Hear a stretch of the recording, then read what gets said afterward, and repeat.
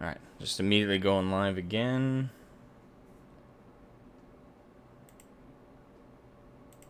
Alright.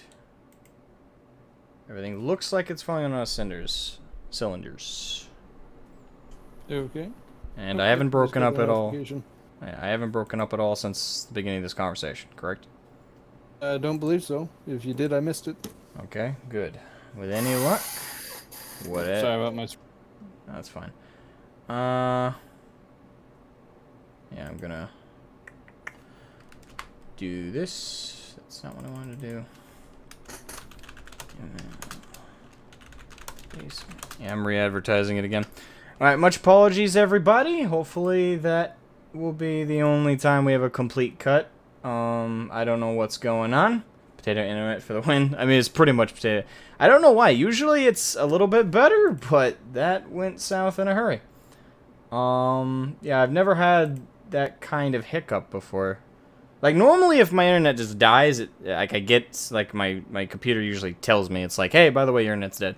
But that, I never got that alert. In fact, other than the stream itself, nothing seemed to cut, so it might be an upload rate thing. That's my best guess. But... So, when do you want me to go ahead and state my opinion, or...? I don't know if mine made it through, so I might have to start from the top completely. Okay. Yeah, so, forgive me, Kairos, but I do think that's necessary. Okay. Real quick, let me finish re-advertising the new stream on Twitter.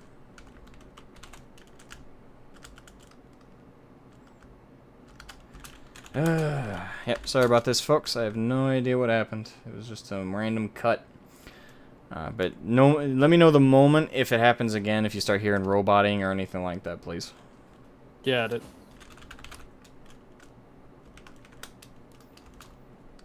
Alright, let's copy the stream link. And re-add everybody.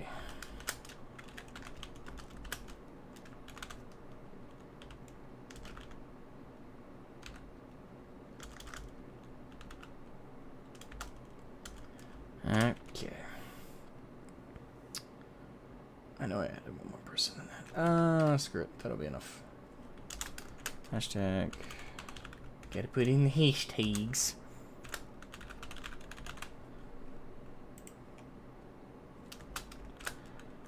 There we go. Boom. Okay, okay. So sorry about that, folks. With any luck, we can keep this from going south again. You're getting a little robot-y again. Oh, fuck me. Really? Yeah, and the stream is buffering for me. Don't do fucking... The moment okay.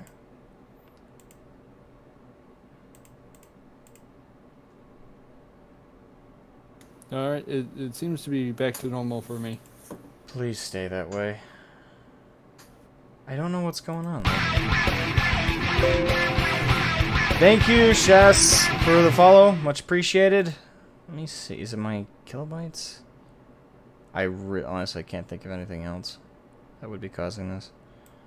Yeah, let's drop that down to 6K. Just drop it all the way down to 6K, see if that completely solves the problem. Yeah, I've been streaming with these settings for the last, like, month, and I've had no problems, so I have no idea what's going on.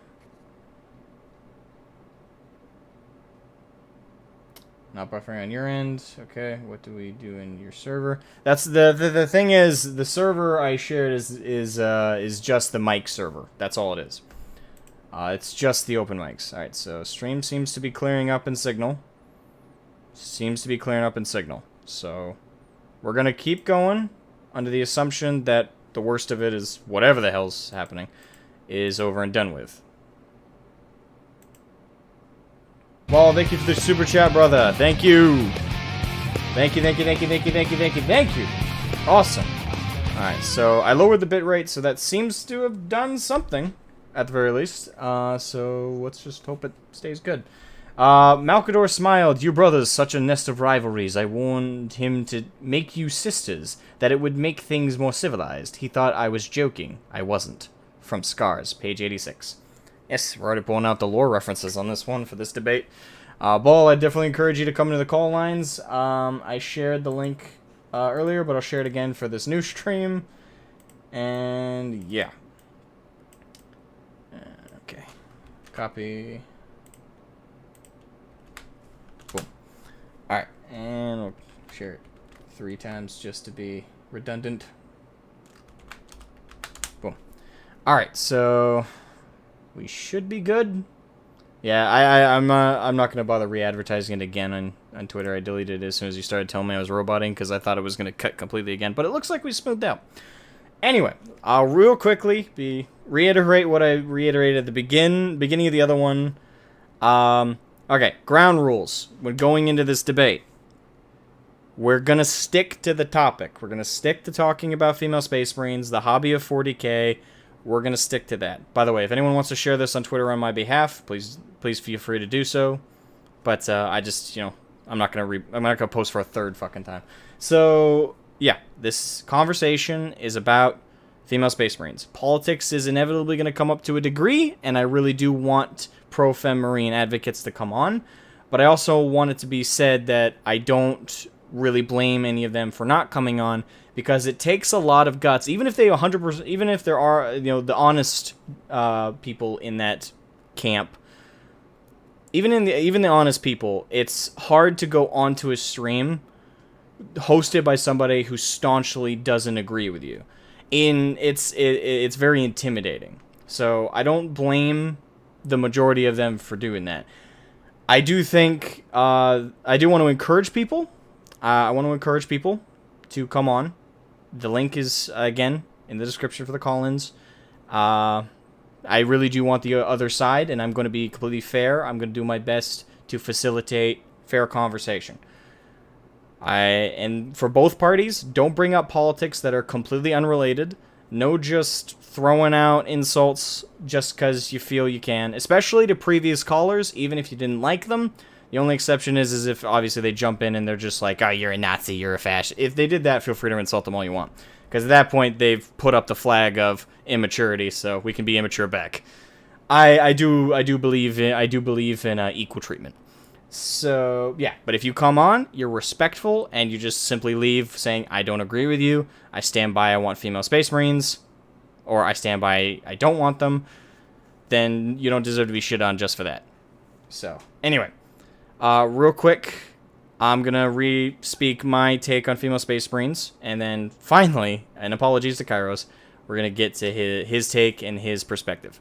So my perspective on female Space Marines is, and hear me out on this, I completely support and I do love female Space Marines. I think the models can look really, really good. I think the fluff, it can be really, really entertaining and well thought out. I think the self-inserts are good for some people who want to feel more connected to their armies and to their minis. And I even support the idea of GW producing upgrade sprues and materials that can support people's custom chapters and custom female Space Marines. However, I draw the line at lore. I am perfectly and in full support of female Space Marines up until it becomes a breach of the canon lore we currently have. My biggest issue with that is I see it as only being done for political reasons. I don't see it being done to enhance the hobby, because quite frankly, I don't think it does. I don't think it adds inclusion. Thank you, Lightning Lunatic, for the $20. Thank you. Your time, entertainment, we'll watch. Okay, thank you, Rand, and thank you very much for the donation. Much appreciated. But yeah, I think it doesn't add to inclusion. It doesn't add to representation, because we have both of those things already. We have the Sisters of Battle. We have the Sisters of Silence. And I do understand the Sisters of Silence aren't a full army, so that's not fair to necessarily bring up, but that's where the other part comes in, where I think these same people who are putting so much energy, frustration, and outward reactionaryism into fighting for female Space Marines, but I think those same people should be fighting 10 times as hard for Sisters of Silence, and there would be no real argument from any part of the community except the absolute assholes and trolls that would just, want to take advantage. But genuine fans and people being genuine, I think the entire community would get behind the Sisters of Silence being fleshed out to being a full army. So that's me. That's where. So yeah, that's more or less my whole take. Again, I love female Space Marines, and I think you should be totally allowed to have them and encouraged, if anything, if you really want them for whatever your reasons are. It doesn't really matter what your reasons are. For your homebrews and your fanfic. The line is drawn at lore. I don't think they should be canonized. I don't think they should be added, and I do think the people who use Primaris as an example are using a pretty bad example. If anything, I think it hurts your arguments, quite frankly, because the Primaris are the prime example of one of the worst lore inclusions, period. The models, I think the models look great. I like the Primaris models aesthetically, but they are the worst. I think, as far as I've been. Oh no! Don't do this to me. Oh, it got back to normal. You got back to normal? Oh, it's going on and off. I have no idea. I have no idea. I missed.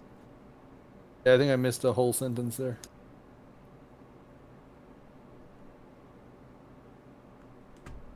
I have no idea. Why is this happening? So it sounds normal now. It's weird. Oh, stream's buffering.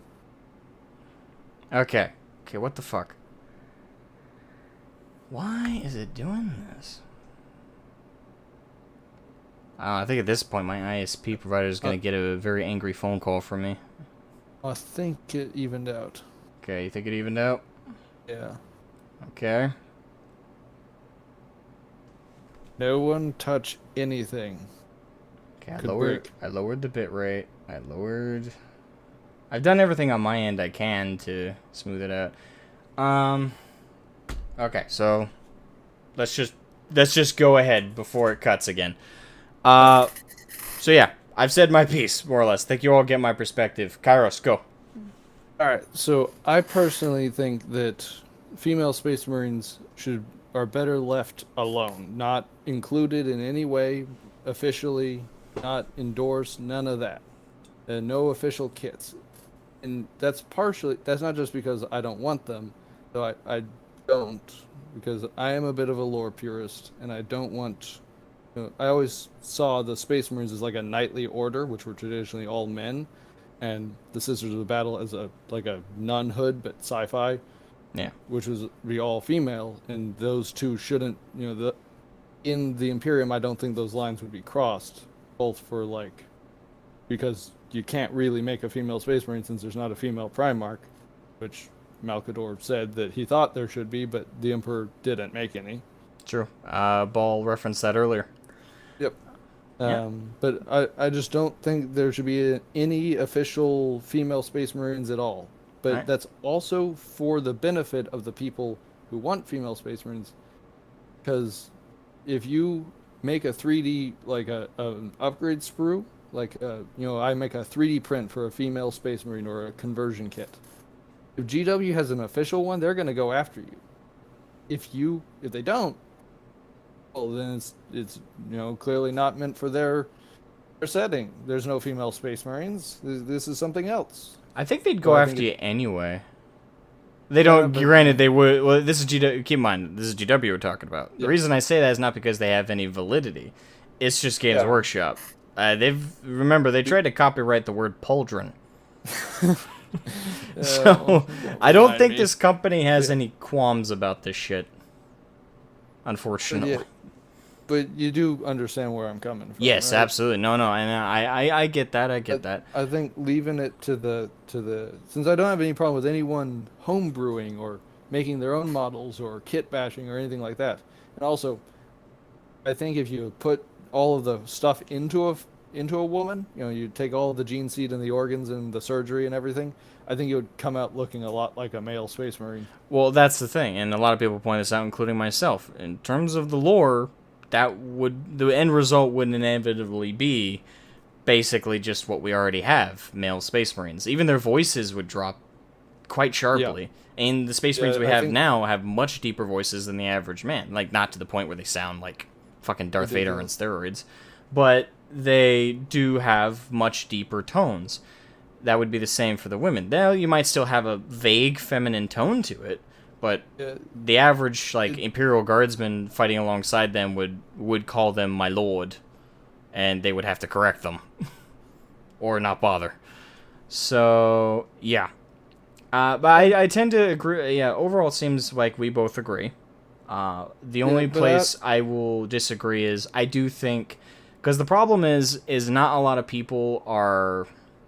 So when it comes to getting STLs and like 3D printing your own stuff, if you're like me, that's perfect. That's perfectly okay. Like lots of people though, with how 3D printing is right now, it's the most affordable it's ever been, and let's not make the mistake on that one. It's entirely the most affordable it has ever been right now, and I do encourage anybody who is a long-term hobbyist and wants to save a shit ton of money. And this isn't just 40K. This is like any tabletop hobby. Hell, even if you're not a tabletop hobbyist, you could 3D print useful stuff around your house. So I'm just saying, like, consider it. It's not something to... Bots. Yeah, I see them. They always love coming in my streams. But yeah, 3D printing, I definitely encourage it, especially if you're a hobbyist, because you're going to be doing it more often. But that being said, not everyone is going to want to put in the... Because the thing is, as it is with 3D printing right now, especially the cheaper printers... It's a little difficult. It's a little difficult. There's a learning curve. It's very frustrating, speaking from experience. It's very frustrating when your first, like, 3 or 4 prints come out completely dead. And when you don't know why, you don't know how to fix it, and you're still learning how the settings work. Even with all the tutorials I zoomed through, I still struggled. So there is that to consider, and so people are going to want a more official option. Now, yeah, they can buy from other people with 3D printers, or they can buy from bits companies, or they can buy from third-party sellers. All of those, though, can be sometimes intimidating, because depending on who you choose... you may be choosing somebody who might be a scam. So a lot of people are really nervous about that, so they only want to buy from GW because in their eyes that's like the only official. Now keep in mind I am talking about the most paranoid people, but there are quite a few. And I think it'd be fair for them to have a official fanfic homebrew source, like some plastic sprued, just some female heads that fit and are designed to go on the Space Marine bodies, stuff like that. I think that's fair. I don't disagree with you when it comes to how GW will respond to that, though. I do agree that they'll go after them. Because now, and even more so, because since they have an official response to the fan-made stuff, yeah, they'll definitely get more aggressive in that field. But the thing is, they're already going after those models anyway. Yeah. So So I do kind of think that generally, the people who want female Space Marines, no, not always, but I think generally, they're just doing it for political reasons. I won't go too much into it, but I don't think they actually care about the setting, if that's what they want. I will give this one credence. I will give this one credence to that, and I don't want to make your call too long. I do want to keep these on. Thing, and then I can... Yeah, so if you don't mind, I'll end it off on simply saying, I think when it comes to these people, the one credence I will give is, some of them, it's hobby second, activism first, or ideology first. Some of them, the hobby is not being factored in at all. I would even argue the majority are what you're thinking. I would agree with you that the majority are activists and ideologues that are interested more in pushing politics than they are pushing a hobby or in improving a hobby. But, yeah, thank you for waiting. One last thing? Yes, go ahead. On the female upgrade sprues, I'd love if they just went back to making any upgrade sprues. Fair enough. Alright, thank you for coming on, man. Right. Thank you for... Uh-oh. Did that go through? Yeah. Kind of breaking up. Alright. Am I breaking up? Ah, shit. Yeah, just a little... You want me to go ahead and leave? Yep. Sorry. Okay. Alright, bye. Hold on, before I pull in the next person, please don't cut me off. Shit.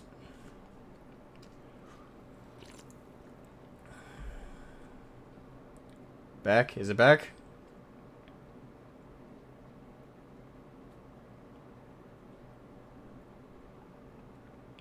Why is it doing that? Ay, ay, ay. Ay, ay, ay, ay, ay. Channel my inner Alpha 5.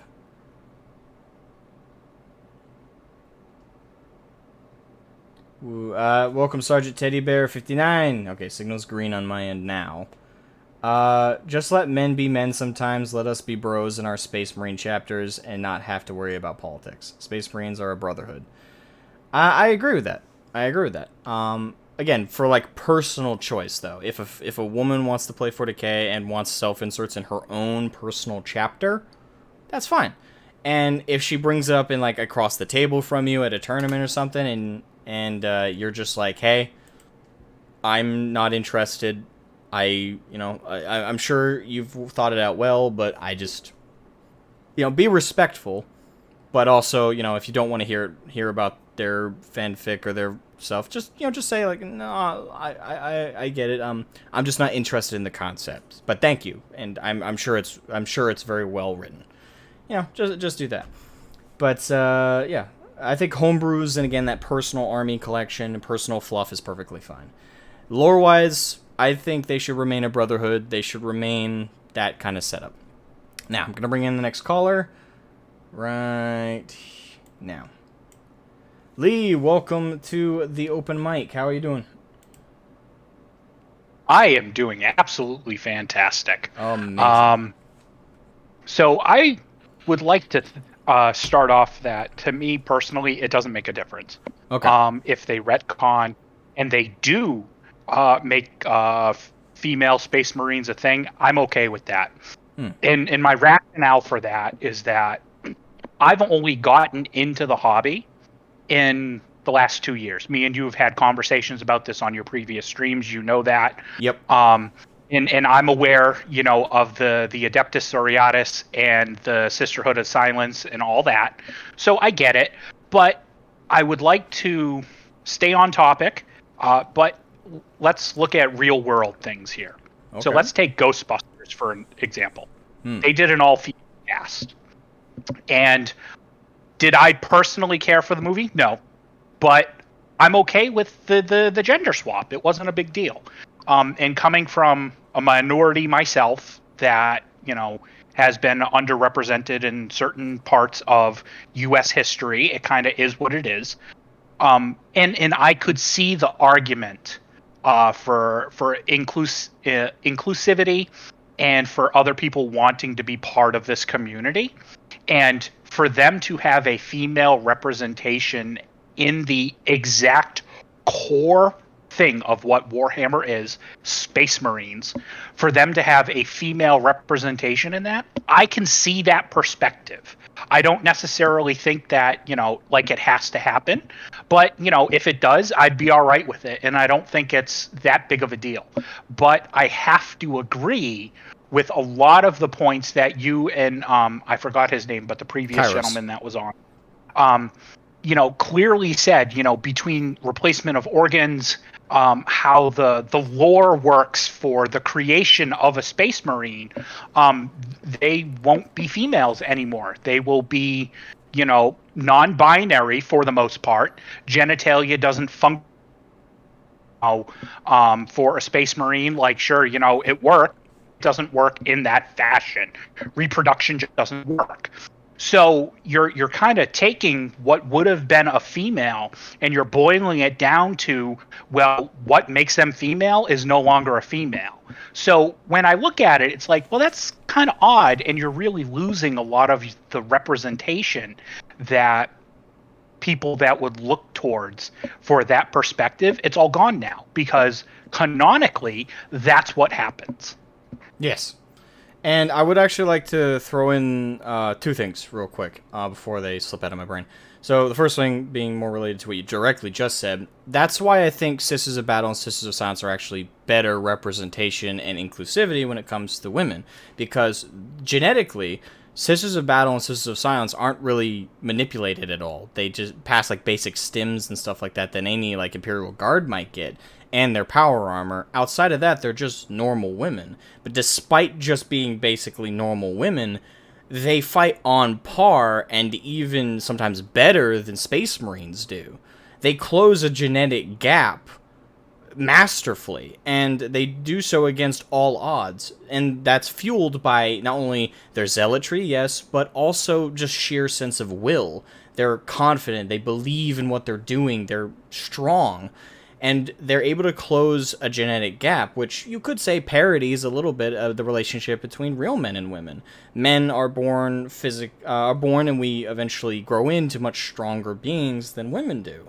But despite that, there are many women throughout history who have closed that genetic gap by working harder, by putting more effort in than their male counterpart, whoever they may be up against, let's say in an arm wrestling match.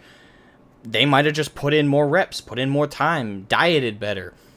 This is... and on a point like that, if you take somebody like Joan of Arc, and we look at it from this perspective, Joan of Arc is a sister of battle. Zealotry, extremely well trained, and, was a female, but easily overcame all of that sexism and everything else. And, and when you look at it in that frame, I think that's a better representation. And I'm agreeing with your statement that really is a better representation of the female within this hobby community. And I think people have kind of lost that perspective because it's just between a lot of the political shenanigans that are happening today with the rainbow community. There is a large uproar from a small percentage of the base, but that small percentage of the base currently has the loudest platform. Yes. And I know quite a few members in that community that disagree and also agree on both sides. But I think it's more of a detriment to the community because the focus on the conversation is more about a political debate than anything else. And it's like, you need to accept X, Y, and Z. Feel about it. Well, I mean, no, that defeats the purpose of a debate.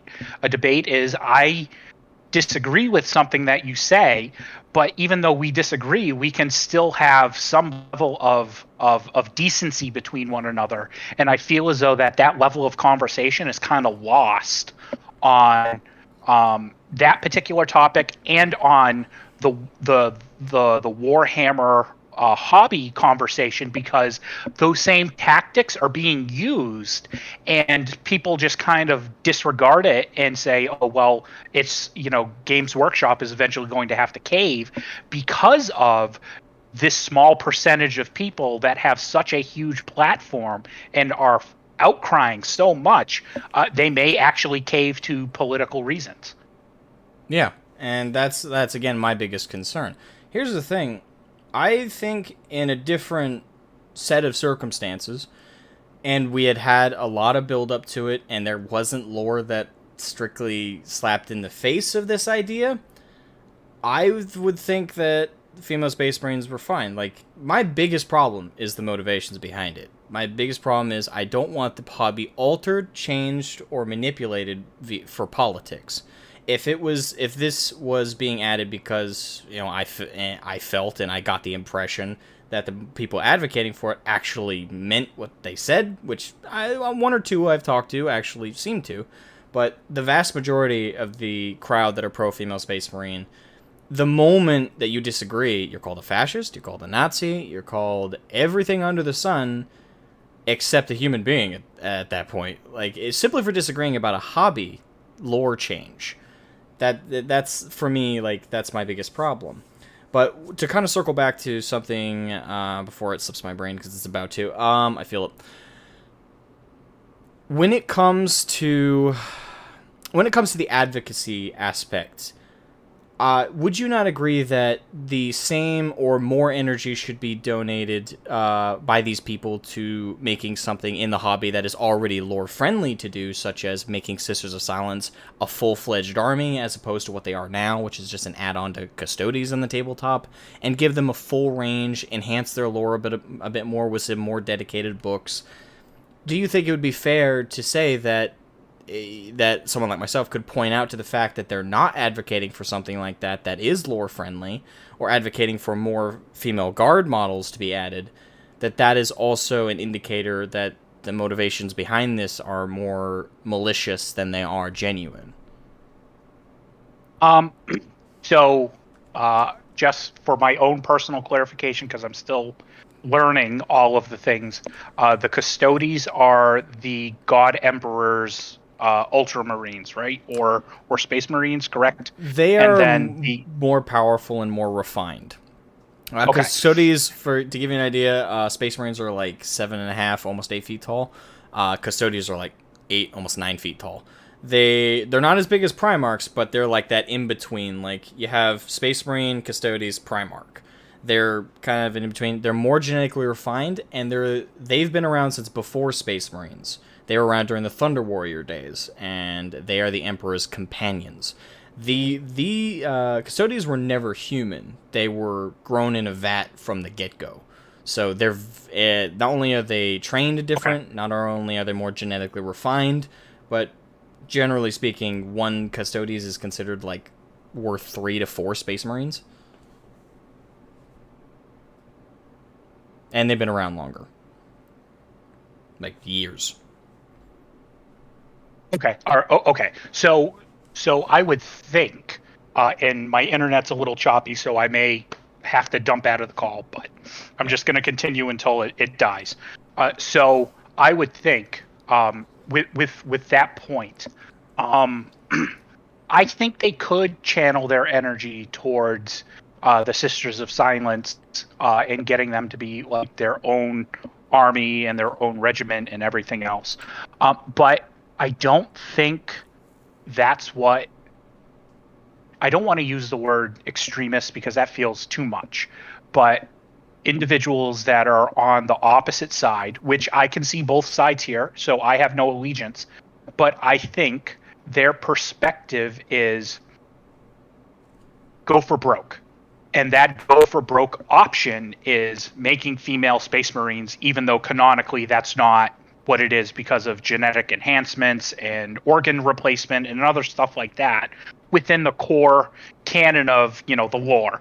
So I would like to see that, but I don't think that's the route people are going to choose. Yeah, I respect that take. I do. All right. Well, it's been an absolute pleasure. I can Likewise. see that there's still a queue for a bunch of other people, so I don't want to take up any more of your time.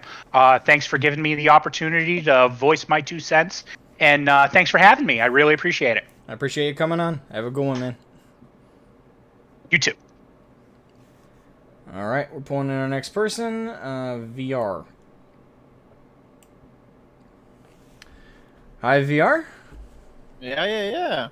Welcome to the call. How you doing today? I'm doing very good. Fantastic. All right. So do you know my take, or did you join the call after I explained my take? I think I've heard it. Okay. You said you're kind of fine with it. Honestly, I'm fine with it up to the inclusion of lore. yeah. Honestly, like for me, let's be frank. Like, if they implemented it right in the miniatures, I don't frankly see it being better than Blood Angels. Let's be honest. It's either that or they add like boob armor, like to like Sisters of Battle, basically, right? Because there is like no way for Games Workshop to make them, feminine as, let's not go that route, right? Because, yeah.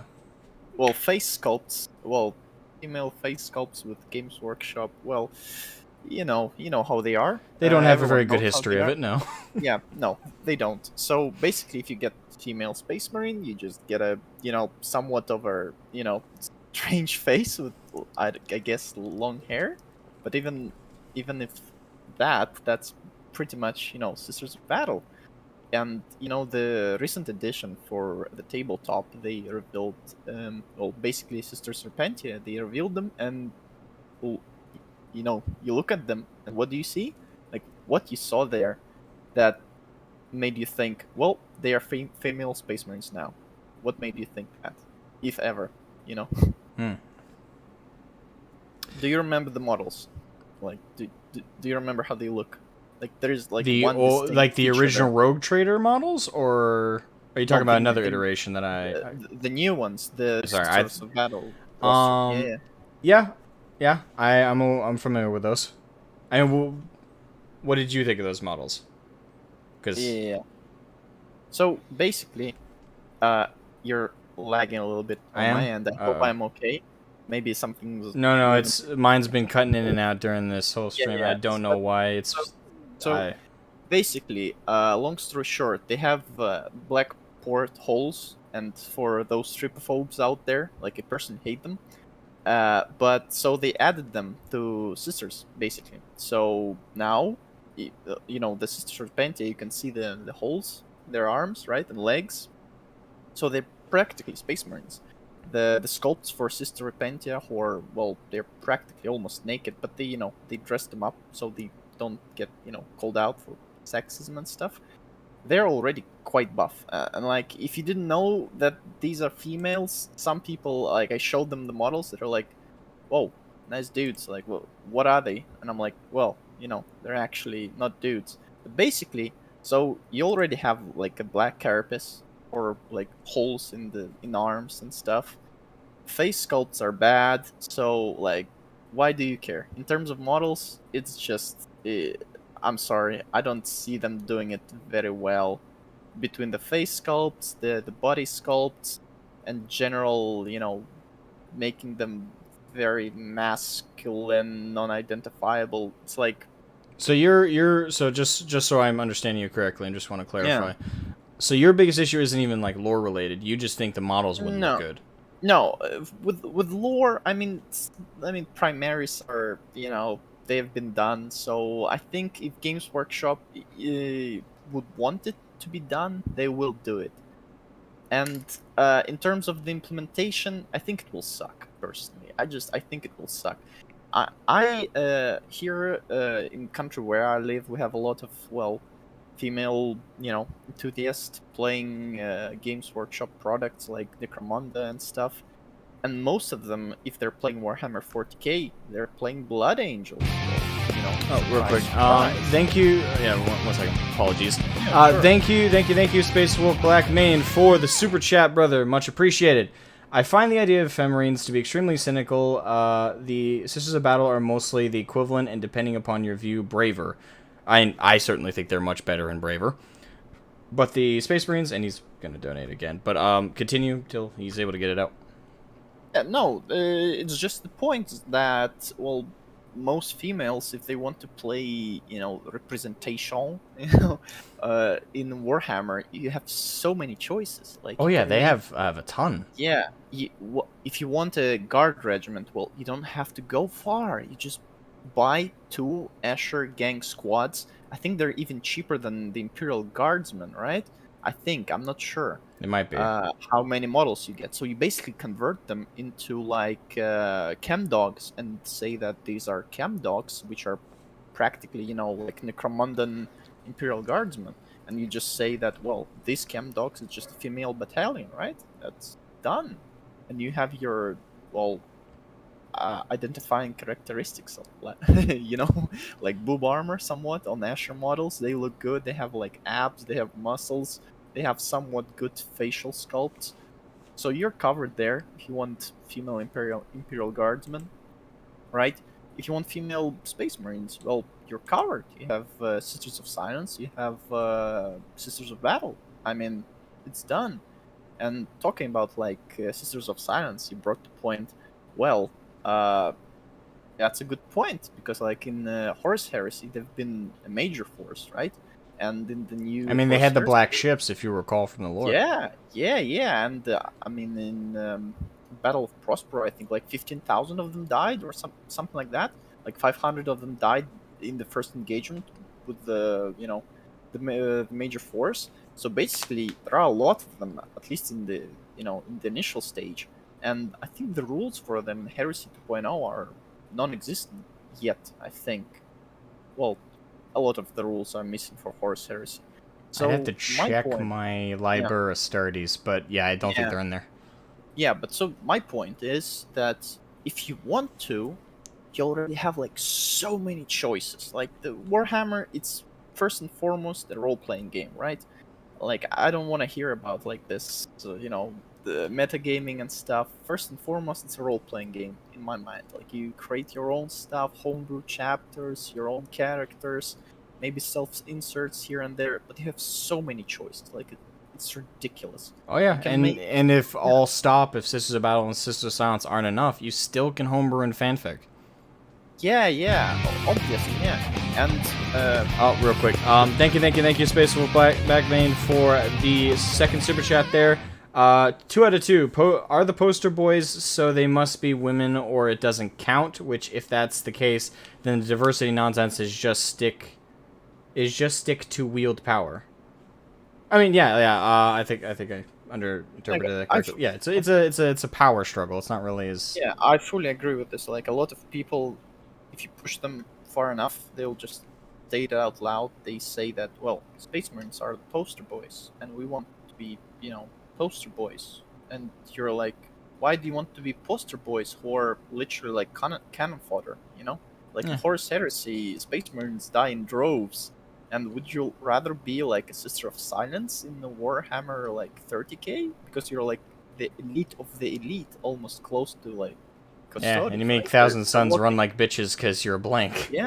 Yeah. So basically, you're like already up there in the upper echelon. So, why do you want to be Space Marine? And then again, like who wouldn't like? Let's be honest. Who wouldn't want, buff 2 meter tall lady with all the pointy bits? Let's call them that.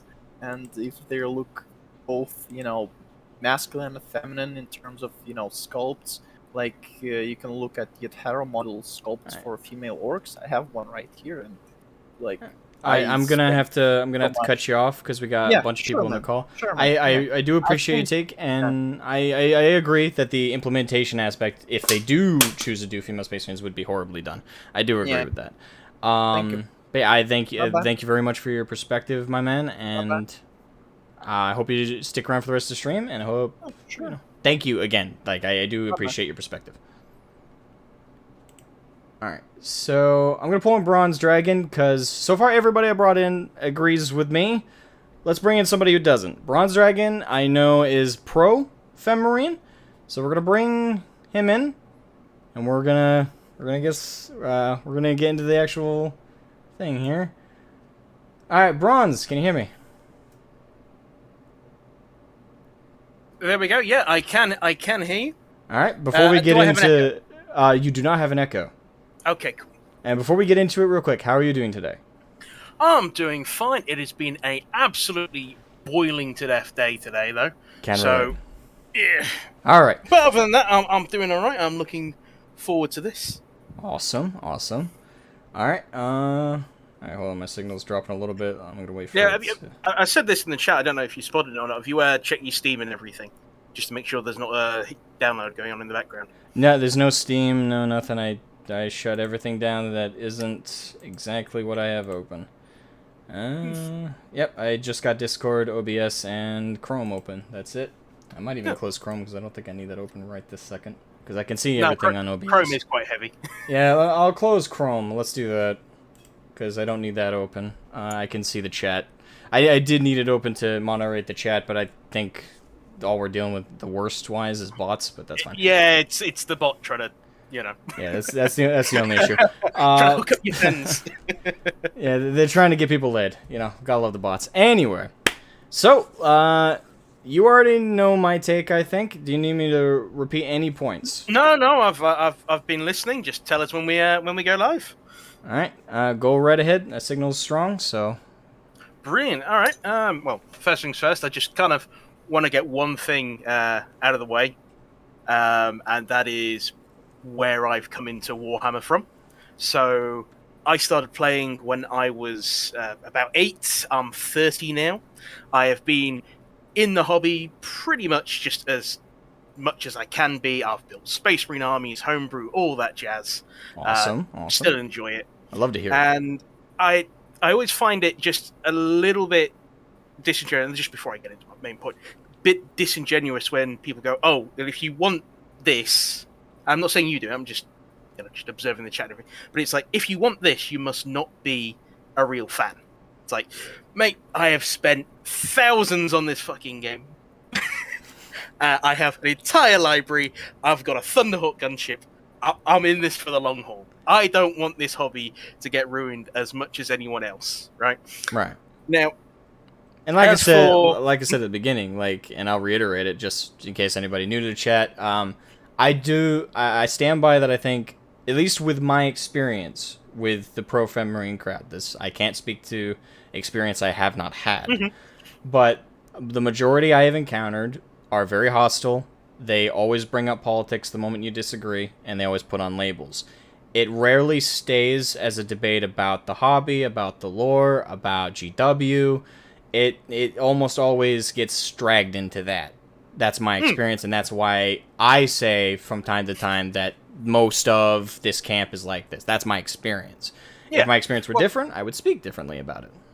Yeah, no, I understand that. As we've already had a bit of a back and forth on online about this, so I understand where you're coming from. I've personally had a much more different experience. So as I've grown up and everything, and as I've done hobby with people, I've had a bunch of friends who have made things like Fem Marines, and they have gone, oh, I'm going to just share this on Facebook or something.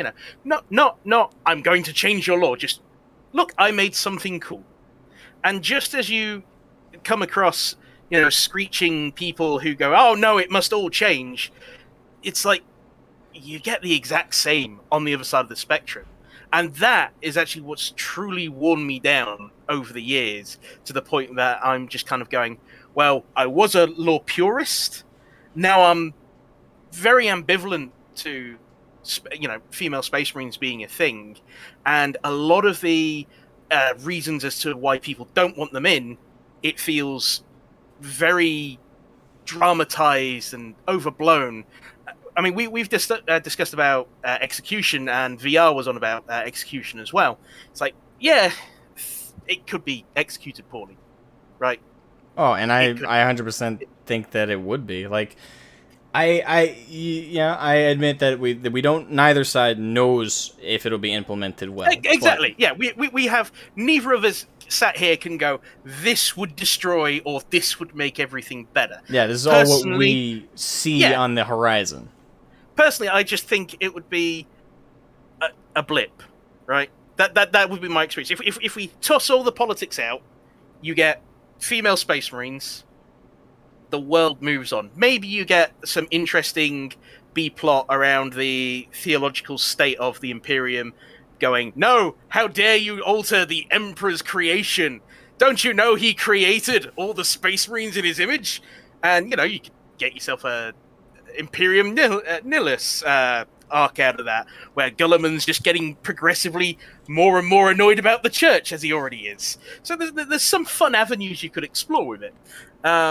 But it's just, I get annoyed more and more just about people who, it's like, I'm going to share some hobby, and they're just going to be bastards about it. They're going to insult, they're going to say things, and I don't like it on either side. Absolutely can't stand it.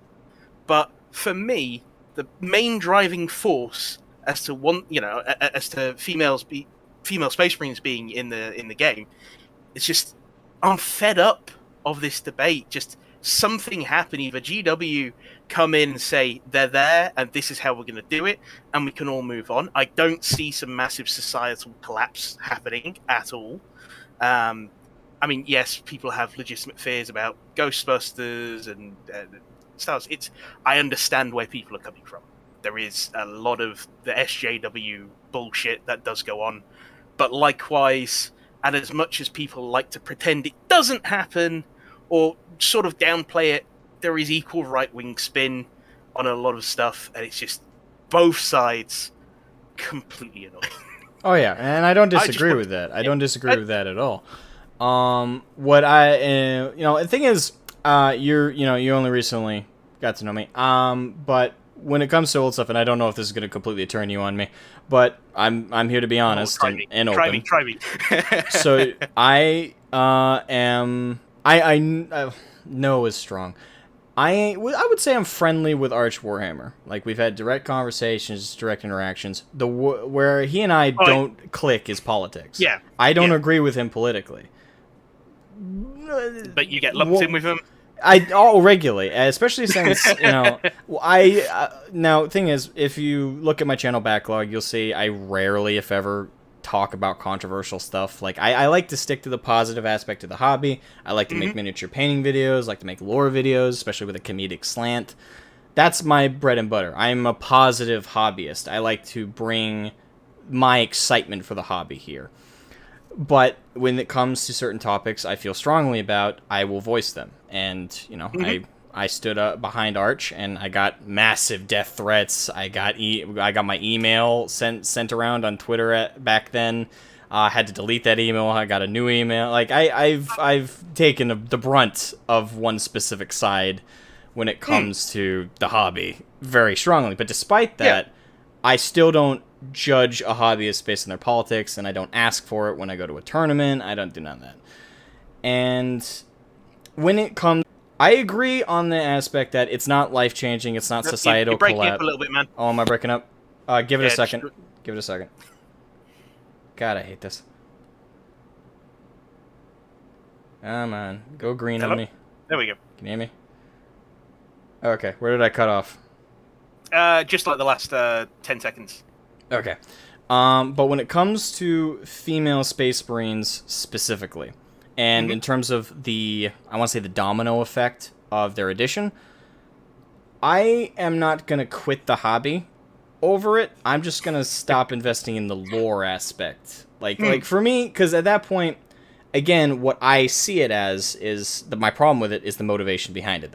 I think it's mainly political. Some people, it's, like they want their homebrews to feel a little bit more directly connected to the canon lore, and I get that. But for me, the amount of people who say stuff like that compared to the people who turn it into like just the other day with Bitshammer, he posted about it. His responses weren't full of people bringing up your point about, oh, my friend with a homebrew got attacked by these bastards. Almost all of them brought up political issues that are completely unrelated to the topic, like Roe v. Wade. One guy accused me of being in support of it being repealed. I have never voiced my opinion on Roe v. Wade, and nor will I. I will just quickly counter that. I agree. I've even said it on I think my Twitter, your page, and a few others. I don't condone that kind of behavior. And I don't think you do. And I've even tagged. I even responded to Jack when he came back to the chat. It's like, oh yeah, he's tweeting these things about me. It's like, mate, you really were not on your. Neither of you were on your best behavior. And no. We had this dialogue. You even walked back one of the statements, which was it wasn't that great. But hey, look, you walked it back. You were fine with that. I'm Oh yeah, when I go overboard, when I go overboard, I acknowledge it. I'm a human being. I get a bit emotional, and when I'm angry, I go postal sometimes. I admit that. But when I calm down and I realize what I've done, I walk it back a bit. I still think he might be one, but I don't know that. And I acknowledge that. I still don't like his ass, and I hate him. Oh, well, you don't need to like everyone, do you? No, you don't. And that's the thing. But, okay, so... Can I just quickly address just two things I've spotted in chat, if you don't mind? Sure. Cool. So, I spotted a few people say GW already stated no to female Space Marines. I'm just curious. Are people referencing the line in the Horus Heresy? Because sorry, not the Horus. The new Horus Heresy book where it says they can only be male. Because I get that things can always change, and if you look at things that are in 30k, Primaris aren't there, and technology's decaying, and we'll never see the light of day again, and everything's going to hell. And then some things got better. So it's a nebulous thing, and if I want to see, if I wanted to truly see Fem Marines in 40k, I would want some epic reason as to why they've appeared, and not some general historical retconning where it's, oh, they were always here, they were just behind the scenes and we didn't talk about it, like the Centurion warsuits, they've always been there. So basically, you don't want them to pull a Primaris. I would love it to be better than, I mean, I'm a Primaris player, I would love it to be better executed than the Primaris thing where it's like, oh, hey guys, yeah, this happened, we'll fill you in later. Yeah, Call's here now, by the way. And then the other one I just want to address is just in general, right? I think we can both agree there is, you and me can both agree, there is people with some severe hot takes on both sides of the conversation. Correct? Yes, I would agree. Now, if we look in the chat, you do have a few people who, I'm not going to drop names because I'll know who I'm referring to just by talking about it, who do make it sound like this is just some pure left-wing psyop. And, Pure? there's bad No. actors. There's some in there. Bad actors. There's some But in yeah, there, though. Yeah. And there is just right-wing bullshit as well. Both happen. I'm sorry, guys. I'm a centrist. Neither side's perfect. I'm not on either side. Yeah. I don't I'm play left that of game. centre technically, but I've been accused of being a lefty woke. I'm wanker not and, center. a I'm genocide. not right. I'm not left. You gotta the- be somewhere. I'm not though. Like the closest to anything I align with is libertarianism. I believe fundamentally in the philosophy: do what the fuck you want. The consequences should become naturally. Nothing should ever be like over the top enforced. Yeah. This goes from drug use. This goes for. I think if you want to hurt yourself, you should be allowed to. You want to help yourself. You want to do yourself better. You should be allowed to. That's it. I don't give a shit. Like just. Yeah, But that goes all the way around. Live, Like that's live for and let everything. live, yeah. That's my philosophy. I don't. That's just it. Like. If you want to assign that to a political side, you can, but that's. No. I get what you mean. You I'm a can nerd. be- That's it. Yeah. I'm a nerd in the Yeah. geek. Like, I what do you want from follow me? far too much politics. As, even linking to that Mark Steele guy, I am just all over the place. I am probably an activist about a lot of other things, right? But I do have a definitive point where I'm like, no. All right, so to kind of circle it back though, to try and stay on topic a little bit. So what was shit? What was All right, so in terms of the impact of female Space Marines, you don't think it's gonna be this big, huge thing, and in terms of like the world, no, like it's a blip in the world, but I do think like on a level, I think that's downplaying a little bit because we are focusing on the hobby impact, and I do think it is a significant. I do think it's significant in terms of the hobby because, again, from my perspective, and I think a lot of people's perspective, especially some people in the chat, this is being done primarily for political reasons. Well, again, people may feel that way, and it is really down to who we interact with. Oh, real quick, 1 second. Nathan, thank you for the super chat, brother. Thank you. Female Marines, when are us femboys getting our deserved recognition with a chapter? Homebrew Actually, it. there's a lot of artists on Twitter who will fix that up for you.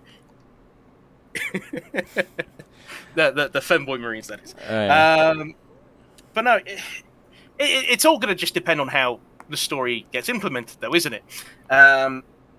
If it gets implemented, I should state that. If it was brought in as that retcon and everything was changed, I wouldn't. I'm generally against that.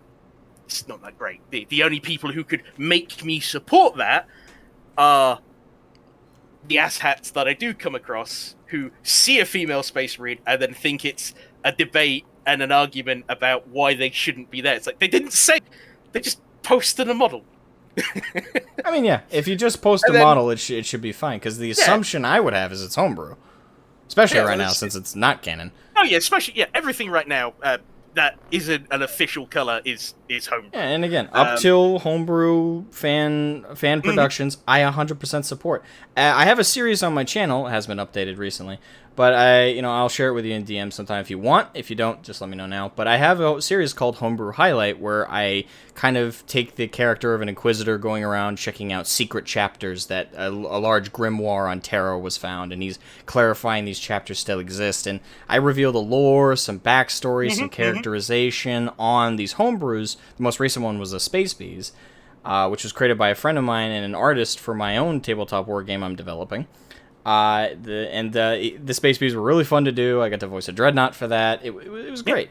But I always had the philosophy that if I ever got a female entry, I would treat it the same as any other entry because it's still a homebrew. It's still welcome. It's still the form of female Space Marines I support, and I like to see it. And I would cover it like any other. But, again, I don't want it added to the canon lore because of the reasons behind it. It's, for me, I still 100% see it as a politically motivated thing. And even you yourself said that your main motivator for why you're okay with it is the mistreatment of your friends, not necessarily that you think... Because, let's be honest, do you think that female Space Marines would actually improve the hobby in any major way? Like, do you, as you've said yourself, like, it would be a blip, there is no significance here. The same that could be turned around, and I can point that out to you as being a reason why their inclusion isn't an improvement either. It's not a detriment, I agree, necessarily. I would no longer care about the lore at that point, because now I know anybody can manipulate it with enough pressure on Twitter and places like that. But at that same note, though, if it doesn't matter in that regard, it also won't improve the hobby in any way. No, that's actually a fair point. So what I would say to that is, I just want to tackle one part of that first before I get on to the rest of it. On people making changes to the hobby, right? Let's look at things like Astartes. Astartes was a massive phenomenon, and Games Workshop at the end of the day is a company. If Astartes was a massive phenomenon and had a female Space Marine in it, I feel like Games Workshop probably would kind of go, oh yeah, sure, we'll throw this in, And as it stands right now, the Astartes chapter, which is purely fan, has been brought in. So we do see that even for, oh my word, the charity run for the Space Wolf, for the kid who played Space Wolves. Just before it leaves my mind, because it will if we move past it too far. I do want to point out, though, that wasn't a fan-advocated thing for it to be added. That was just Simon Peterson got bought out. And fans actually, there was a divide there as well, because a lot of people saw it as him selling out. A lot of people had an issue with that as well. So I would say it's not necessarily a fair point to make in regards to what you're saying, because there's a big difference between some fans, but also political groups advocating for female Space Marines. It's very different for what Astartes was. Astartes was attractive to GW because of how popular it was on YouTube, how many new people came to the hobby. That's why they bought up Sayama Peterson, and brought him into the fold. But none of that was like a fan going to GW. I'm sure some people might have done something like that, but no mass group of fans were going to GW and saying, hey, buy this. Going to GW directly? Definitely not. I don't know if you remember the when the videos were first coming out, you literally had half the comments going, oh my god, why doesn't Games Workshop hire this guy? So yeah, there was some mixed support for it. And I'm not trying to correlate it one for one. I'm just saying we, as a community, have influenced the lore multiple times. I would agree with that. I would agree to and Games Workshop has also influenced it to, negatively and positively based on our interactions. Like, God, how many times did the end of times happen for Warhammer Fantasy before they went, all right, sod it, let's end it for real this time? I know Chaos won 3 times in a row for the Age of Magic and all these other campaigns, but yeah, now we're done with it. You have an advantage with me on the fantasy thing because I'm purely 40k, unfortunately. That's I've been. All I'm saying is the community has been asked to make changes by Games Workshop before, and the community has affected changes by Games Workshop previously. There is nothing to necessarily say it won't happen again for anything. It's just I'm not saying that. I agree that how popular it is in the main perspective. Yeah, I agree that fans absolutely have a huge impact on what a company like Games Workshop is going to do. I mean, after all, that's all businesses, right? At the end of the day, you pay attention to what the consumers are consuming, what they're buying, what they're focusing on. Hell, one of the things that was brought up is why female Space Marines don't exist today is a lot of the people on the Pro Fem Marine side point out that they did exist and were being sold, but they weren't being bought, so they weren't made canonized when eventually lore was actually being produced. That is a great example of what we're talking about here. Fans very much define what happens with something like 40k or any other industry. That is a huge point. But that being said, I would make the argument there's a very big difference between advocacy via demands on Twitter, social media, sending emails. There's a difference between that and just simply GW paying attention to purchasing sales and what's popular amongst forums and what are people talking about. One is an analytical, logistical collection that GW is doing, and I have no doubt they have a team, a social media team. At the very least, we know they have a Warhammer community on Twitter and Instagram. I have no doubt that those same people who post on behalf of them also look at posts on behalf of them and try and collect that data. But that being said, I do think I think when it comes to what GW is going to prioritize, they're going to prioritize numbers. How many? Because right now, I think with the Pro Fem Marine and the Anti Fem Marine, both groups, I think a big thing that both sides are overestimating is how loud you are. I don't think a company, especially one like GW, with how they've behaved over the years, I don't think the loudness of the voice matters to them. I think the loudness of the voice it's really the number. That's what they're going to look at. How many people are saying this? How many people are advocating this? How many people are against this? And that is going to be the biggest deciding factor in this whole debate. How many people are pushing this in one side or the other? And I just want to quickly tackle one thing again. I seem to getting the chat slightly engaged. So hey, yay. I'm not advocating that this shift should be done because screaming people on Twitter say it should be done. That is not my stance at all. If it turns out to be something that the community as a whole would be happy with, not angry people on Twitter with political agendas on either side, then if it happens, it happens. I hope the execution's good, and I'm not going to stop playing because of that. I'd probably, definitely not going to stop because of that. So trying to think of something witty to say there. I'm just nah. But it's there is just there is a lot of political bullshit. Just end of. Oh yeah. Yeah, it's something we've agreed on multiple times, and I am just trying to make this across that there are people out there who want to change things for the worse for the interest of a very small minority. That is not my desire.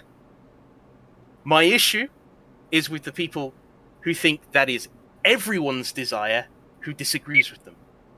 And it has been something that has been commented in chat a few times where it's always a political motivation. It is not, I assure you guys. It might be a small amount of people who want Fem Marines. I'm more and more supportive of it the more hatred I see towards it, and I'm a really long-standing fan. And I don't want Warhammer to be bad because that's bad for me. I've spent far too much in this. Same. I've been in the hobby 10 years myself, by the way. Yeah, it's a great hobby, great for meeting many people. Oh yeah. We just have so many different people because it appeals to so many different groups that we are going to butt heads about everything. And whilst there is definitely a massive argument to be had about the greater culture war, it's not really. I don't see as much as a threat to 40k as I do see other things. I mean, maybe it'll change. Maybe when we explode like Disney and Disney picks it up and Khan becomes a Disney princess, Or Hasbro. That has been in theory. That you might have a few different takes from me, but at this moment in time, it's owned by Games Workshop. The same people who wrote the lore you love are still writing it right now, and I'm pretty certain they are actually on this camp of they don't think it needs to be done. Yeah, They would rather explore other avenues. I don't want to rush you too much, Bronze, Oh, but yeah, I do got other people in the call, and I did want to give you more time because I knew you had the opposite view as me, and I really appreciate you coming on. It takes a lot of guts because you came on to a show where you knew me going in that I don't agree with you. Now, that being said, I respect your take, and I respect your position more than the other people I've interacted with on this same topic. And I do want to commend you a lot for coming on, giving your honest take, and actually conversing about it. And on certain aspects of this, we agree. But on others, we don't. And that's just how it's gonna be. Yep, that's how it's gonna be. And I respect your take, but I disagree with it. I do think this is a significant enough issue that I will advocate against it. But if it comes to pass, I'm not quitting 40k. I'm just not going to invest in the lore anymore. I mean, I just say, if it does come to pass, give it a chance, man. It might surprise you. If there is a book, I will pick up the first book that they go into it. If they don't hook me, they don't hook me. I'd argue always pick up the second one, simply because I picked the first Age of Sigmar book. Oh god, that was awful. The ones after it were much better. If I would look at reviews at that point. If the first book was awful, I would need reviews. All right. It's been a pleasure. It's been very cordial. Likewise. And see you later. And have a good one, chat. You have a good one too, man. Thank you. Yep. Bye-bye. See, we can have a respectful conversation about this. And I think Bronze is a very good example of the other side that isn't necessarily the extremists we're all familiar with. I've dealt with the extremists recently, if anyone's been on my Twitter. And, we may leave that conversation still with our same perspectives. He's still in support, I'm still against. But it's good to know there are some people who aren't fueled by politics. That I stand by. I'm happy that Bronze is a very good example of that. Alright, so I'm going to bring in the next person. Let's see. We'll bring in Zarua. Zarua, welcome to the open mic on Female Space Marines, my friend. But before we get into that topic, how are you doing? Quite alright, thank you for asking, Asmon. I've been listening to quite a lot of the hot takes as of recent, and I've been just wanted to put in my 2 cents considering I'm basically new into the actual hobby, which I've just been reading, trying to get into the lore, reading a whole bunch of videos from you and many other people, and just been saving up to get my first mini, actually. So I'm just getting ready to put in my 2 cents, and honestly, I don't really see the point of putting female Space Marines into the lore. I just see it as a pointless endeavor. Like, it's nice to have it in the sidelines, like, as in, like, what would be the term I would like to say? Unimportant ideas that are just being pushed by a community that really isn't in it for the hobby, and is just in there for one simple purpose, and it's just to cause wreckage, and then just once they do what they do, they're just gonna leave and move on to the next thing.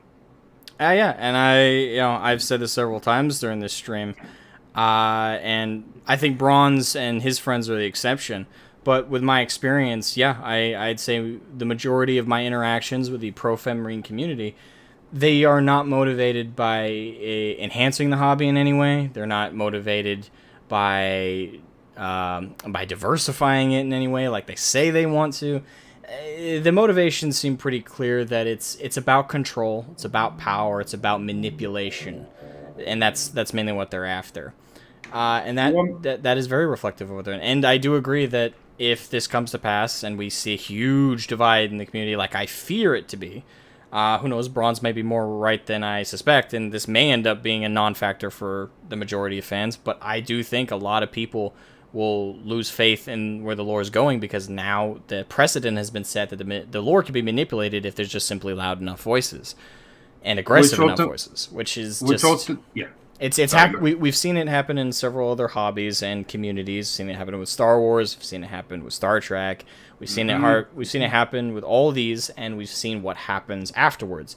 How divided the communities end up being. How videos about how bad these things are become more popular than videos in support of them.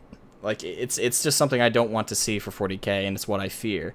I hope I'm wrong. This is one of those things where I don't want to be right in my fears. I want to be wrong. Like I that's the thing. Like when you're on the fear of something being destroyed, detrimented, or hurt in any way, you don't want to be right. You want all of it to have been. Hold on, that's when you're going full robot. Hold on. Yeah, 1 second.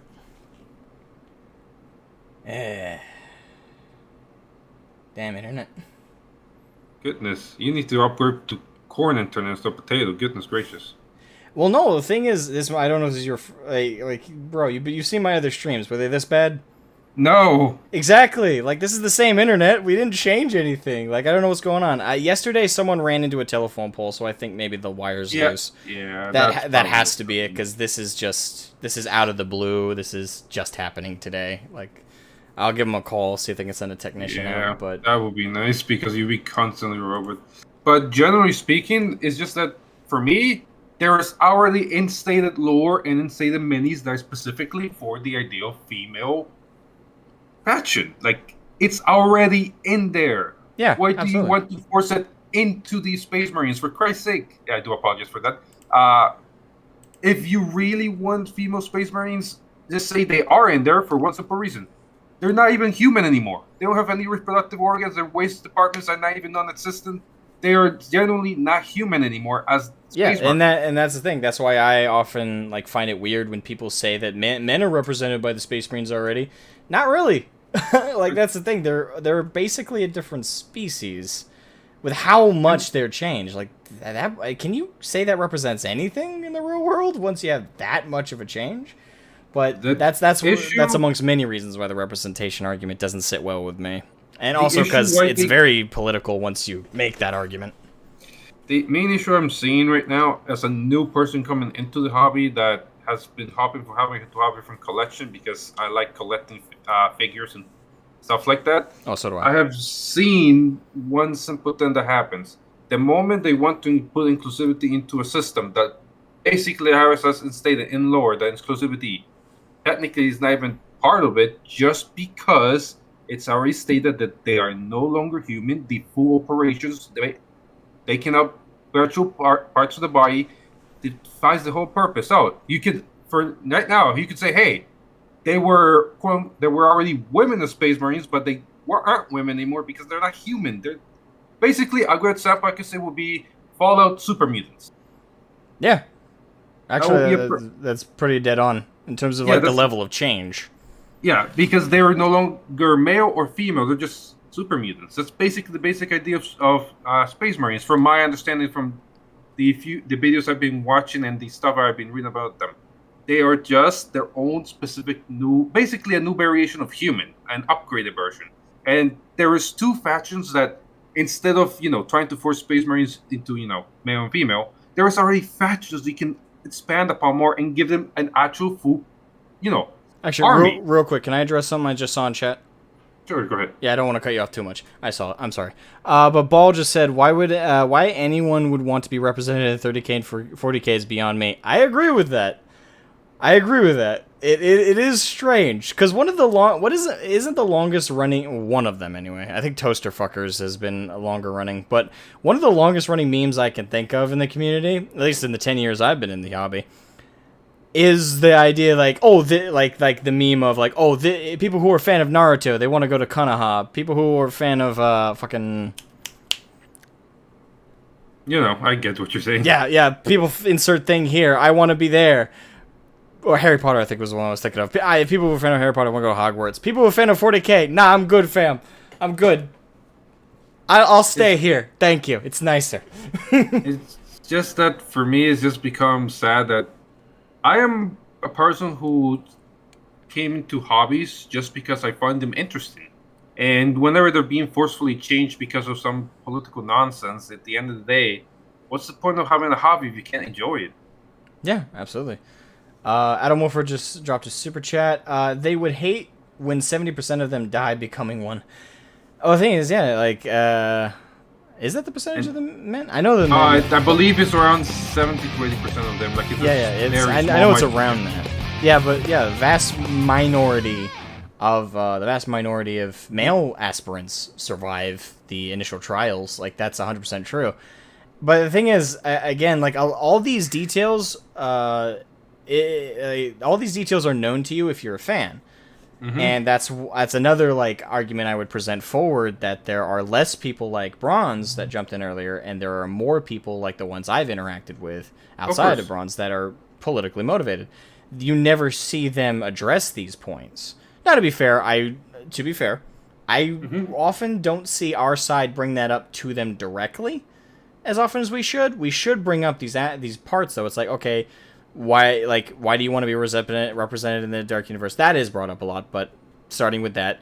But then details like, well, okay, but 70% or more of them would die in training.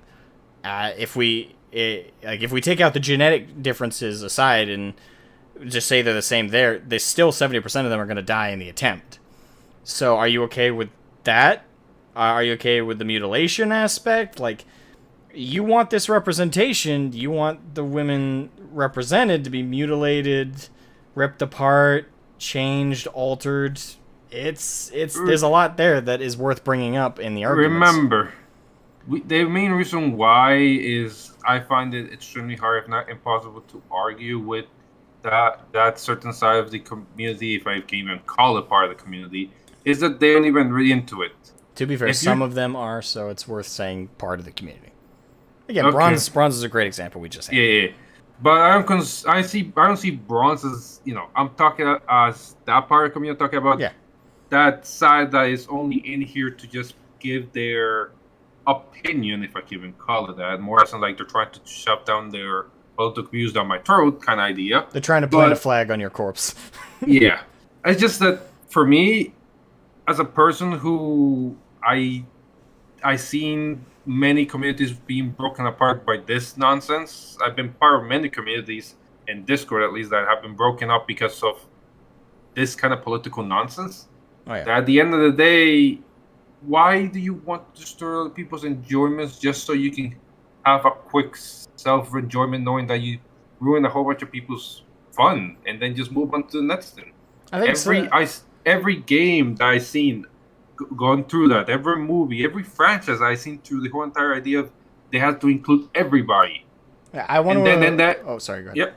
And then everybody's just like, yeah, they include everybody, but now you enjoy that. You took the enjoyment out of it for a lot of people. What do you gain from that? That's the part that I don't understand. Well, for the political ideologues, they gain the planting the flag joke I just made is quite literal in a sense. It's the idea that they place their banner down and say, we control this, look how strong we are. It's about demoralizing the other side and making your side reinforced, because look how strong we are, look how bold we are, look how loud we are, we're effective, and people like joining the strong side. It's a power grab. It's flexing, essentially. Of course. But on an ideological activist level. Here's my other take on it. Once you make it to the top, then you're going to become the new social norm, and then you're going to get attacked. Either way, it's going to be a constant form of attack. Like, instead of trying to force people to, change hobbies like this, how about you understand the hobby, and then instead of trying to change the whole entire lore aspect, how about this? Include a new something, or look for something that's already in there. Instead of having to completely change everything, just create something new. Instead of trying to tell them, this has to happen, this marriage has to be female. How about this?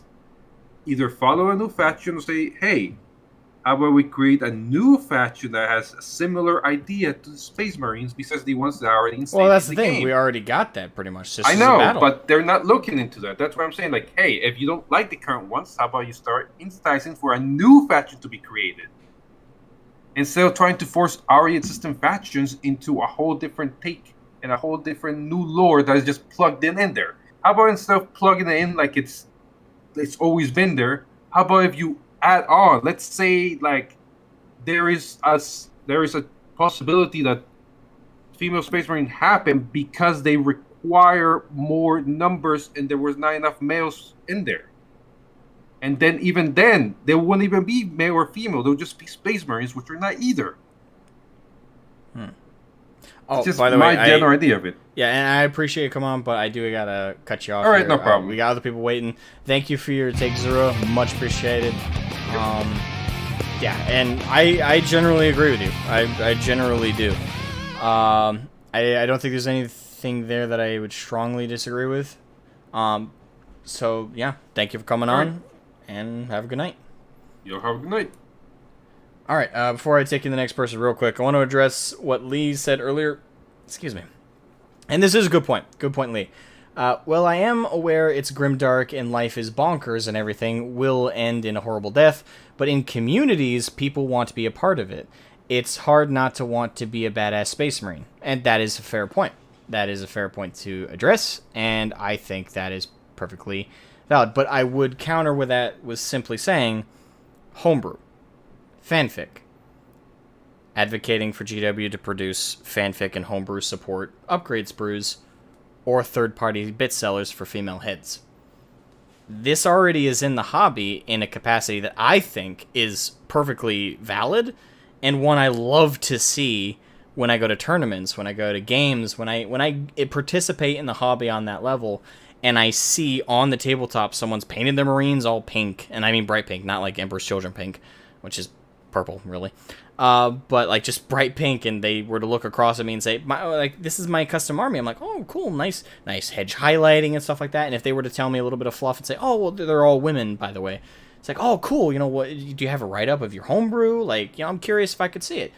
I'm excited to see that because it's for me, I think a lot of that would lose value if it became canon. This is like a new point, not really new actually, but it's like one I'm bringing up fresh here that I didn't bring up before.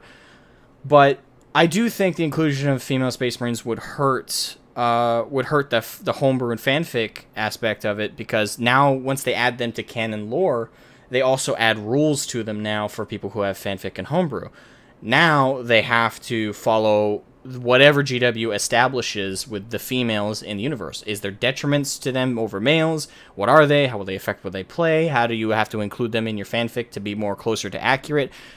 I do think adding them canon would hurt them on a level. Now, I'm sure Bronze would, I want to try and be as fair as possible.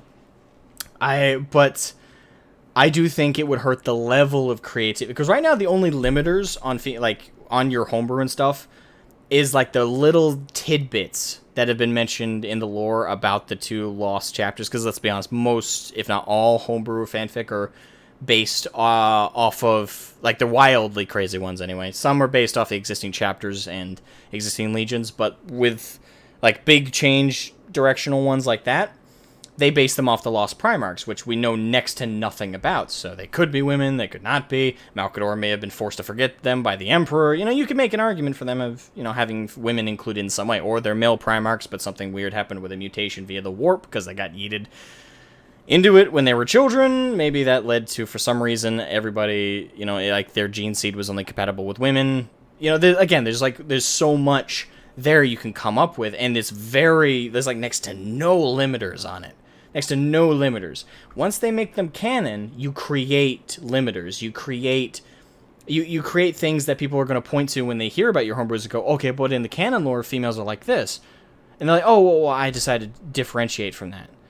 Well, then you create a whole nother argument. And, unfortunately, a whole nother reason for assholes to bully people because they feel like they should, for some reason. And again, if someone shares minis that are female Space Marines or homebrews, I want to reiterate this. I don't support that. Especially if it's just small stuff like that. If they're not advocating to be added to the lore, I don't see any reason for a debate there. It's just, if you don't like the minis, just don't comment. If you do, comment. And, like, if you're curious about their homebrew, listen to it. If not, just move on. But there's nothing there to bully. There's nothing there to, like, get up at. And then I don't necessarily think it's okay to bully someone, or if they are pro-female Space Marine and they do advocate for it, if they're not being disrespectful first. Casual flatness with casual flatness, and if it turns into a respectful conversation, keep it that way. Be decent people when it comes to this stuff. But, again, I staunchly disagree with female Space Marines, and I will staunchly repeat that wherever possible. Because I have fear what the precedent will be set when we get them, or if we get them. Because I see it as a political thing, not as a hobby improving thing. Anyway, sorry for delay. Let me bring in Trip. Hello, Trip. Welcome, welcome, welcome. How are you doing today? Fine. Awesome. Let me turn you up a little bit. Yeah, for some reason I'm pretty low when it comes to Discord. No, it's okay. Only need to turn you up a little bit there. Okay. Boom. Okay. Alright, so, what do you have to say? Actually, I probably want to mention kind of an incident where basically, like, someone who was not, like, Bronze Dragon. I probably was... Yeah, you're getting a lot of puff into your mic there. Sorry, it's hot. No, I get that. Is that a fan or anything? No, that's just me because, you know. Okay. So, do you still hear it now? I do, but yeah, we'll just work past it. Okay, that's probably just my nose. Weird. Okay, either way, anyways, as I'm trying to say without being annoying. Otherwise, yeah. Sorry. Yeah, take your time. Take your time. Breathe. Okay. You know, think about what you want to say. Don't. Well. Are you nervous? A bit, yeah. Okay. I'm okay. Well, let's do a little bit of just casual talk about before we get into the topic. Because if you're nervous, I don't want you to be. And now we're in roll body. Oh, give me a second. What? Ah, man.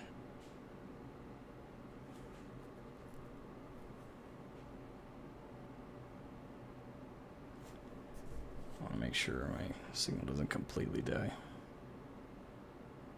Yeah, man, internet, you can do it. I believe in you. Well, I hear you just fine. You hear me fine now? Good. Yeah. Yeah, I'm just pulling up. That way, if the stream does completely die, I can see it. I'll just pull up my phone. Yeah, apologies for that. Again, stupid thing. Shoot, where was I? Oh, you were probably gonna say... Yeah. So, real quick, just, to get nerves out of the way. How you doing today? Fine. Like I said, just exorbitantly warm, but, it's... But outside of that, you're doing good. Yeah. Alright. What army do you collect? I actually don't collect armies. I'm just mostly reading the lore, actually. Okay, so you're a more lore-oriented fan, so you have even more investment in this one. Yeah. Okay. So let's lead right in from there. You were saying about not bronze, but your interactions with. Yeah, another one. A person who was very pro Space Marine, female Space Marine. Hmm. I kind of brought up the what if? How would you feel if someone would change the whole Slayer or Buffy the Vampire Slayer, not the Slayers other Warhammer fans are familiar with? Yeah, the ones with the awesome mohawks. Yeah, but it's like, and they're like, oh, that doesn't count because the Scooby Gang, yes, in the show, the rest of the cast or group are called the Scooby Gang. Are in it as well, and they're part of the story. It's like, yeah, but they're not Slayers. They're not the superhuman augmented person. And it's like, wait, it's like they were trying to compare the Scooby Gang to the Sisters of Battle. Like, no, because they're part of the main team. It's like this crazy thing. Like, it's amazing how much they'll bend and twist form of logic to suit a crazy narrative. Yeah, and it's true. They go very extreme, and oftentimes, in my experience, they completely detach from the focused conversation of the lore and the community, and they bring up like IRL political issues that aren't directly involved. Like again, my example and they're earlier, like, "Oh, I'm Roe a v. Wade." asshole." Like, no, I'm like, I don't have any game and lore. I just don't want them to, demand changes. Yeah. And I admit I went pretty douchey and went like, oh, okay, so you would be all up for changing the lore for people that are like, oh, okay, you can't have gay people be good guys, and all the villains have to be black people. If it's you want to change the lore so much, or people advocating for changing the lore. So yes, I admit I went heavy-handed there. So yeah, I snapped. Well, go easy on this. I snap myself, but not in the same direction, I do have to say. But yeah, like getting a little pissed off and going a bit overboard does happen. So, when you do, it's good to acknowledge it. Try and back it up a little bit and apologize if you go too far. I'm sorry, I didn't want to apologize to this person because No. Like I get that. There are some people I'm not going to apologize to. Literally stated that they would be all for bullying to even spit in spaces that they disagree with until they remain silent. Yeah. The people like that are trash. And again, like that from it sounds like both our experiences is the majority of them. I mean, okay, this is the little off topic, but I swear it's the SJW side. They really get zealous about it.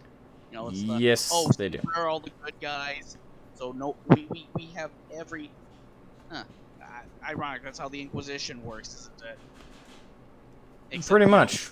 There is that irony there.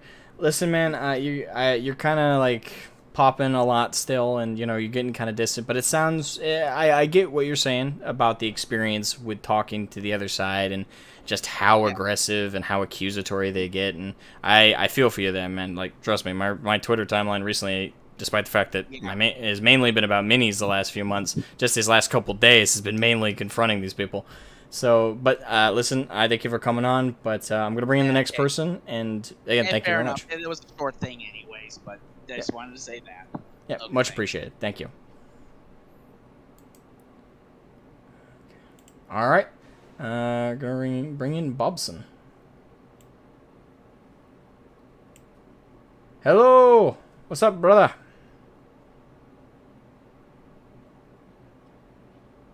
Hello? Uh-oh. I can't hear you, man. It's not a signal thing, is it? Oh, wait. He might be on Android. Bobson, if you could hear me, there's a glitch with Android still, I think, on Discord.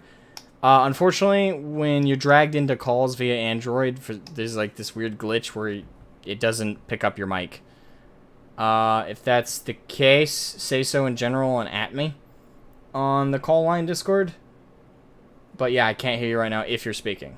So, oh no, I can hear you. I can hear you now. I can hear you now. Well, okay. That was because I was just about to sit down and have. Ah, okay. Okay. No, so I'll just make this quick. Okay. We've already talked to each other on this subject before on this, but I want to steelman the argument for the opposing side on this. And the thing that I don't see that the pro-female Space Marine side doing is making a compelling argument for it. Because you could have a lot of literary fun with female Space Marines. I mean, let's face it, the number one thing searched on the internet is boobs, followed by butts, female. I mean, people love it. Absolutely. The women love it too. Oh yeah, they do. But there's a book called A Billion Wicked Thoughts that go more into it. I highly suggest it. Very good. Book of Wicked Thoughts. Okay. But just imagine that they took it and they said, okay, let's implement female Space Marine setting.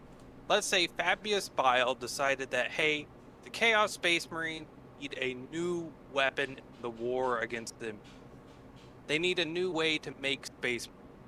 why don't we go back to a traditional method, and he creates female Space Marines, and now Space can feed with each other and create a new race of human, superior race, that is under the will of the Chaos gods, and that can now have its own faction, and bring in a new model line that more people can play with, and then go against Imperium with.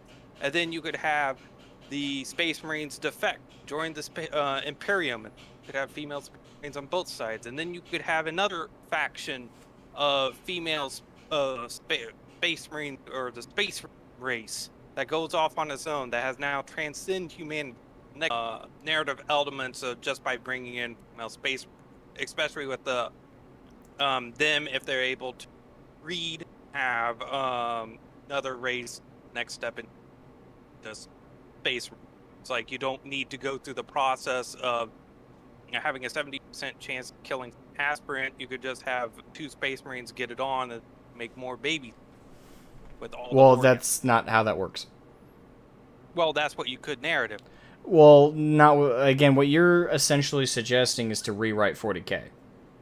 No, yeah, that would be my argument. Strong manning, steel manning the side for the. Well, my problem is that's not steel manning it. In fact, that's exactly what a lot of people's problem is with this. Is they don't want the lore changed so drastically, just for something that is so minor. And again, the arguments and reasons people are giving for it are so bad and kind of already solved. Representation, we've had it since the 90s. Female factions on the tabletop, we've had it for a long time. Just the inclusivity aspect in women, don't get me wrong, there are assholes out there who are like, oh, 40K is only for guys. Fuck them. Yeah, but I'm not even arguing that point. No, but what I'm saying is you're arguing, your argument is rewrite the lore so it can happen. But that's exactly what I'm against, and what everyone, well, not everyone, everyone on my side is against. Is we don't want the lore changed like that. At that point, you might as well make an entirely different universe. And you're talking about rewriting the Space Marines to be able to procreate when they can't. The way they procreate now is asexually. The gene seed is the way they procreate, and that's to just pass on their genetic information to the next generation of Astartes. Effectively, in a way, making them immortal and making whoever takes up the cup, so to speak, is the new space. Yeah, they don't procreate with sex. And you wouldn't even have to rewrite the war. You would just have to. Well, no, that's exactly what you're saying is rewrite the lore.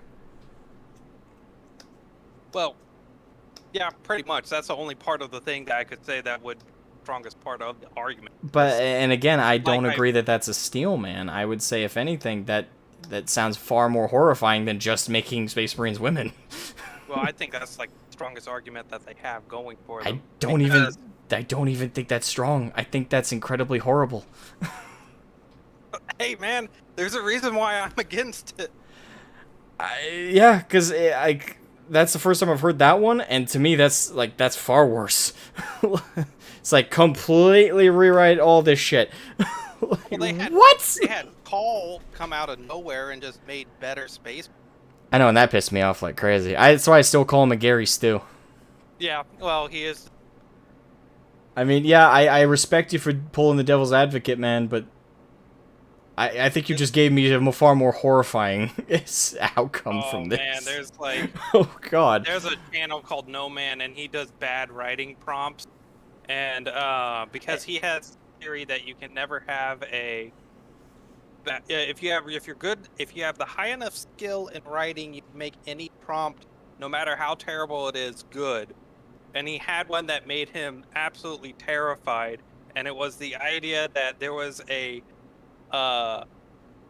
female emperor that was working behind the scenes that where everything good and all the successes behind the Imperium was because of her. And that was the bad writing. Oh, God. Yeah, that's so transparently bad. It is. I thought it was pretty... Again, if you're going to go to such extremes, and I get your devil advocating, but I'm just going to say to anybody out there who's genuinely supports this stance, just make your own universe. That's what I'm doing. Listen, I'm doing Warglaive Gothic, the tabletop war game universe I'm writing. One of the factions is the Sovereignty. The Sovereignty are a faction of space vampires, pretty much. They go to worlds, they make the sky turn entirely black, and they start causing the planet to terraform to form crystals, which is how the planet see. Blah blah blah. Anyway, I have a female empress of the Sovereignty, and there are super soldiers of their military because they're obsessed with genetics and genetic manipulation. So they create genetic clones with artificial DNA, and like out of every 500 to 600 of them produced, there is a chance one female as an anomaly is produced via the cloning process for Helsings, as I'm calling them. Like I have my own lore written with this kind of stuff, and that's because I had such a drastically different idea from something like 40K.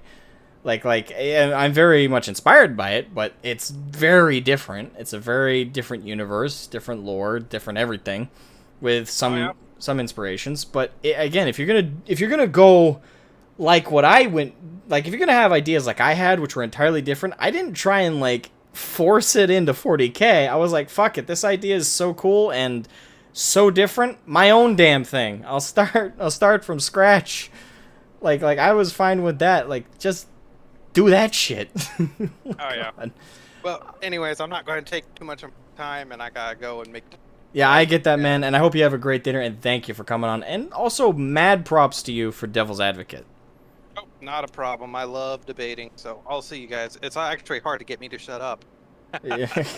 Well, I appreciate it, man. Thank you. Have a good. Alright, let's pull on the next person. We got N-Train. Welcome, N-Train. How you doing? Hello, sorry, I'm nervous, like trip, sorry. Oh, okay, that's fine, that's fine. So why are you nervous? I would say first I'm kind of young, so about to go to college. I'm just kind of nervous, sorry. Well, will it help you if I tell you my age? Say again? Will it help you to tell you my age? Yes, please. I'm 22. Holy shit. I know I don't look it, but I'm 22.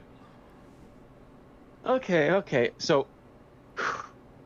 Yeah, you're not speaking to an elder. You're probably speaking to somebody around the same age, slightly younger or older. You're older. I'll say my age. I'm 21, so you're like 1 year older than me. Yeah, there you go. Yeah, so the thing is where I'm coming... I'll start how I got in the hobby. I can make it some talk here. I got in a hobby around like high school during my freshman by Arch Warhammer kind of thing. So I'm coming in and kind of like a lore guy, not really a miniature kind of guy. If that's where you understand where I'm coming from. Yeah, I get you. So, you're lore oriented, so you have a bigger, stake in this than someone who's... You're calling robot again. Oh, sorry. Give it a second.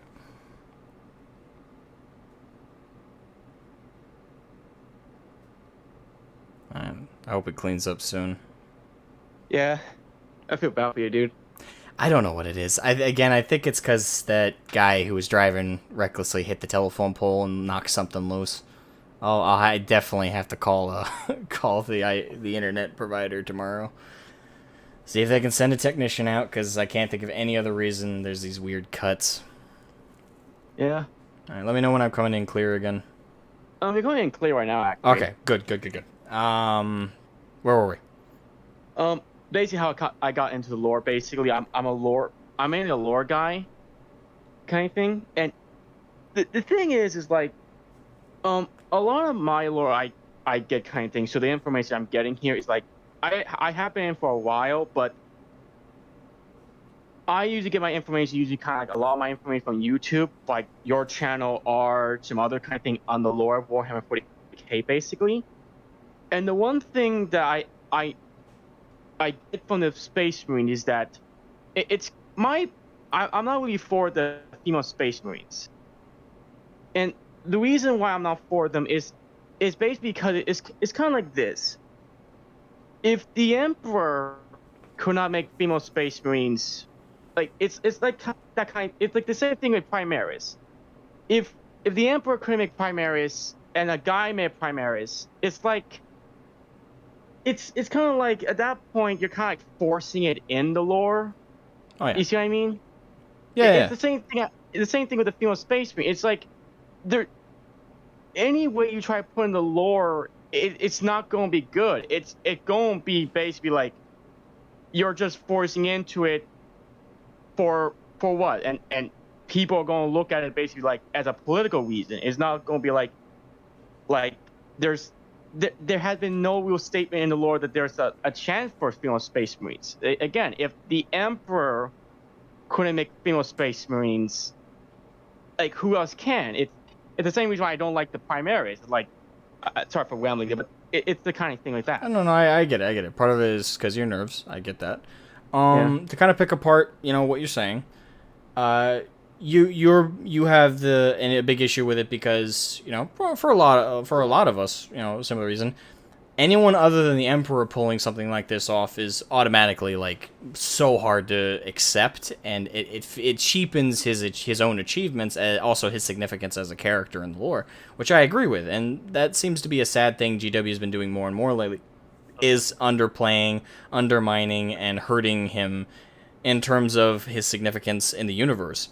I mean, with one of my least favorite inclusions, I gotta say I hate this more than Primaris personally, is the inclusion of the character Urda and Astarte. When we found out about them, Astarte being a perpetual and also Urda, as I recall, I really hated them. And I don't know if you're familiar with their edition. They were added and mentioned in the book Saturn IX, part of the Siege of Terra series. Okay. And what Urda essentially is the Emperor's wife. I remember people mentioning that where we got the Emperor's name, which was Neoth. It's like, oh my god.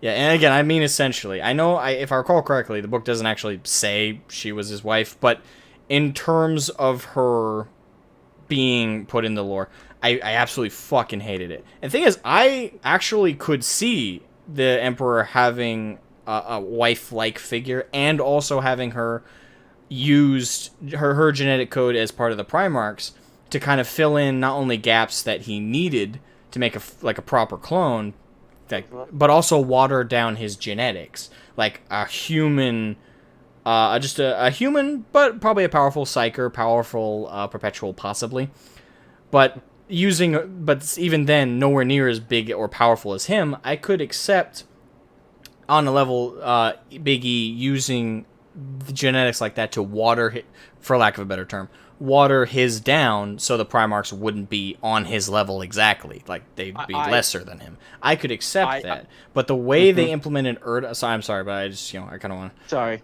Yeah, I just want to zip through it real quick. But with Urda, my biggest problem is that they made her way too significant. They made her being responsible for the Primarchs being scattered, taking that agency away from the Chaos Gods. Her inclusion hurt the backbone of the Horus Heresy and the universe as a whole so fucking hard. I think Primaris are nothing by comparison. Nothing. Like, there's just all the foundational lore that got shook because of her inclusion. And not to mention, if they were trying to make her character look even halfway decent, they made her the worst character of all time. Because she basically, if you want to meme it, what happened was she told the Emperor, I don't want you to turn my sons into weapons. He said, I am judge, jury, and executioner. You don't get custody. She went, fine. Goes in the room, opens up a portal, throws her own children through hell, because she loves them so much, and scatters them across the universe. So literally everything is her fault. Yeah, Thank you, GW. This was so much better than this Chaos Gods working together to do 4D chess. Yes, against a person. Because the one thing I recall when one of the aspects of making the Space Marine, that it wasn't a hint in the lore that the Emperor had to basically make a somewhat deal with them to even begin the process, something like that. Where the Emperor had to basically backstab the Chaos God for the knowledge of even making the Space Marines. Hello? Can you repeat that? Sorry. One of the things I remember wasn't it hinted at the lore that the Emperor basically double-cross the Chaos Gods for the knowledge of even starting the process of making Space Yes, Marines? Like, that has been hinted in the lore. It's not confirmed, but Yeah. it is hinted at loosely, and it is also very probable, because Primarchs, in terms of like being turned, like I would say personally, them being turned into the demon Primarchs, the way they got transformed almost wholesale, I'd say like there's some strong basis to be said that just simply because that's possible, that there has to be some inane connection to chaos that's a bit stronger than the average person. So I would say I would even be one of the people to believe that is in fact, and also it could contribute to why the Emperor didn't mention chaos to them, because he was afraid that inane nature that was built into them with their genetically reared process that involved something chaos-like would lead to their corruption faster, just simply knowing. Even if he didn't tell them everything, he just told them that they existed. Like, I feel like that could explain and also make some aspects of them make more sense.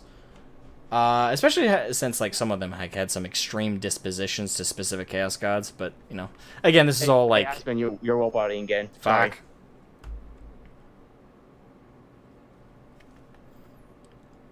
God damn internet. Why do you do this to me? Let me know when I clear up again. You sound good there. Okay. I sound good? Yeah, you sound good. But they kind of change back on topic here. The other thing is here's another reason why I feel like trying to implement female space is not going to be as good. Even if you do add them, the problem though is that the Space Marines, their DNA are kind of like, not DNA, but they're kind of, basically they're starting to look somewhat like their Primarch. Like, I remember something like that with the Horus and his children. They usually have a strong jawline like Horus had. Like, they look similar to their Primarch. Oh yeah, they do. And I feel like you're going to have female Space Marines. They're going to change to look more like a man. Like they're oh no, men. even if we take out that aspect of like their Primarch's genetics impacting them, which is a big part. But I will point this out, when it comes to the Primarch's genetics affecting the appearance of the aspirants and when they start transferring, it's not universal, for one. Like not every Astartes that is turned becomes like an exact identical counterpart. That's why in the first Horus Heresy novel of all time, Horus Rising, little Horus was so significant as amongst his brothers, amongst his inner circle of his of the Luna Wolves turned sons of Horus.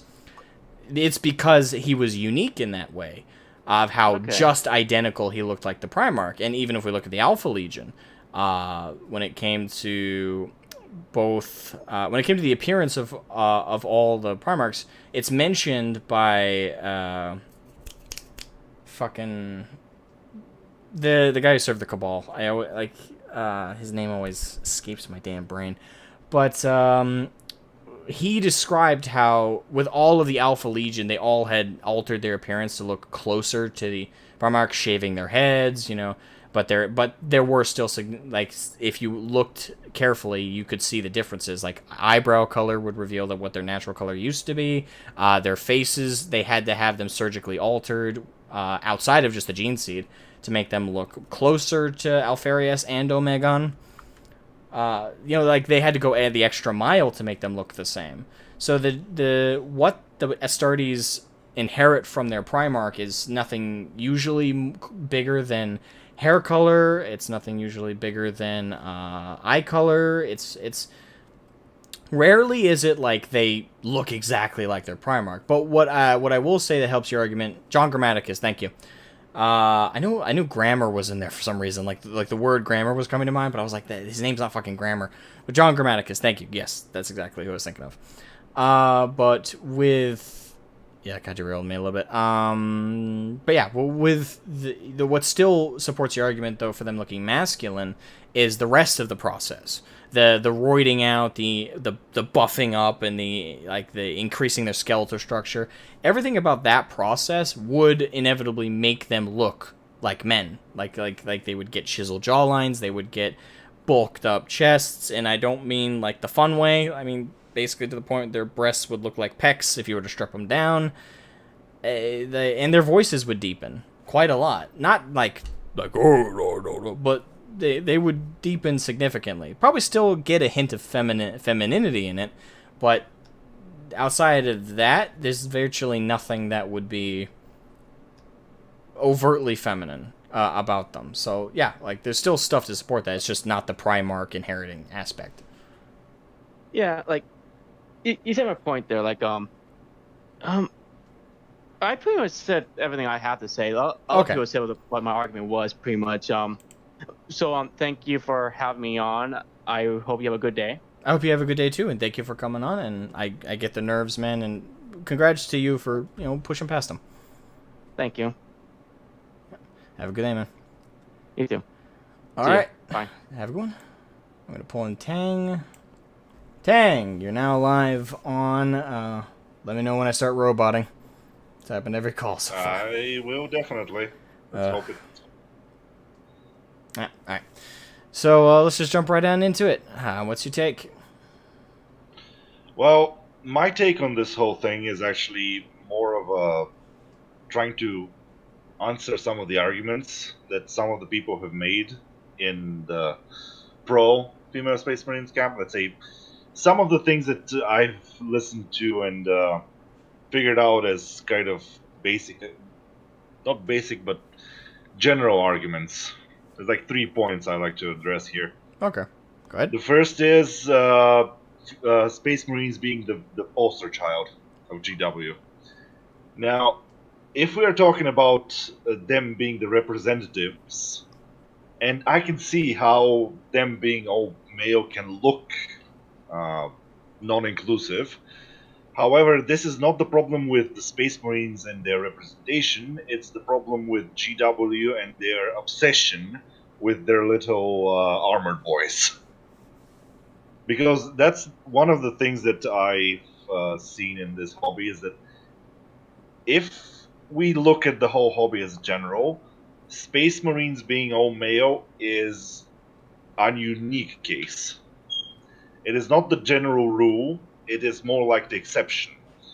And because they have been focusing on them so much and ignoring all their other Sisters of Battle, Sisters of Silence, Eldar, female guardsmen, and stuff like that,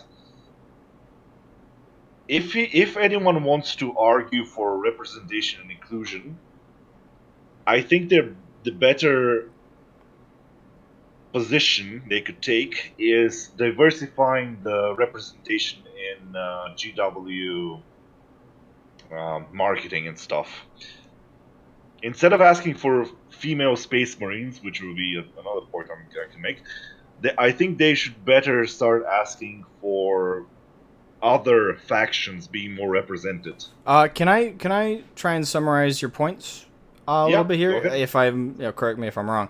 So what you're essentially saying is, with the people making the argument about like them being poster boys, and that's why they want women to be on the posters more. Your argument is instead of adding women to Space Marines, why not just change the poster boys for a different edition? Like, let's say, because they actually, by the way, they used to do that. Not completely. It's always been Space Marines, but they used to change the chapter. And I'm actually in support of this. This is definitely something I'm in support of. Why not have the Sisters of Silence be the poster children of a particular edition, like 10th edition, or Sisters of Battle, or Female Guard? Like, why not add them as the poster children for different editions rather than having every edition having the Space Marines be the main marketing thing? And to give a little bit of credence to the pro Fem Marine people, they would probably counter by saying, well, GW do that because if they were to change their effective mascot for their advertising, people would not realize it's 40K.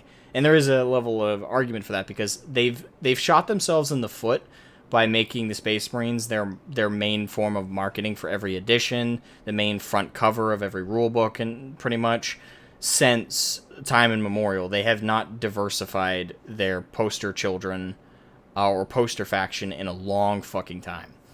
So because of that, if they were to suddenly do that for 10th edition, 11th edition, what have you, by God, we're going to hit 10 editions soon. That blows my brain. But if they were to do that now, that would just throw people off, both old fans and new, because new fans would be like, okay, well, this is 40k because I see the guy in heavy suit. What's this? There's this lady here that has, like, you know, she's wearing black armor and she's got this weird look. Like, what's this? Oh, that's also 40k. Oh, it is? I think that the argument for, like, the marketing aspect was that would create confusion because they've stuck with Space Marines for so long that it's just synonymous. Whereas if they were to start changing it now, it would hurt sales, would be the argument. Yeah. Also, that could differentiate people who actually want to genuinely include more people and more, let's say, women in the hobby, and the people that just do it for their own, let's say, political reasons. Because if you do it just for a political reason, you're gonna hold out for the Space Marines because it is the way you want to push yourself. But if you actually want to, for example, like the people before, they actually want to have more people in, I think that's the better way to do it. And then you can, again, start arguing with other stuff, but then you can actually differentiate the intent better in the stuff. Yeah. Real quick, I want to address this because I just eyeballed it in the chat. Bronze said he has a problem with Sisters of Silence in the argument because it'd be hard to sell characters that only communicate in hand signs. I will counter this by pointing out in the lore that in the Sisters Order, they're trainees. I think they're called novitiates, but they might be called something else. So forgive me if I got the wrong title. But their version of aspirants actually, one of their jobs is to act as speakers. They speak on behalf of the sisters who have taken the vow of silence. So the full-fledged sisters would only communicate in battle sign and also in, hand sign. But an interpreter, we see this with Nathaniel Garrow in his novel, with The Flight of the Eisenstein in particular. When he meets, I can't remember her name now, Katerina, I think is what the name is, but I could be totally wrong. I know it starts with I'm pretty sure it starts with a K. But there's a sister he meets in the early parts of the book and meets her again at the later parts of the book, and she is a reoccurring character in a short story that came out in the same collection book as the Last Church novel, if you guys were curious. But it's another short story. But the point is, she, in both the short story and in The Flight of the Eisenstein, she had an initiate of the Sisters' Order basically verbally speak on her behalf to Nathaniel Garrow, and also to other people in the short story. So it's not necessarily that they're entirely voiceless completely. It's just they themselves don't speak. And I actually would defend that a little bit by saying that is an aspect about their lore that makes them more interesting, in my opinion. Because I think it's very narrow-minded and to say that, like, oh, people wouldn't get into the character because they can't speak. It's kind of like the same argument for, oh, people wouldn't get into this character because they're male, or people wouldn't get into this character because they're black, or people wouldn't get into this character. It's just, I just don't agree with that perspective. People will get into a character for their character. Are they brave? Are they strong? Will they stand and fight with those around them? Are they cowards? Will they flee? The actions of a character and their motivations, all of these things can be conveyed without them actually being able to speak. And I still think you can make a compelling character. And again, that short story in the same collection as the Last Church novel, that is a very good example. I admit, I can't remember the short story off the top of my head, but I recently listened to it on audiobook, and I can tell you this, I didn't lose out on anything just because the characters in question couldn't speak themselves. They had internal dialogue. I get to hear her thoughts. You still can convey the character, and I do think it's a weak point, Bronze, to try and underplay them because they just don't speak. I won't say that's bad faith, but I do think you're reaching on that one. That's for me. I think the most important aspects people will still get through, and I think people can look past something so small as not being able to speak. especially in a book where you can get like their inner monologue when it's from their perspective. So anyway, so is that like your main point, Sang? The first point, yeah, the first main point. Also, before I move to the second one, I just wanted to say, Sisters of Silence would be great way to have deaf people actually getting in, because imagine having a person that talks entirely with signs, and that's basically okay. I can identify these people because I use signs all the time to communicate. They use signs all the time to communicate. So I mean, there's an argument for that. Yeah, that's diversity for you there. So anyway, the second point is more of the thing when they say, for example, the whole Astartes question, or not the question, but the example. Astartes worked because it was lore accurate. It would not have worked, in my opinion, if he just made female Space Marines. Well, it could have worked. It would have been much, much harder to become that popular.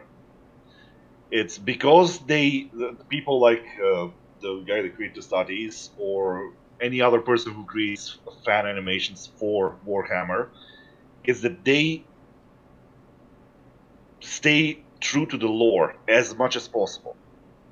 Like, if you say, for example, if you take the text-to-speech device, if there is a female Space Marine there, no one would be that offended or against it, because it's a parody. It's kind of a joke thing, so they can actually push it easier. Yeah, but if you want to represent the lore proper, then you need to be actually faithful. And also, the main point which I want to take is, if you want to argue for female Space Marines that they can be included in the lore, give examples how. Create a story, a fan fiction, or whatever you want, that shows how they can be implemented.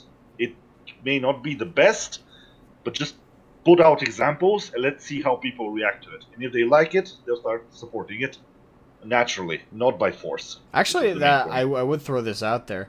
If there is an aspiring animator out there and you're pro Fem Marine, I would love to actually see a fan animation of it. And I do think that that would be a way to gauge the... Because here's the thing. When it comes to this debate, the voices we're all hearing are people who've picked a side. But the majority of the fan base, I would argue, are not online and are not well, they're online probably, but not participating in this. And don't get me wrong, I'm not devaluing anybody on either side that is participating in it. I appreciate it a lot. But let's be honest, the vast majority of hobbyists and fans, the normies... You go. Am I roboting? Kinda, a bit. Alright, give it a second.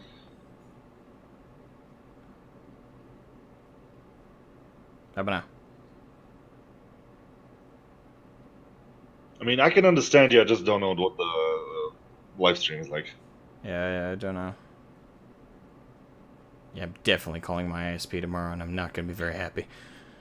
But yeah, like, I mean, the thing is with fan animators and stuff like that, the best way to avoid people jumping onto you, even if, let's say you post a female Space Marine model on somewhere, you have to realize that there is this whole thing. There are two camps. People are heated about it. People may be illogical, angry. Doesn't matter. If you want to be genuine and you just want to show your stuff and don't want to attract hate, put in big, bold letters your intentions. If you want to do fanfic or homebrew stuff, just pick somewhere that everyone can see. This is homebrew, nothing else. And I'm sure that 90% of all the people will just be like, all right, sure, okay, that's fair. To be fair, though, they shouldn't have to do that for people to be reasonable about it.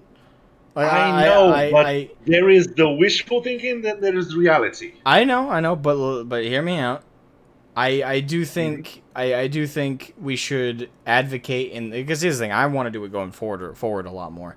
I want to advocate for people to be friendlier to people's homebrews and their fanfic, because that is a problem that people just immediately jump on the warpath as opposed to just assuming. Because the thing is, the position of assumption should be it's a homebrew. It's not someone saying, oh, we have to have female Space Marines in the lore. I feel like because Bronze made a good example. The whole reason he's pro female Space Marine is because his friends are being bullied about their homebrews. Think about it. Some of the people supporting the political activists, and unfortunately those people are going to add validity to a movement that I still stand by as majorly fake fans. Whoops. Still majorly fake fans, but they add validity to them because real fans are being mistreated, and I don't think they should have to write on their Twitter timeline or elsewhere, hey, this is homebrew, don't bully me. Like, I feel like we should just assume it's homebrew unless they say the opposite. The point of assumption should be this is just an innocent mini being shared of someone's homebrew self-insert fanfic. It shouldn't be the other way around like is apparently happening. So I think the solution we should try to go for is advocate for people to respond better. Respond respectfully. Now, I don't think it's going to happen overnight, and I certainly think we're always going to have assholes. I'm not delusional. But we do need to, encourage, in terms of the community, we do change things by encouraging better behavior. Again, not by calling people Nazis and fascists because they don't act a certain way, but by being respectful and being like, hey, dude, calm down. It's probably just a homebrew. It's a fanfic. Did you even ask? Like, chill. Like, always be sure that you know what is going on before you jump in. Yeah, just start doing, like, I'm going to do that going forward. If I see anybody on my Twitter timeline, Instagram, wherever, if I see anybody going after people's minis and saying, oh, this person's clearly pro-female Space Marine, bully them, go after them, rah! If that's happening, fuck that. We need to stand up as a community and say, fuck that. No. Like, you make everybody look bad. Like, universally when you do that. We need to encourage the opposite. And that, in my opinion, we will solve the problem, at least a portion of the problems we're having with this whole debate, if we just simply start treating homebrews like we should. Like, I love homebrews. Again, that's why I started a whole series on my channel about them. Yeah. I fucking love homebrews. You've heard me share my story of how I got into 40K, right? About my friend in high school, I told him I had experienced every sci-fi universe at that point, and he's like, hold my juice. And we went into his house and he showed us his orcs. Well, the orcs he showed me, he and his dad had come up with were a homebrew. I know I haven't ever shared that aspect of it before because it kind of was inconsequential, but it's valid here. They were a homebrew clan of orcs. They were painted, if I recall correctly, there was an orange stripe over a yellow back, and there was like a symbol in the middle. It was kind of like it was an orky-esque symbol. It was weird, but it was just this massive fucking orc army of a homebrew, and he shared. Not only did he rant to me about like the 40K lore, which 10% of I absorbed at the time because he was talking a mile a minute, because he was excited to share the hobby with me. But when he shared the homebrew stuff, I remember how drawn in I was on that. Like, he described how these orcs were different from other orcs. They were smarter. They had the intelligence, not quite of the Krork, but closer to how the Krork were.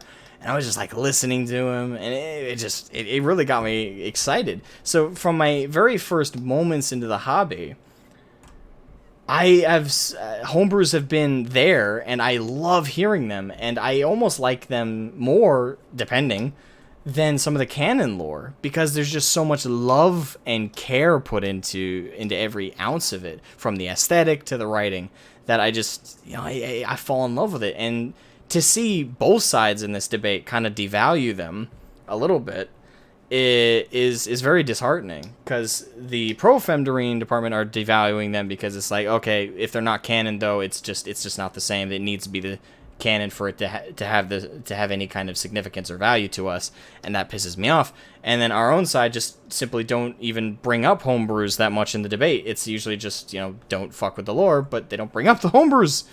So it's just for me, this is where I feel the strongest in this whole thing, is I just don't like how people devalue the homebrews and the fanfic, where this stuff belongs and where, in my opinion, it thrives better. Mm-hmm. I mean, the whole thing is just, if you have an idea, just make it.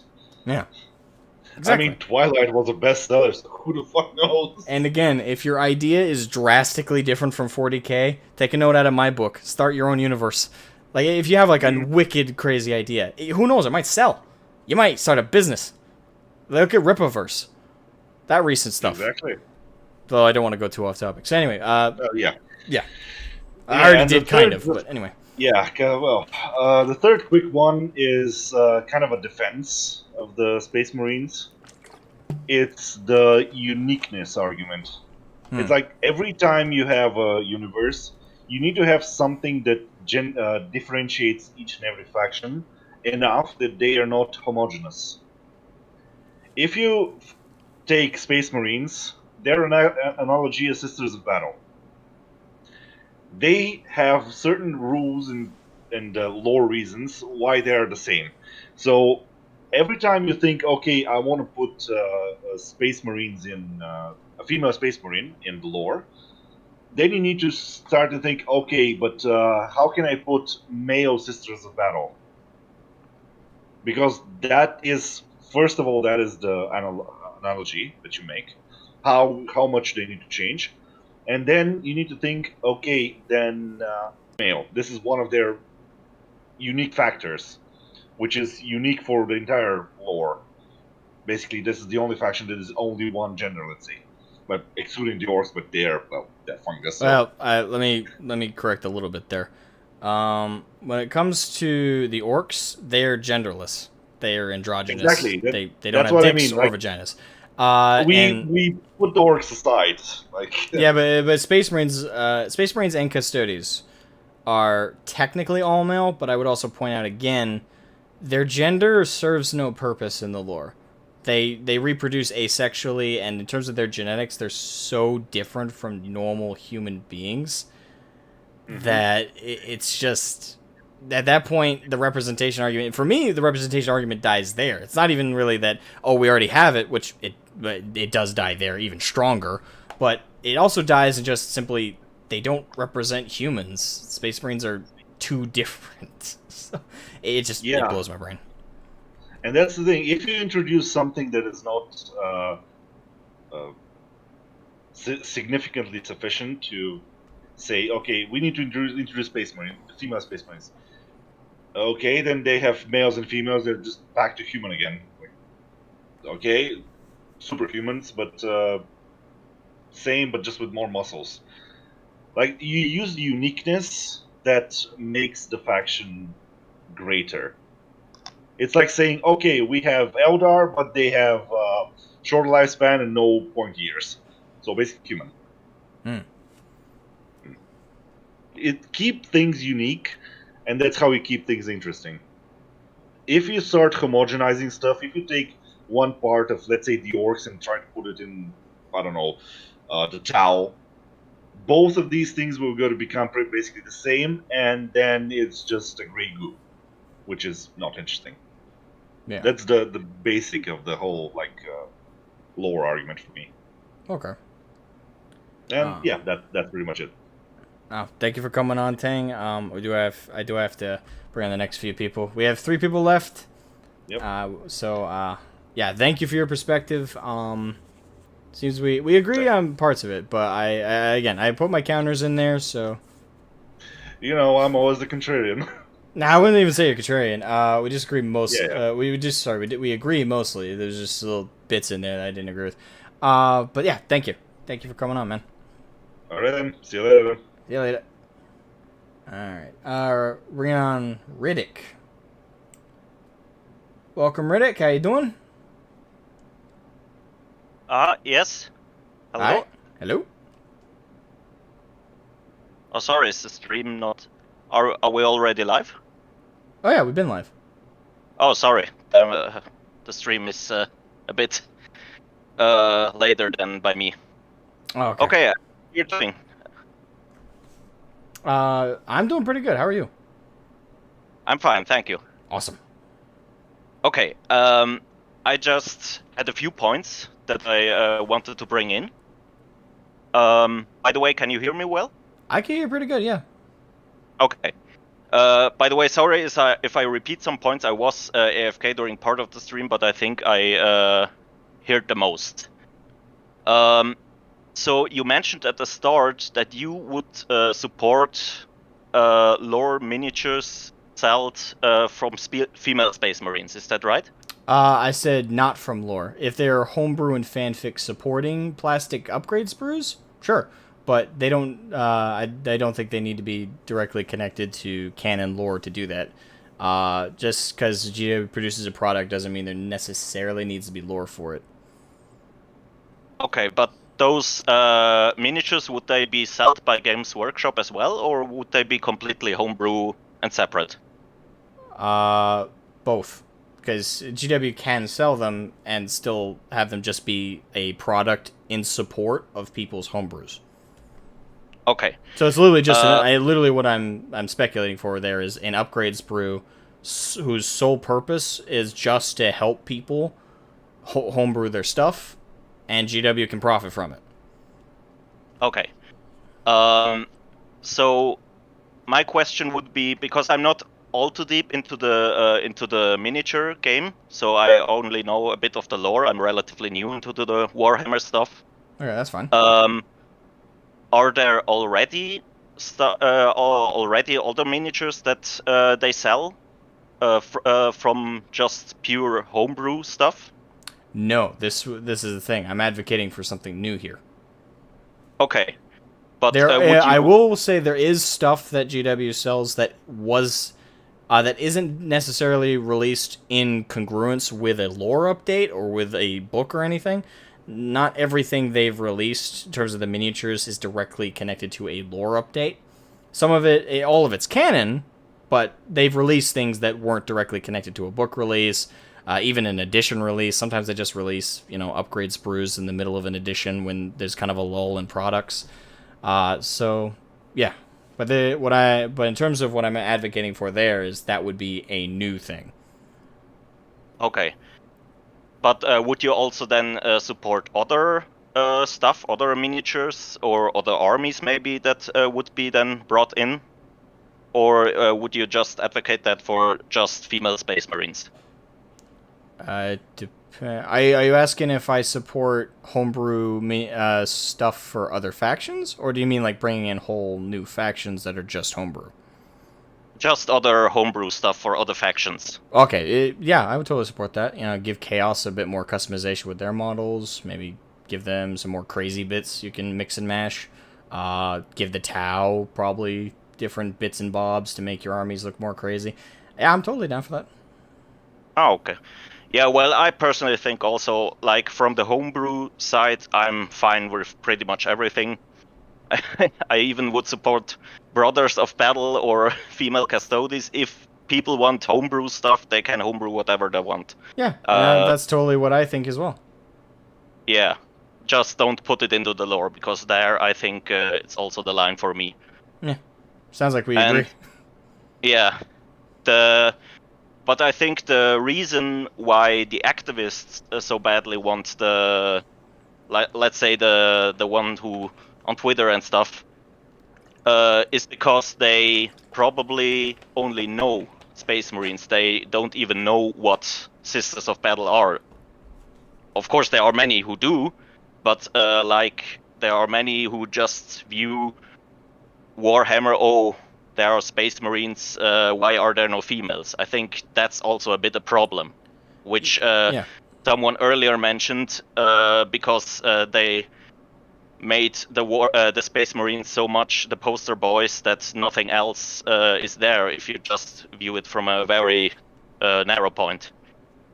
Yeah, and that's the thing. That is a trend I am seeing. That's why I have the perspective I do on the pro Fem Marine community, is I think the majority of them are political activists as opposed to real hobbyists. Again, people like Bronze being the exception. I'm not saying there's no one who legitimately has reasons. There are. No, of course. But I do think the majority are political activists that are interested in planting a flag. Oh, am I roboting? Yes. Alright, let's give it 1 second. God damn it. It's always in the middle of one of my thoughts, too. Ah, now it's fine again. Okay, it's fine? Oh, now it's back, I think. Yeah, man. You can do it. I believe in you, Internet. Ah, now it's better again. Okay, good. Let's hope it. But often what I see is, again, that majority of them seem to always bring up politics immediately. If you bring up Sisters of Battle, Sisters of Silence, they don't really have good arguments against it. They immediately just, they immediately just, again, they call you a racist, a bigot, a Nazi. They don't bring up an argument at that point. They usually just kind of shut you out and call you a sexist and call it a day. Yeah. And stuff like that, and also bringing up things like Roe v. Wade out of the blue and trying to drag full politics into it. Yeah, that has nothing to do with that. Yeah, at all. like that. All of that is what makes it transparent that they're doing it for political reasons, that they're activists first, and in some of their cases, hobbyists never. I would say there are a decent mix of those who have been in the hobby for a decent amount of time, who are still political activists first, and are fans second or third. And then you got people like Bronze who are fans first, but because of their experiences in the hobby with people's reactions to female homebrews, they've joined that side because they just simply feel ostracized. And I think we need to fix that, first of all. Like, that is a big thing we got to fix. And yeah, but in terms of the political activists, there's no fixing that. They unfortunately, in the modern day, and this is why we see this so much, in the modern day, nobody listens or trusts to politicians, and nobody really, other than the older folks that are still alive, watches the news and pays attention to, like, news broadcasts. So political activism, unfortunately, well, depending on your perspective, unfortunately and fortunately, is pushed via where the eyes are. Where do people see, where are people going to see your activism? Where are they going to see your propaganda? Where are they going to hear and listen to your stuff? Well, entertainment, because that is what people are still consuming en masse. That is what people are paying attention to. So you need to spread your word, your ideology, your vision where people are going to hear it, and that's why we see it in 40K. That's why we see it in Star Trek, although technically we've always seen it in Star Trek in a capacity. It's just more propaganda now than it's ever been. We see it in Star Wars. We see it everywhere because that is what people are paying attention to. That is where the eyes are. That is where the ears are. And that is why we have this problem. And that's, again, why the majority of the people we see on that side are political activists, first and foremost. And if they're hobbyists at all, it's second or third. And in some of their cases, they're not. And that is what makes it...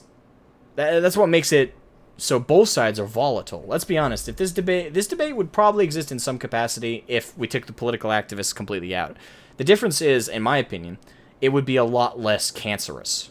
There'd still be like barbs thrown back and forth, but the debates would always remain contained in the hobby discussion. No one would bring up Roe v. Wade out of the fucking blue. Yeah. Nobody would call someone else a eugenicist over this shit, unless it was sarcastic.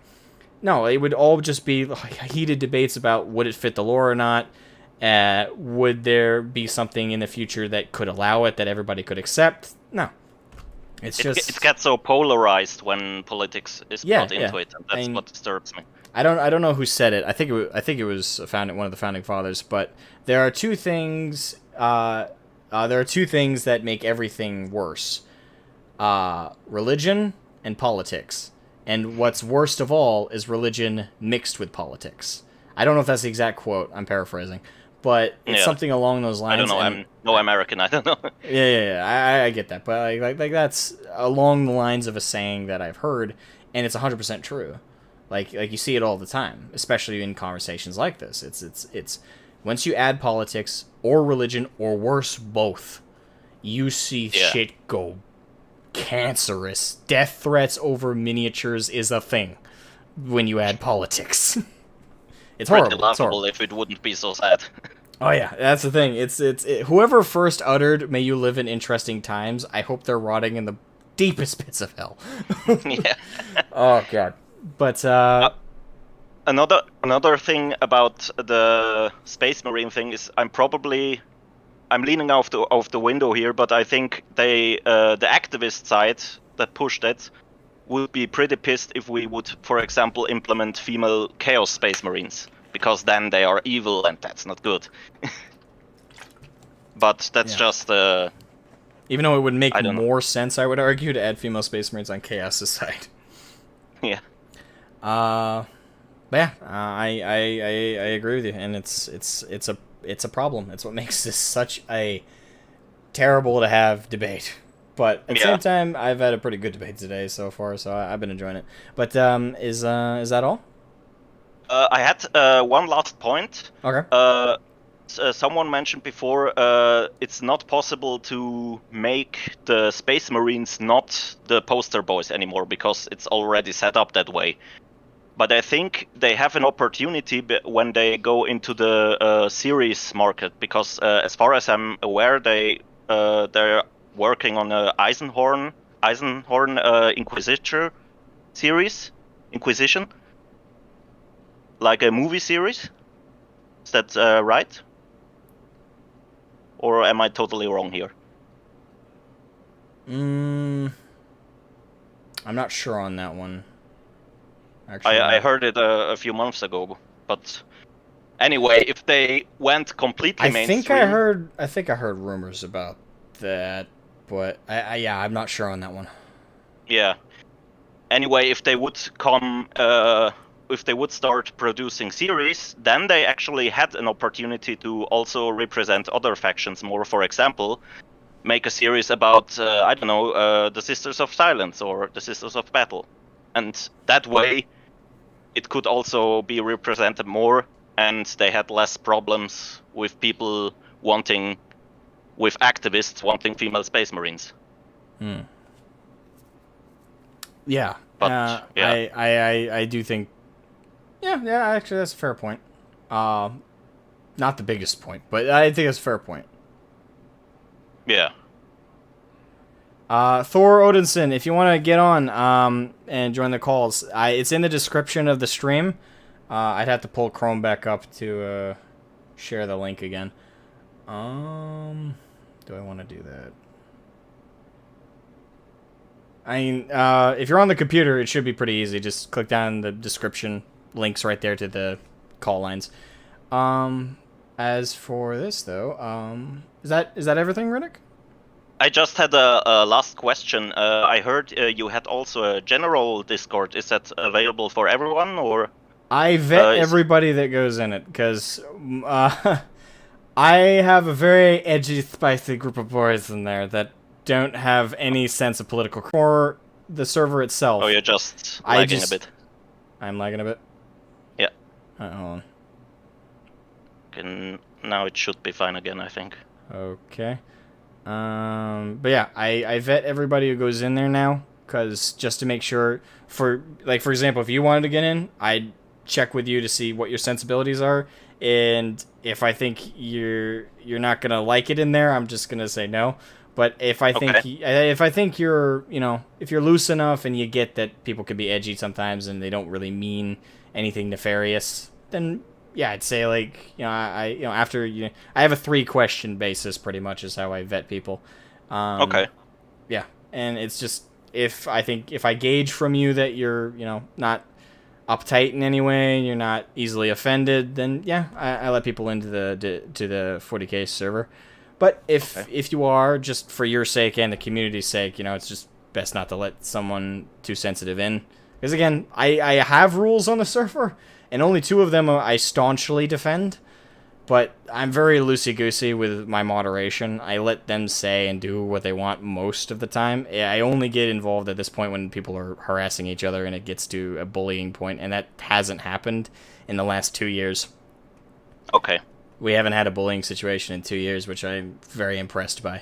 We banter like motherfuckers, but there hasn't been a situation where someone's DM'd me and said, "Hey, they went too far. They went after me personally. I really want something done about this." So my Discord community is amazing. They just, again, they're not for the easily offended. Okay.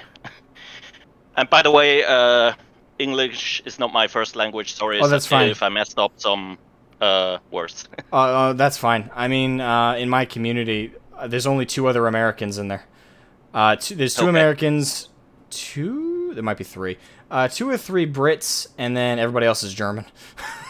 German, Bulgarian, and Spanish. I jokingly have called my server the UN of degenerates. But yeah, if you want in, you're on this server now, just DM me that you want the 3 questions, and if things pass well, I have no problem letting you in. Okay. All right. Otherwise, thank you for coming on, man. Thank you for having me. Have a good day. No problem. You too. All right. All right. So next up, we got Ludus, and then closing straw. Ludus, what's up, my brother? Not much. How about you, boss? By the way, let me give you the host role, because this is also going to be our call line going forward for GT. Okay. So, there we go. Boom. Yeah. So, what do you want to throw in on this one, brother?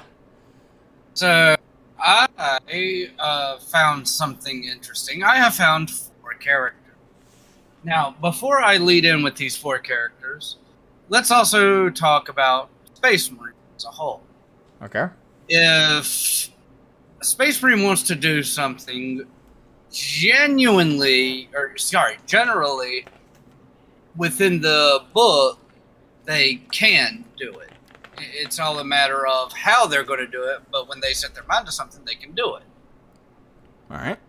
Now, if you bring a female Space Marine into it and put them in the same avenue, even when they do something incredible, it won't matter. It's just Tuesday for them. Now, on that note, I have 4 female characters pulled up, only one of which was a Sister of Battle. But to lead with, Lotara Saren. Does that name sound familiar to you? Yes. Yes, everyone knows who that is. More Rule 34, please. I don't remember which one it was, whether it was Karn or Angron, but she slapped him. Now, because no one knows how important that is. I don't know. I think I don't think if it's a situation I'm thinking of. She didn't slap either of them. She slapped what happened was there was a world eater that was assigned to protect her crew, and the ship. Oh yeah. But then he bailed because he wanted to go fight. He came back and she shot him. Oh, okay. No, that just makes it even better. I mean, fuck, it's a world eater. Like, she fucking shot him. He survived, but she shot him, a Space Marine. And he was like, bitch! And Karn defended her and went, don't do it. I'll kick your ass on her behalf. And she's like, I don't need either of you to defend or protect me. I'll fuck you up. Your job was to protect my fucking shit, you bitch. Oh, God, I love her. 2 things. If she doesn't give you a semi, I'm sorry, but you're not straight. So the first thing is there were a bunch of command structure individuals who were planning on just fucking leaving, and she's like, yeah, I'm one of them. Ends up betraying them, shoots all the shuttles out of space except for the last 2. He calls her up and lets her know what a bitch she really is. She doesn't respond, just gives the order to shoot at it too, and pulls out her pistol and shoots the last guy right beside her. If that's not badass, I don't know what is. No idea. This would be the top badass thing I've ever heard of in 40K. This is at the Siege of Terra. For context, this is after Angron got turned into Big Red Angry Thing. During the Siege of Terra, she was so fed up with Angron and the World Eaters just fucking killing people. She was worried they were going to kill the Tech Priest. She had him teleported against his will. Angron, by the way, against his will to the maze on the Night Lord's flagship. She said, I'm done with your shit. Go over there with the stabby crazy boy. Have fun. She put Angron in timeout. Yeah, really? I know, right? So, the second of the female characters, one you actually brought up before, Amandera Kendall. The Sister of Silence, the Oblivion Knight of the Stormdagger Cadre from the book Flight of the Eisenstein. Here's something I didn't know that I learned. I learned 2 interesting things. Her, Yakton Cruz, who was a captain of the Luna Wolves, and Nathaniel Garrow of the Death Guard were all met by Malcador the Sigilite, and they were the 3 founding members of the Inquisition. Now, One of these is not a Space Marine. Secondly, and this is the other part, she is the first Inquisitor to unleash an order of exterminatus. If that's not a point of fucking pride in that organization, I don't... I mean, their tagline is innocent proves nothing, so being the biggest boner moment of all time, even if you are a woman, is like even they're like, I'm erect, presses button, annihilates world. Beep boop beep bop. Sunglasses. You know. You roboted, but it cleared up. It cleared up? Is it clear? Yeah. Still a little bit, but you're coming through fine. God damn it. Right after I made a sex joke, too. Nope, now you're roboting worse. Alright, 1 second. That. God damn it. I really gotta get this problem solved. Thank you for dealing with the fucking bot. God damn it. Yeah. Okay, you're coming in fine. There are other people in the call, man, so I do gotta, you know... Okay, then I'll make the last two quick, because they're along the same line. Alright. Euphrates Keeler and Saint Celestine. Euphrates Keeler was the first living saint. Saint Celestine just won't fucking die. So really, like I said, if you bring in female Space Marines who that's Tuesday for, what does it do to these 4 female characters? Devalues them a little bit, yeah. No. For me and you, no, but for newer fans, yeah. I mean, one thing that has highlighted the female characters in the lore over the years is the fact that there are less of them, but it makes each of them and their accomplishments more significant. And oh, go ahead. It's not just that there are less of them, but I mean, like, think of it. Latara Saren shot a World Eater. Oh yeah. It's not. I didn't mean to say it was just that, but that's part of it. Is because there are less of them, and they're human. That's the thing. The big things that make the female characters just absolutely just mwah, are they become iconic, almost more so than the Space Marines to the lore addicts. Absolutely, is the fact that they're human. Big step there. They're human. They're women amongst a lot of male characters and you know, heavily male centered factions and groups. But despite that, they hold their own.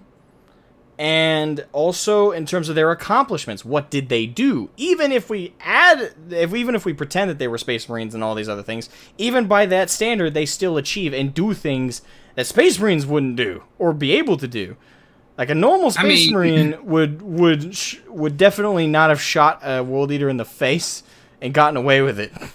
Would you say that 2 of the more stubborn legions would have been the Death Guard and the Imperial Fist during 30K? During 30K? Yeah.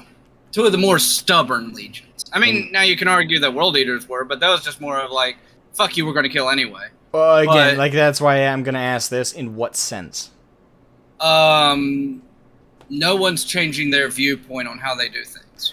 World Eaters, I would say, are even more crazy than Death Guard. Oh, no, not crazy, but still stubborn. I think they're more stubborn than the Death Guard were during 30K.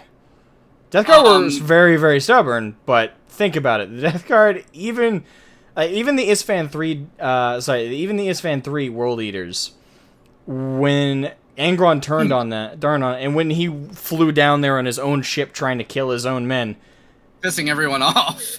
Yeah, and creating an incident. They still attacked him full on with the same attitude. The ones that he had betrayed, they still went at him. In fact, if you look at his miniature, the Forge World model, those World Eaters that he's killing in the adversary, that's supposed to be like a capture of him in that moment on Isfan 3. At least that's what I've always thought. So that's him like killing his own men, and they're still charging at him with the same philosophy, despite the fact that they have every reason in the book not to act like him at all anymore. Well, and the point I was going to bring up is because Euphrates Keeler brought religion to Death Guard and to Imperial Fist. Yeah. So that's kind of where I was leading into it with. But, like, it's just kind of like, again, you would never think of Space Marines doing that on their own. Oh, yeah. And 40K, much less 30K. Yeah, absolutely. And that's kind of where I was getting to. As far as Astartes never fucking dying, the only one I can think of is Karn. Right. He's a traitor. Him and Fabius Bile both, but... Oh, yeah. Yeah, I do gotta ask you Yeah. to wrap it up though, man. I got Yeah. 3 other people waiting. Well, no, yeah, that was essentially my thoughts. Like, if they bring in female Space Marines, they downplay the hell out of the already amazing female characters. Not just because they're female, not because there aren't many of them, but because their accomplishments have either came up to or surpassed those of Astartes. Yeah, absolutely. And again, it's punctuated and enhanced by the fact that they were acting without the same benefits. And again, I look at this as rhyming with the relationship between men and women in the real world. Like, men objectively have a physical advantage over women, but despite that, a woman can match a man if she puts in more work than a man does. If she puts in the effort, she has the willpower to do it. She has the strength of character and mind to put forth that effort. You can have women that match men in strength. Now, obviously, if against a man putting in the same amount of effort, same amount of willpower, no, it's, I'm not going to get into that. But there are women, absolutely, that close that gap despite a disadvantage, and I think that's rhymed very well in 40k lore with characters like this. Yeah, it's not the majority of women, because in the real world, it's not the majority of women who do that. That's what makes the women who do these things worth so much note. That's why in the real world and in 40k, we revere these characters so much. It's because they're the exceptions, and it's because in the way they've been exceptions is just so iconic and inspiring, not only for women, but for men too. Men are inspired by these things, and that's why I think it's such a universally...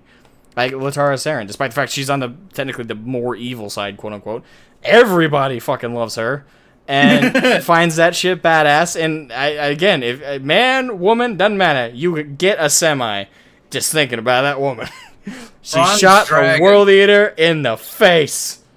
Ron's Dragon brought up a point. He said Erebus brought religion to the Space Marines, and the Imperial cult was started by Lorgar. I mean, that's technically true, but the actual deliverer of the message that ended up sticking on, I would say, started with Euphrates Q. When it started really getting going. Yes, Lorgar is responsible for the Imperial cult. Thank you, Loyalist. Have fun with that one. But Euphrates Keeler was a big part in making, you could even say, the Black Templar thing, because of her profound effect on. We'll have a talk about this later, but I really do need to. Yeah. Well, I do really need to bring the other people in. Sorry, man. Yeah. Thank you so much for coming in, though, brother. Absolutely. Love you. Damn it, Aaron. Anyway. Closing Straw was next. There we go. Yo, Closing Straw, welcome to the stream. Before we get into it, how you doing?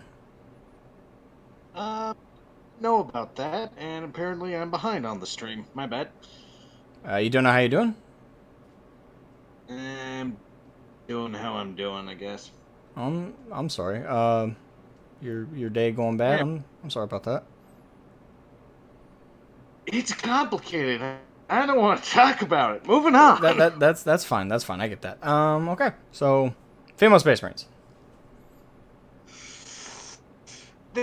Technically they existed once in lore, but they also got canned because, well, trying to make as many models as you can as a startup company sucks. I believe I posted a link in the Discord on topic related with it. Yeah, I see it. Hello? Can you hear me? Yeah, I can hear you. Am I roboting? You roboted a little bit, but Yeah, Jimmy. Yeah. But I do see the links. Yeah, it's complicated, I think. I mean, I get the value of, oh hey, female Space Marines. Maybe that's something you can explore, and what it would mean as not just females in a battlefield or women in war, but what it would mean as a culture of, okay, there are women Space Marines, there are male Space Marines. Where does that lead to? And I think it could be interesting, but again, I just don't like the motivations behind the movement for it. And additionally, guys, I brought up earlier, I think adding them to canon hurts the people who make their own fanfic and homebrews about this stuff. And quite honestly, if you're looking for those explanations, I'm pretty sure there's some. I don't know if they have it anymore, but I know that I think it was 1D4chan. Don't quote me. But I've seen on some of like the forums online and stuff, people share their female homebrews. I can't remember the name of it, but I know I read one that was really in depth. Like they made a fucking mini short story about every aspect about it, and they had some really cool ideas that explored some of that actually in there. Again, it kills me I don't remember the fucking name. This is forever ago. That is the downside with homebrews, is there's not like this one area I know to look to find everything like you would a canon lore wiki. But again, I think I'd remember, and I still remember the story though, and I remember how much I liked how much effort the person put in, the creativity they brought to the table, and how they explored how male Marines dealt with like in this person's particular fan fiction, if I recall correctly. They had it in their lore that that this was one of the lost Primarchs brought back as a chapter, and the gene seed was compatible with women because of the genetic alterations happened at a slower rate. So when they were creating new aspirants, it took longer to make new aspirants because it was actually by the age of 25 that they finished all the genetic change. Again, the person really thought about it and thought how men would take the same amount of time, but women would take longer because they'd be more strenuous on their bodies. And I liked the ideas that were brought to the table. They were really fucking good. And they explored like that, like the how the male Marines responded to it. And at first they were hesitant, they were resistant because they were used to their brotherhood, and having sisters amongst their brotherhood made them, some of them kind of closed off and didn't know how to interact with them. Some tried to be open, but were still hesitant to put them on the front lines ahead of others. And there was a lot of cool ideas explored there. And unfortunately, the person's short story ended before they'd finished. They were still updating it. But it ended around that point where the Marines were starting to accept them more because it had been about 100 years at that point. Yeah. Honestly, that sounds badass. I'll have to look it up. Yeah, I hope you find it, brother. I have no idea where. I think it was 1D4chan. Don't quote me. Like, it was forever ago. I'm thinking like 6 or 7 months ago I saw it, and I was just perusing the internet. If you find it, send it to me.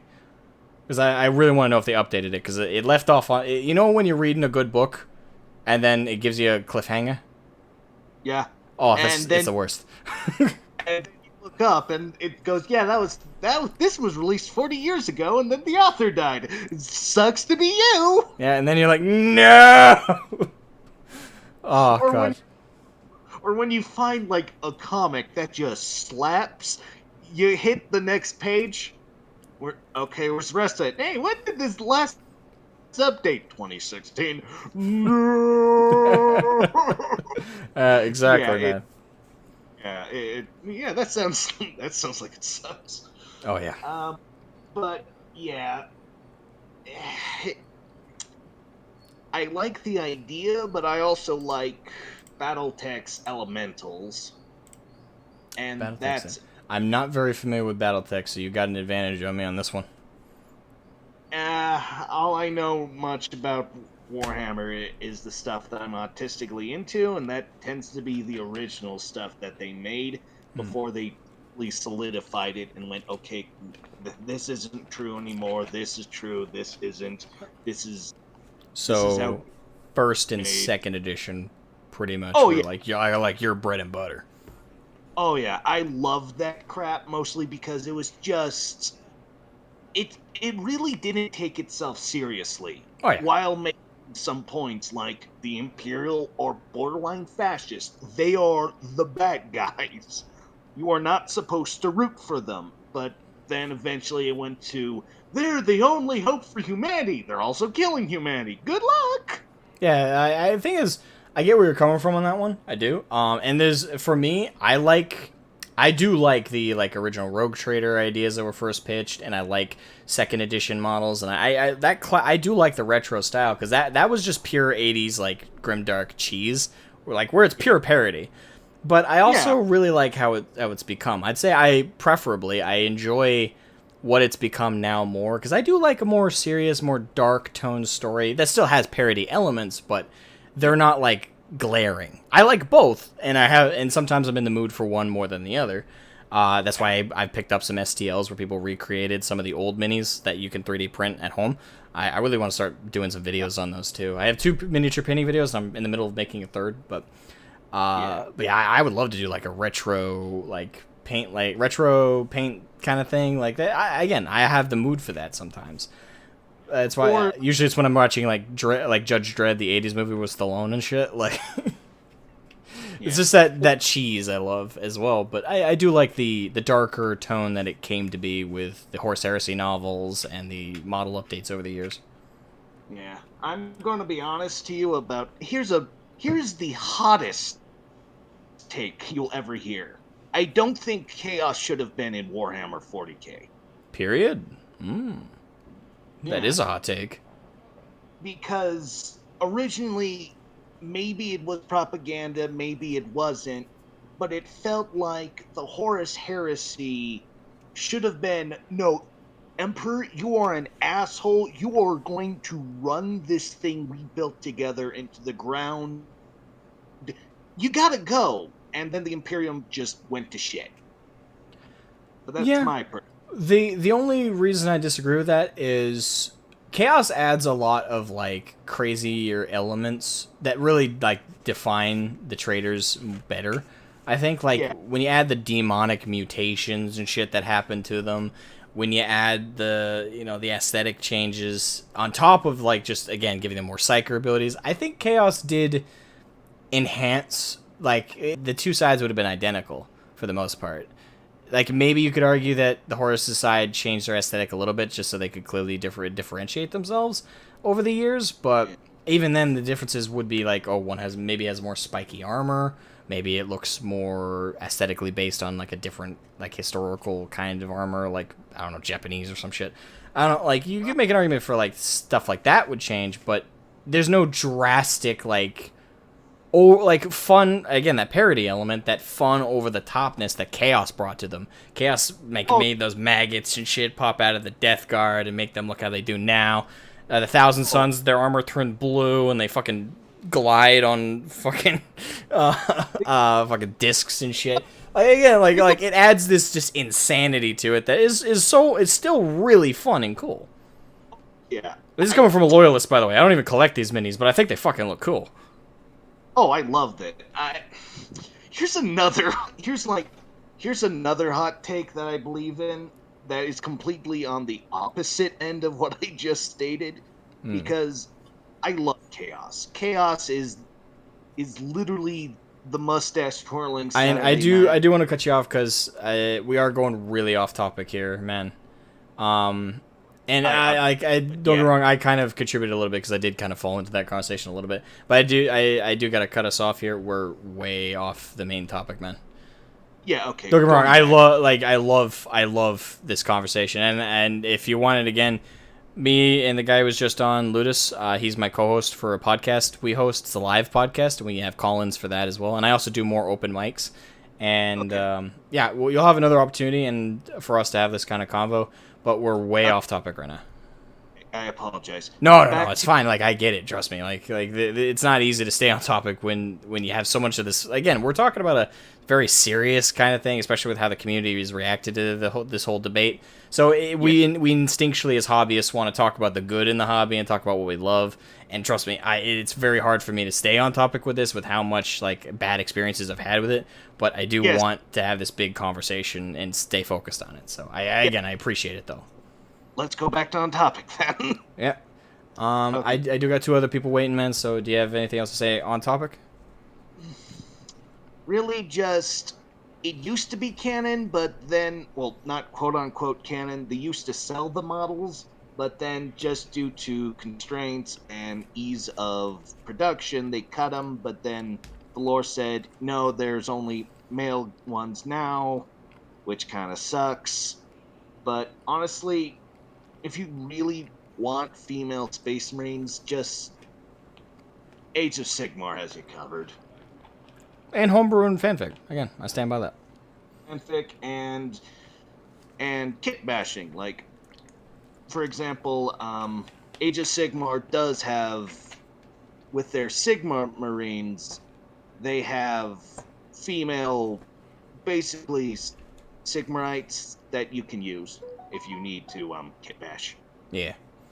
Anyway, I'm gonna try and bring in the next person in, but thank you for the talk, and I appreciate it. Yeah, have a good one. I will. See ya. Bye. Bye. Alright, who was waiting longer? I think Afio was waiting longer? Shoot, I wasn't paying attention to the last two people. Afio. Afio, what's up? Hi, how are you? How you doing, brother? It's good to see you again. Wait, I just need to turn on the stream because I... Okay, now. So, how are you? I'm doing pretty good. Today's convos and debate has been very, very good. So I'm very happy. I was expecting some more heated shit, but to be honest, I'm very happy it's all been cordial so far. I've been trying to keep it that way, and it seems to have been nailed on. You mean, actually, about the issue about female space marine, I talked about that with my girlfriend and my daughter, actually. What they thought about it, and my daughter is an avid fan of the, what is it, the new Elder faction. Was it the Inari, something like that? The Inari? I think it's yeah, the Dark Elder and Elder mixed party faction. And my daughter and I sometimes play like games together, and we played a co-op version of Space Marine, no, not Space Marine, Dawn of War 2. And in Dawn of War 2, you had this, what was it called, an Elder Prophet, what was Taldea, I think was. Not sure. Or was it Idranel in Dawn of War 2? And my daughter asked, so people are going a little bit ballistic about female space marines, but I can't have a model of a female space marine that is perfectly made in Dawn of War 2, or Dawn of War 1, or Dawn of War 3. As an example. And she was like, why can't I get a elder lady for my army? Because I can only make, or can only get like this Farseer psychic guys that look more or less like a male miniature, or like or androgynous or something like that. And she said, why about Space Marine? Why not Elder? Why not Guard? Because when you think about like what was it, the Space Marine game with Captain Titus, you had this one lady from the Acadian 202nd Regiment, and she like punched everything together, fought Chaos Space Marines with a las gun, and we never get anything from Lieutenant Mira in the game.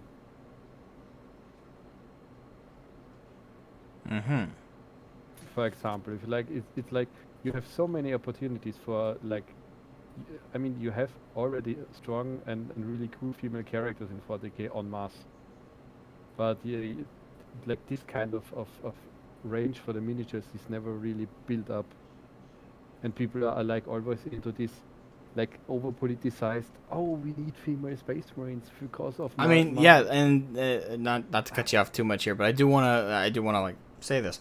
But yeah, that's a big part of why our side has the views that it does. Is I think a huge portion of the people who are particularly like, you know, like I don't want female space marines. It comes from not a hatred of women, but in fact a love of the women we have in the hobby. It's a love of the female characters in let's say like you got the Tau. I don't remember the name. To be honest, I don't play Tau, so I don't. Shadow Sun, is that it? Yeah, you got that character. People love her. Again, I'm not familiar why. I just stating what I'm aware of. You got, again, what me and Ludus just brought up. Ludus brought up, and I engaged in. But, you know, he brought up the several female characters that we've had, like, in our Saren, we have Euphata Keela. We have female characters in this universe. And if we take out, but, you know, focusing on what you said, though, about the line, about miniatures, yes, like, this is what makes people so frustrated against the pro-female Space Marines community, on top of everything else we've discussed. But this is another element that is very much a frustration, is these people don't advocate at all, or nearly at all. Like, people like Bronze might be an exception. Okay, yes. Am I roboting? Okay. No, it's okay. It was just a millisecond. Okay.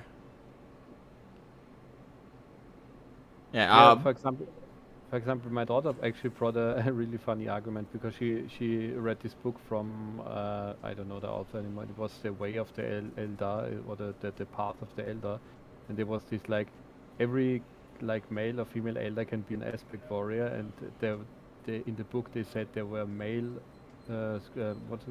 howling banshees, and you didn't think about it. Huh, funny. Never seen that before.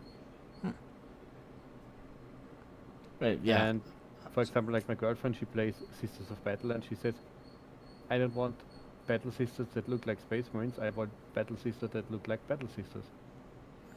Yeah, and that's a big thing with us hobbyists is when us antis female Space Marines, a huge motivator is we already have lines of women like for example, my big thing is Sisters of Silence.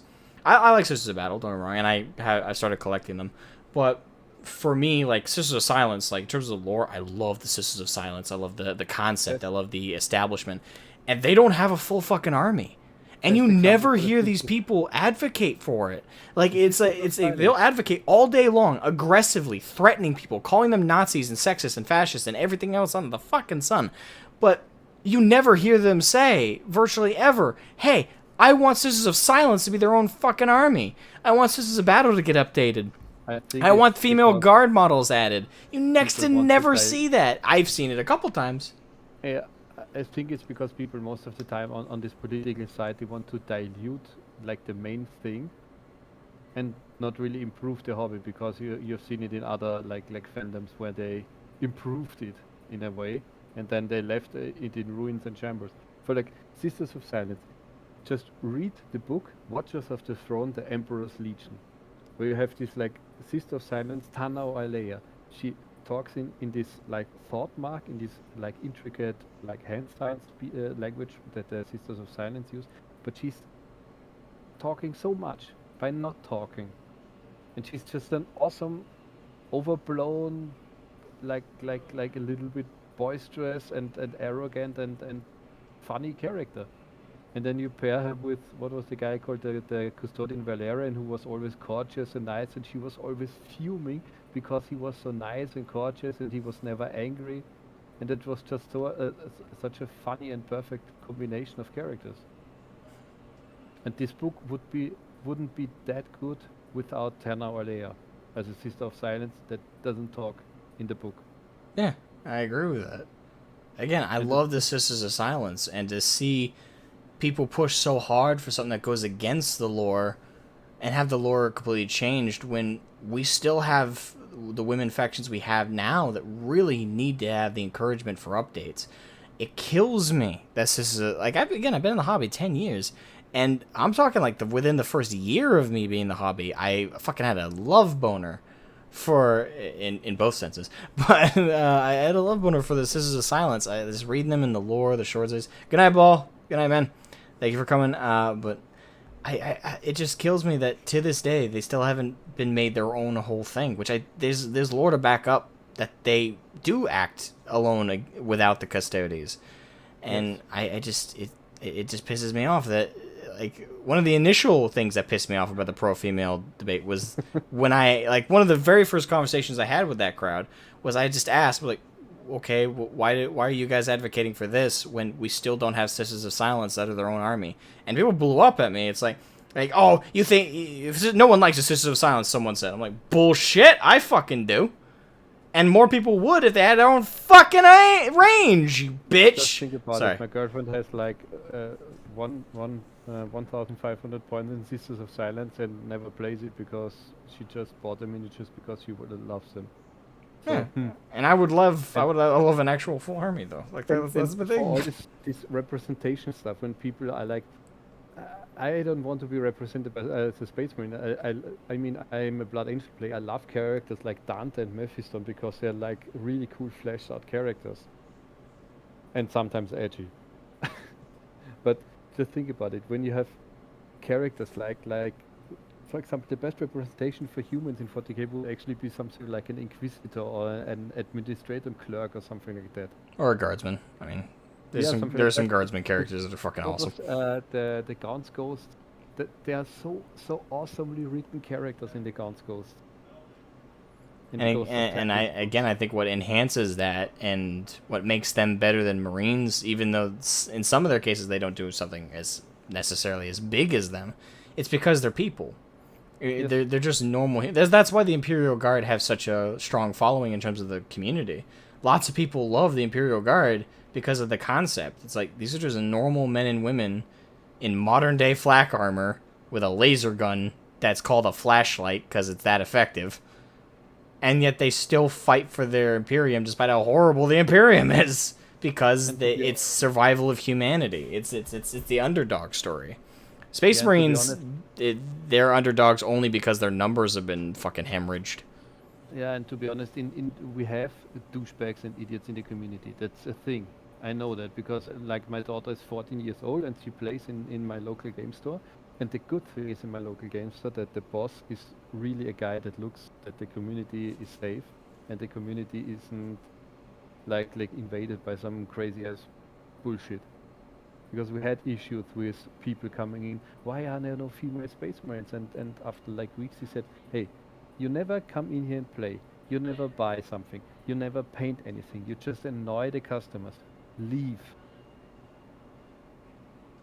And one of these guys tried to like talk with my daughter and said, hey, you want to play at my home? And I said, dude, that's my daughter and she's 14, piss off.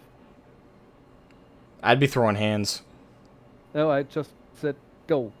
I'm saying you handled it better than me, but I would have thrown hands. And sorry, if I had a daughter and I heard someone say, hey, want to come over to I'm sorry, before they even finished speaking, I would have punched that motherfucker so hard. I would have embedded him in the wall to make him look like a fresh new piece of merchandise. Hey, I got that red rampage under control. So the thing is, like one quote from my daughter was, if you bring female Space Marine, then next bring Sanguinius back and Pharaoh's Manus and make them bionic Super Saiyans. What? Oh god, I did not think Super Saiyans were going to come up today.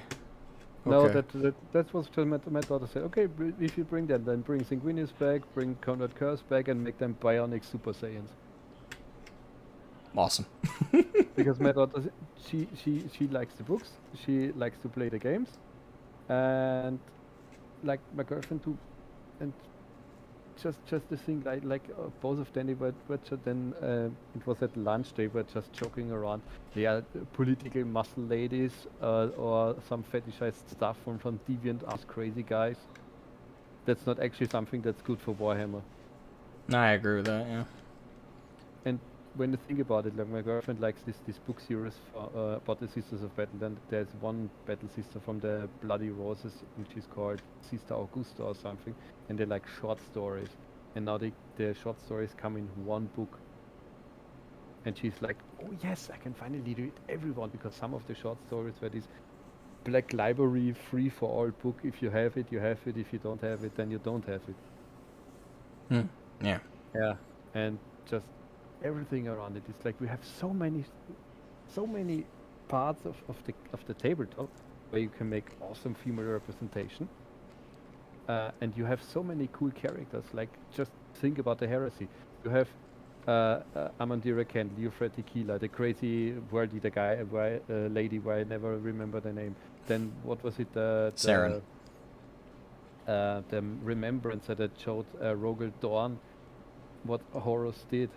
And then there was like one of the most powerful messages in 30k in the books was from Euphrates Tequila after what happened when they showed Rogel Dorn the pictures of what Horus did, and she said, and she cried, and Logan and not Logan, Garo asked, why are you crying? And she said, because we broke a brother's heart and nothing will ever mend it. That was an epic. It's moments like that that make Flight of the Eisenstein if not my favorite book, powerful top 2 moments in the game. And it was not a Space Marine. Yeah. It was a lady that will become like the first saint of the Imperial faith. Yeah, I mean, like that again, that was such a pungent moment, and that whole book was amazing. But it's moments like that that really made it amazing. call me crazy, but I think most of the people who are advocating for stuff like female space marines or like I don't know, I heard people talking about male and female tyrannids and stuff like that too. So, not cases on everything. Most of the time, I think these people never read any of the really good books or any books at all of the 40k verse. Yeah, and the thing is, sometimes I've caught some of them. You know, sometimes they pretend to be fans and pretend to know the lore, and then like you try and ask for a specific example, and they'll try and be like vague. Like one person was like, "Oh yeah, I thought that book was really terrible. That's why the so and so author is just not good." And it was like fucking ADB, and we were talking about Hell's Reach, and I'm like, you didn't fucking read shit. And you can really catch it because it's stuff like that that reveal who's being honest and who's got a second monitor with Google open, just so they check like what you ask them about, and they look at the surface level shit so they can pretend they know. But then it's like on the finer details, you find they don't know jack. But to be honest, about this entire stuff with the lore reasons, and I to be honest, I'm a Firstborn Marine player. I still play Blood Angels Firstborn, and most of the times I table Primaris players because Firstborn Marines are still better, if you ask me, in some parts of the tabletop. And when the first time the Primaris lore was released, I was like, oh god, what? I am happy that Firstborn Marines aren't totally out of the game, but I do gotta say it is an uphill battle. Yeah. And it was this like fiddling around with the Emperor's work, and then somewhere they got shoehorned Carl in, and I think the Primaris lore improved a little bit. Yeah. Not that I say I read Gathering Storm, and I still want to see Gilliman after he awoke and see what the Empire has become, that he just goes to his table and just head table and smashes his head into the table until he's unconscious. Yeah. I would love to have this. Yeah. But, like all this representation stuff, it's like I'm a Star Trek fan of like Next Generation and Voyager. Same. and then when you see the new stuff, and it's like I just cringe and I just feel like ooh. And then when you see what happens with Halo, what happens with Dungeons and Dragons, and what was also Star Wars, I just, from the 3 new Star Wars movies, I watched the first one and then I said, nope, I won't bother with the other 2. Yeah, I mean, I totally get you there. I totally get you there, man. But yeah, it's stressful, and that's why we're on the side that we are. It's just, yeah, we're in this position where we recognize this as mainly being politically motivated. We see this as manipulation of the hobby as opposed to true fans advocating for something. And again, with someone like Bronze truly believes in his side, but even he's not motivated necessarily because he thinks this is an objectively strong improvement on the hobby, but because of what's happened to his friends and how they were treated. And I don't definitely get that part because, to be honest, we had homebrew in our local store. I don't care really about homebrew. It's somehow homebrew Warhammer is a little bit like kitchen table Magic the Gathering. It's like it's something you make at home and you have fun, but it's not canon. Yeah, it's not canon, but it's still fun. And again, I think it's, and I think that can be a part of the hobby, is just exchanging and conversing and saying like, oh, here's my homebrew, and you can experiment with cool ideas. And I'm sorry, but like the hobby for me would be detrimentally destroyed if homebrews were not allowed, not encouraged, or bullied about. Homebrews are so big to me personally because it's just that community creativity, that community. Never force. The thing is, if you do homebrew, never force anything about onto anyone, because that makes resentment. Oh yeah, absolutely. It's but what I'm saying is, it's not like the forcing on part. Like that's bad. Like if you're like, this needs to be canon, that's the problem. It's at that point, it's narcissism, it's ego. It's like, oh, what I made must be canon, so I'm recognized for my genius, as opposed to just enjoying it because you're a fan and you made this for your own satisfaction, and some other people might check it out and find it cool. That's the point of homebrews. It's you making a step to create with a hobby or with a fandom that you love and enjoy, and it should be celebrated, it should be encouraged, and it should be recognized. I mean, And in many ways, I think people should lord it, because it's such a beautiful way for the hobby to kind of express itself through the community, and do it in a way that isn't intrusive on other people's enjoyment. We have the core lore, the core universe, the core setting that is what we all enjoy, but then when it comes to the elements of, okay, I'm a woman and I want a female Space Marine, I'll just make it at home in my personal army in my own little fluff. Oh, I'm an orc player, I want my own clan that's different from the ones that exist, that has a bit of a creative spin, etc., etc., etc. In my local, That so we have, sorry for barging, we have a female Space Marine army in my local game store, but it's a Slaneshi army, and because the guy who made a point of it that he wanted to make a Slaneshi Space Marine army that's partly made of Sisters of Battle that were corrupted by Slaneshi demons. And again, that's a cool idea, and I'd love to hear that guy's fluff about it. Yep, and like when I played with my friend, and it was like after his wedding, when he and his boyfriend had finally had their wedding, it was so funny. We played Warhammer, and some rando came in and just said, "Hey, that's nice," and blah blah blah, and asked about his Space Marines and his Chaos Space Ladies, yeah. And then I said, "Did you assume the gender of his Space Marines?" And he said, "Oh my God, sorry, did I assume that it's just a joke? Or God, please calm down." Oy vey. Yeah, that is an oy vey, man. It's like, dude, really? Like some of these people really need to calm down. They also need to formulate a sense of humor in some cases. Yeah, 'cause some of them they joke around, but others not so much. Most of the people don't know, for example, that you can homebrew in an existing chapter of Space Marines. I find that weird. No, like that someone wouldn't know that. I made a Crusade army for my Blood Angels, and for my captain will be played like with the rules as a chapter master, but the only really cool Blood Angels chapter master is Raldoron or Dante. So in like a really old Warhammer rulebook, you could have a Force Commander. So you say that it's a Force Commander, he's like a stand-in chapter master, and so he gets his own personal like bodyguard posse. They're like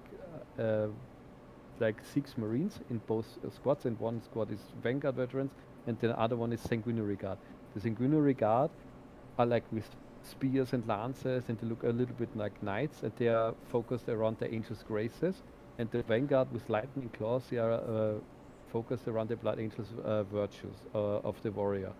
So that's like, you have the Angels' graces and the warrior's virtues, and these Marines, they represent these like as a squad for a crusading army, and that's actually homebrew in an existing chapter. Yeah, and yeah, stuff like that I absolutely fucking love. Yeah, and when people like, what the fuck are the graces and the and the virtues? And they said, yeah, just read the book Dante, and yeah, just something like, what was it? Honor, humility, mercy, restraint, and forgiveness, and stuff like that. And so they are focused around that idea, and people are like, oh, how do you came up with it? I don't know. Read the book, enjoy the lore, and then be creative. Yeah, absolutely. And it's just, when you're an ultramarine, they're like Roman and Republic and stuff like that. Just try to build like a spaceman army that's designed like a Roman beer wall, where you have Vanguard veterans with swords and shields, and they look like legionaries. Heck, there is even a homebrew Battle Sister chapter in our local game store. They are like thinking that Mephiston is like the reincarnation of Sanguinis, so they started to praying, and because the Blood Angels have like this new big lore and space hub now around Baal, so there's like a little Minoris chapter of Battle Sisters that pray that Mephiston will be reincarnated as Sanguinius or something like that. And they are like super crazy melee Battle Sisters that try to replicate the red thirst of the Blood Angels by being extra savage in combat. Yeah. Alright, yeah. To be honest, just Sisters of Silence are mutants and get augmented. Battle Sisters also get augmented to, and in the, what is it in the but in very minor ways. Like it's nothing like the Space Marines. They're still virtually human. It's not the same level, but they are like different than a normal human. And in the book, what I would is I would say what they have is no different than if you gave someone steroids. And you wouldn't call someone who's been given steroids not human. No, I mean the Sisters of Silence in and of itself are mutants and then get a little bit of augmentation and training. Yeah, absolutely. Because they are the pariahs. But in like the what was it, the Chancellor Tyron in the Watchers of the Throne book said about the Sisters of Silence, the Space Marines, the Battle Sisters, they are made less human and hollowed out to protect us humans from the horrors outside of our like bubble of safety. And that's what I think many people forget about Space Marines, that they are made this way to be less human, to protect humans. Yeah. Although. And to be honest, if I want to be represented in 40k, I take an Inquisitor. At least an Inquisitor gets slayed like Eisenhorn. I'd take Sly Marbo. That's clearly representation of me. I guess they stole my identity. Yeah. They fucking cloned me and put me in that. I want my royalty check, GW. Anyway, I'm gonna have to call it there though, man. Thank you so much for coming on, conversing. I do appreciate it. If we can ever force GW to do something, please, a Sire for Sane miniature for the tabletop. Yeah. I support that, yeah. Thank you, man. I do appreciate you coming on. I will send you the Farseer that my daughter meant, because she wants just that miniature for the tabletop. She wants just, I need it. Have a good night, mate. You too. Thank you for coming on. Alright, we have nobody else waiting in call, so that is going to be our last call if no one wants to jump in. If someone does jump in, I'm going to give you guys, I'm going to give anybody who wants to jump, even if you've gone in one call before, if you have something new to say, let you jump in. I'm going to keep it on, I'm going to say this, we're going to try and keep it under 10 minutes. We're going to try our best to keep it under 10 minutes, okay? Because we're going for 3 hours, and that's 3 hours that was been rough because the stream keeps cutting like every couple of minutes. Oh, God. But yeah, I still will leave the stream open to one more call. If you show up in the next 5 minutes. And real quick, let me do something here.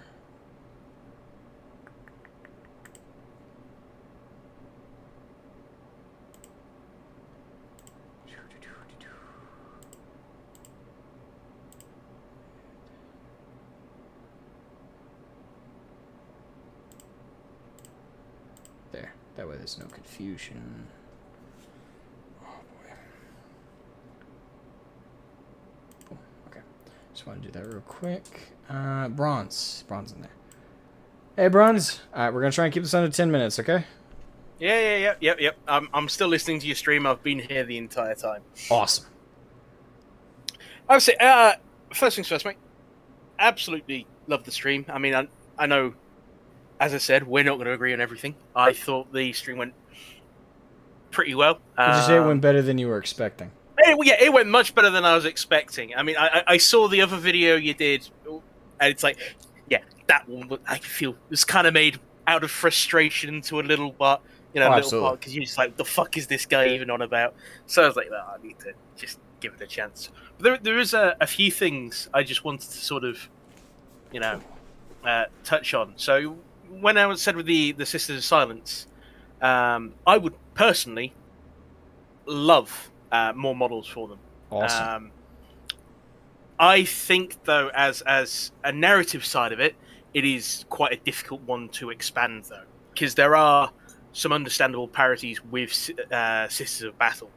I mean, they share half the same name to begin with, and they're always sort of more looked as, I mean, they shouldn't be, but they are sort of looked as a super version of Sisters of Battle, which I'm actually okay their with. Own natural entity. I'm totally okay with that. I've always wanted Sisters of Silence to be kind of what the Custodes are to Astartes. There's still a clear line of connection. They're clearly genetic cousins, but where they differ is one is just a ultra version of the other, and is the more regal, is the more royal, the more exceptional version. But it's in their individual stories and how they approach, and sometimes how they interact with each other that really shows that uniqueness. And I always wanted Sisters of Silence to be the custodies of Sisters of Battle, so to speak. Yeah, no, I get that. It's a fair way to see them. And then with your last caller, whose name I have unfortunately forgotten. That was Afiel or Afiel. Afail. Yeah. He raised, I think, some absolutely brilliant points about diversity in the hobby in general. In terms of there are a lot of good characters out there, and they don't really get the representation that they should. I mean, no one gets every character that they want. I mean, if Games Workshop decided to do that, dear God, how many books have they got now? How many characters would we need? Quite a lot. Yeah, bloody amount. But there is a very sort of distinct issue that a lot of these cool characters that we do get, they're not fleshed out enough. And then even with things like space, excluding Space Marines for a moment, even things like Imperial Guard, where we know canonically it's a mixed force, right? You read loads of books, Commissar Kane, Last Chance, anything. We've got mixed teams. You can't unless you go to a third party. I understand, again, it is mostly Games Workshop needs to be able to, make money off whatever they sell. But at the same time, just having the options there is a bit limiting. Sorry, not having the options there is a bit limiting. You don't come across a female Lord Commander. Like, there's just no model. You can find it in the stories. I mean, now there is, actually. And now there is. That's one thing do you remember a while back when they added the upgrade sprue for the Imperial Guard recently? Yes. One thing I really wanted them to do, and I thought they were going to do it, I genuinely thought it was coming, and I was excited for it. I thought they were going to release some female heads. Yeah, I actually thought they had, but I seem to be proven wrong about that one. Yeah, I was so disappointed. It was just like it was just some more male heads, which okay, they still diversify a little bit though. One's got a cigar in his mouth, I think, and looks more sergeanty. Yeah. I liked the addition. The upgrade sprue was cool, but I was really hoping for a female upgrade sprue. A bit more of a flair, yeah. Yeah, because I really think that would enhance a lot of people's art, because a lot of people would love to have that mix with Imperial Guard in particular, because it really, not only is it lore accurate, but it would make your minis look more diverse in a Horde army. Yeah, no, I again completely agree on that one. But then the other thing I want to just sort of touch on is when we have had additional female characters brought in, there has, and again, I'm not accusing anyone here of being. It's just something we do need to acknowledge, and something that will piss off not only the activists, who can be very insufferable and annoying, but just the people in general. It's like, I can't even remember the model's name. The female commissar that came out as part of Black Library. I think I know the one you're talking about. Yeah. Yeah, it's a cool model. I liked it. I liked it too. I didn't pick her up because I don't have a guardsman army. But I did, but I sold it. See, that when it came out, that was met with a lot of, oh, who the hell is this? Oh, it's Wokehammer. Oh, it's a female character. Really? I didn't see that. Yeah. And then the same thing again with the leaks for the new guardsman models coming out. Again, I've come from Facebook over to Twitter, so I find Twitter is a lot more lefty, and Facebook. That's one way to put it. Yeah, Facebook. You can preach whatever the hell you want to preach on Facebook, but you call anyone out for anything on that, you're going in the sin bin. Oh yeah. It's like, if you want to tell people you can cure autism with bleach, you're allowed to do that on Facebook. You call them an idiot for it, you're getting blocked.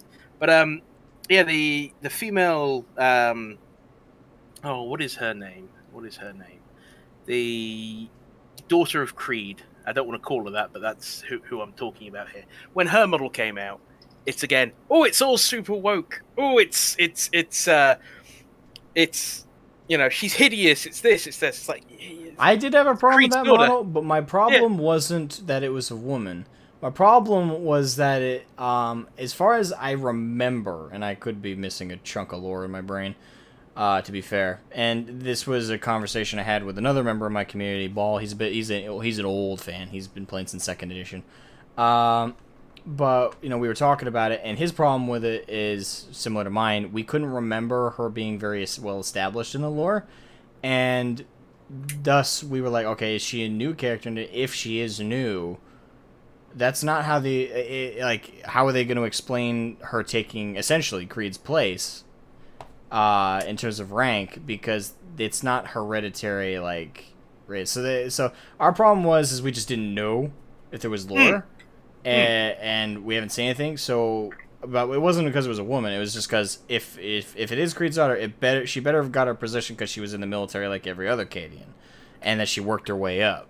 I would wager that is what it's going to be. It's certainly, I guess, so, yeah, I can, because until I actually don't think there's been any mention of her. I think we can all agree that Creed probably fucked about. Oh yeah, absolutely. Like as the general, that man as the general of the hardest. The man, yeah, yeah. You don't be in a position like that and don't have some fun on the side. I'm pretty certain this is just one of his many children. Oh yeah. Because odds are, it's like, you're Cadian. Every year you've got to have X amount of kids, otherwise, what are you doing? We need soldiers. More meat for the grinder. Exactly. And it's just things like that. And as Debino said, when you are only exposed to certain parts and certain subreddits, you can generate a bias. And this is all things I've come from being on Facebook. I see loads of this jazz. Anytime Games Workshop so much as posts a thing, even when it's not like my brain. It is 3 a.m. My brain is on the way out. No, I get you. It's late for me too. Well, it's early for you. It's late for me. There is no hate in Warhammer thing, right? Even when it's not that, it's like, oh, is this something new, Games Workshop? I don't like it. This is either woke bullshit or something else. It's like, okay. This is not just, it's a company and it likes money. I'm pretty sure it's just a company and it likes money. Yeah, the image you shared earlier, that is an example of something that if I saw it, I would call that person out immediately. That is bullshit. Because first of all, I know that I don't know them, but I know of the artist that makes that artwork. I love all of that Primarch art, the Fem art. I see that as amazing artwork, and I fucking love it. And the Magnus gender bend, I have a crush on that. I love that artwork, and I don't see that as pushing a narrative or nothing. That's just somebody that is a great example of creative fanfic and stuff like that. And it's just a gender bend. Every single hobby on the earth, every fandom on the earth has a gender bend. Everyone's done it. There's even a rule for it. I don't remember which one it is though. Yeah, is it 63? Something like that. Something like that. There's always a gender bend for every fucking every hobby and everything, and they're always cool. And ones like this where it's waifu style, I fucking love it. But and none of this is preaching or saying, "Hey, change the hobby." I don't know how anyone gets that impression. That's just insane. Well, it's because you get some very thin-skinned individuals on both sides. Oh yeah, absolutely. And it's just something that we, and this is me being woke at this point, right?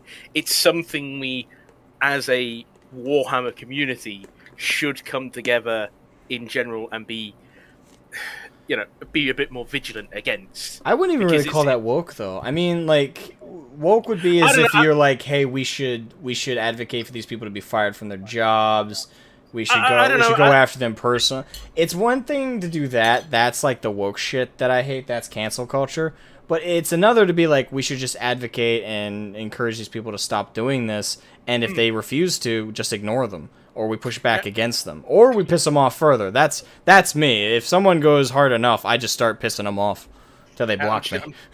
I'm just gonna quickly add another picture to the Discord. Anyone's welcome to chime in on this one if when I find it. It is right. again, I use woke there because that is how I'm used to woke being portrayed, right? Anything. And you might be going, yeah, woke's more so, for these really bad things, right? Well, that's my experience with it. Yeah, yeah. Oh God, come on, where is it? So, are you familiar with the Daily Mail in England? I know of them. I have not Cool. seen a lot of their stuff. So, I mean, I might not be able to find it in the time we got on the stream because I don't want to spend just time going through my phone. That's my dragon. I'm way past that. And it just goes. Do you talk? Are you interested in history? Yeah. Let's do this as a quick test. Asmon, are you positive about your mental health? As in, like, do you speak to people about your mental health and how you might feel upset or anything like that? No, my Discord gets mad at me when all the time. Because I don't tell them when I'm having a bad day and they get mad at me. Follow. Do you like history? Love history. Cool. And then final one. Are you aware that healthy eating, not veganism, not vegetarian, are you aware that eating healthily is a good thing, and you sometimes might choose to do that? Absolutely. Well, my good sir, you are apparently woke. What? Yeah. That's ridiculous. It is. It is flatly ridiculous. It's like when I see anyone talking about it, it's like, I don't know. Is this person woke? What does woke even mean anymore? I mean, like, I have a personal definition, but my personal definition is political extremism. And that's why I've called some right-leaning people woke before. Because the thing is, my that's just my personal definition is woke is when someone is politically extreme. Typically, it's the left, but I've seen right-leaning people who speak like a preacher and tell shit like it's like the world is ending and shit. That's still the same attitude. It's just the other side. So I don't know. That's me. I mean, one thing I find personally very amusing about that is, according to that definition, Arch is woke. Which is hilarious to me. I haven't spoken to the man.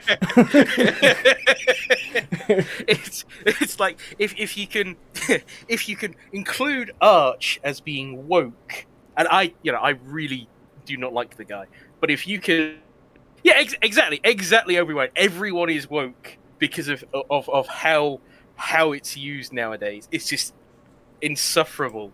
It's like, guys, you need something new. The left needs to stop calling everyone they don't like Nazis.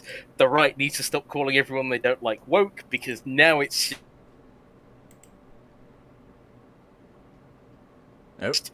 synonymous for and I mean, yeah, I've got oh man, hello. Oh, there we go. Yeah, you cut out a little briefly there. Oh, don't worry.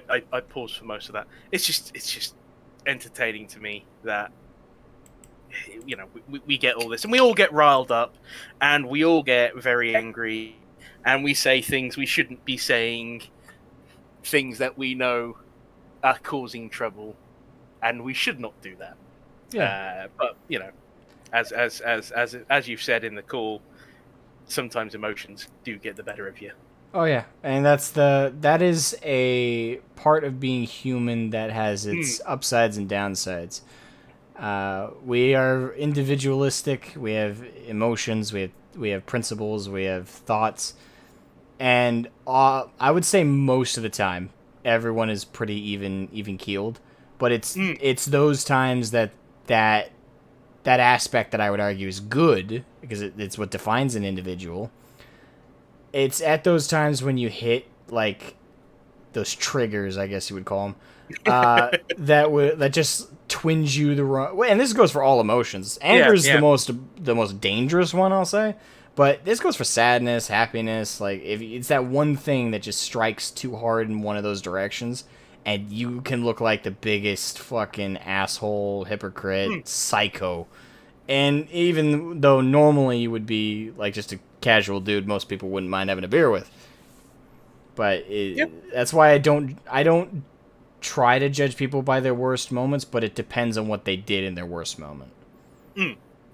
It's very much so with Twister and everything. It's very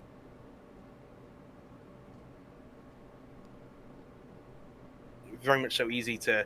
So she chose to engage because I'm literally I've been on Twitter like 3 days and I fell in with Them to jail because that's just impressive. Like I'd be like arrest them, send them to jail, or give them a Guinness World Record. Like, yes. It's just, I'm only 30, right? No. And I feel. Oh, apparently we're buffering again. No, yeah. All right. Can you hear me? Right. Yeah, I can hear. Awesome. I mean, I'm only 30, and I feel too old for a lot of this shit. just in general. I feel old for this shit, and I'm 22. Oh, mate, from 22 to 30, it just disappears, especially when there is a lovely 2 and a bit year health crisis where everyone's trapped inside. Oh, yeah, that was horrible. I gotta say, my adult life has been crazy so far. At 18, I was working for the military designing warships, and now I'm stocking shelves because the pandemic. I quit that job. Oh, how dare you quit a job that sounds very stressful. Stressful, tight cubicles. How dare you consider your mental health at all? And I'm not gonna lie, I was gonna jump out the window at one point, and it was getting bad.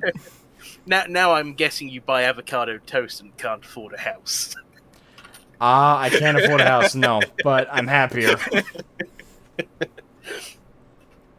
Yeah, I'm happier now. I will say this: I could afford a lot of minis when I was working there. I'm sure you could.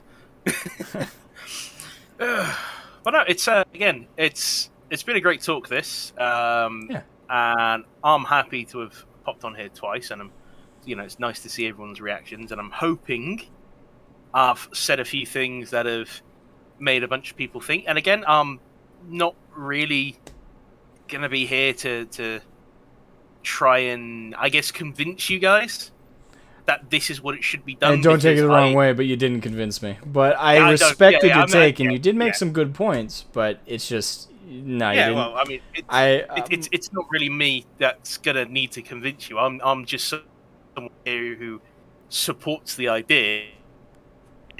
Yeah. But I'm not really the harbinger of change for this. And again, as much as I'm fine with it, and I don't think it's going to be anything cataclysmic if it does happen.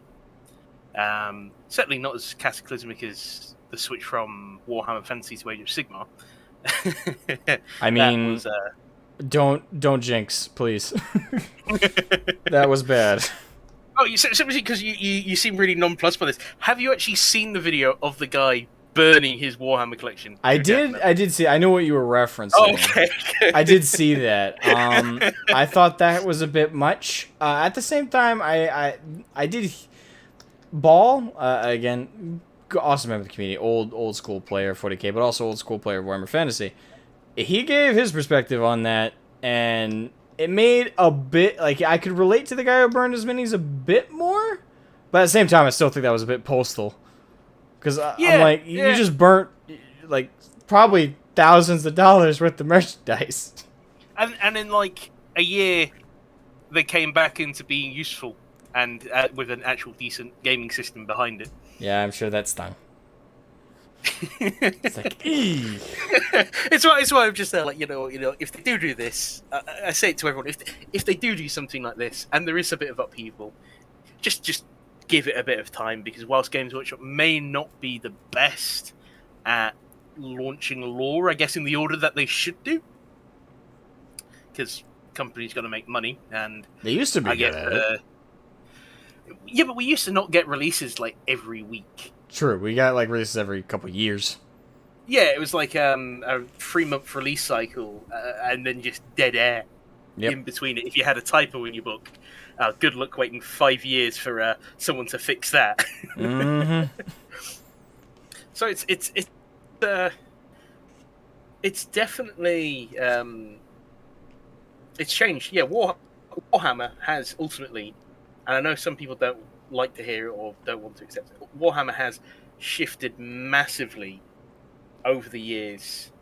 Even since when I joined, like the biggest shift will have probably been from Rogue Trader to 2nd edition. But since I've been in from 3rd edition, the community shifted. It's never not been vocal and annoying about stupid things, though. It never won't be. That's remained a constant. Don't expect that to change anytime soon.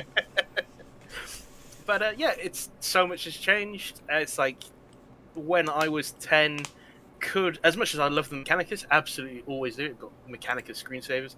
Could I have imagined a full Mechanicus force coming out? No. Could I have ever thought about Custodes, the guys wearing black leather thongs and helmets, ever coming out as shiny armored muscle men to the Pillarmen theme? No, I couldn't. And with that, story has changed. It's always going to change, either because GW wants to move something in a new direction, because something is a little bit cringy and outdated. And again, people can put this down to the whole sort of woke thing. I'm not really too sad to see references of rape and everything sort of just disappear from fantasy in general. It's like, yeah, I can put 2 and 2 together. You don't really need to put it in like writing. I've got an imagination. And I know some people will think that's, I'd say that's a sensibility. I'd say it's a sensibility thing, not really a woke thing.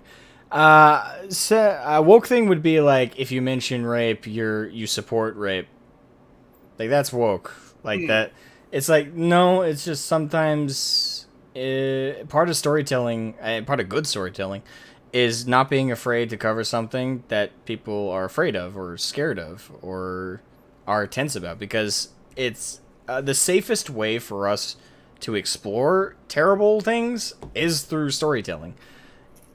And through it we can come up with solutions, but also sometimes it can help to make us think about these things, sometimes in the real world, but sometimes if it's like a future idea, it's like, okay, like how can we avoid the worst case scenario of this? Fiction has real world stuff you can like take away from that. It's obviously like when you like this fiction must be like a mirror of the real world, that I'm like, fuck off. Yep. It's like, no. But if it has like the occasional take into the real world, whether it's future stuff or whether it's stuff you do within your day-to-day, I think that's part of good storytelling. And as someone who has suffered sexual assault and has gone through that, I gotta say that... Hang on, mate. You're gonna...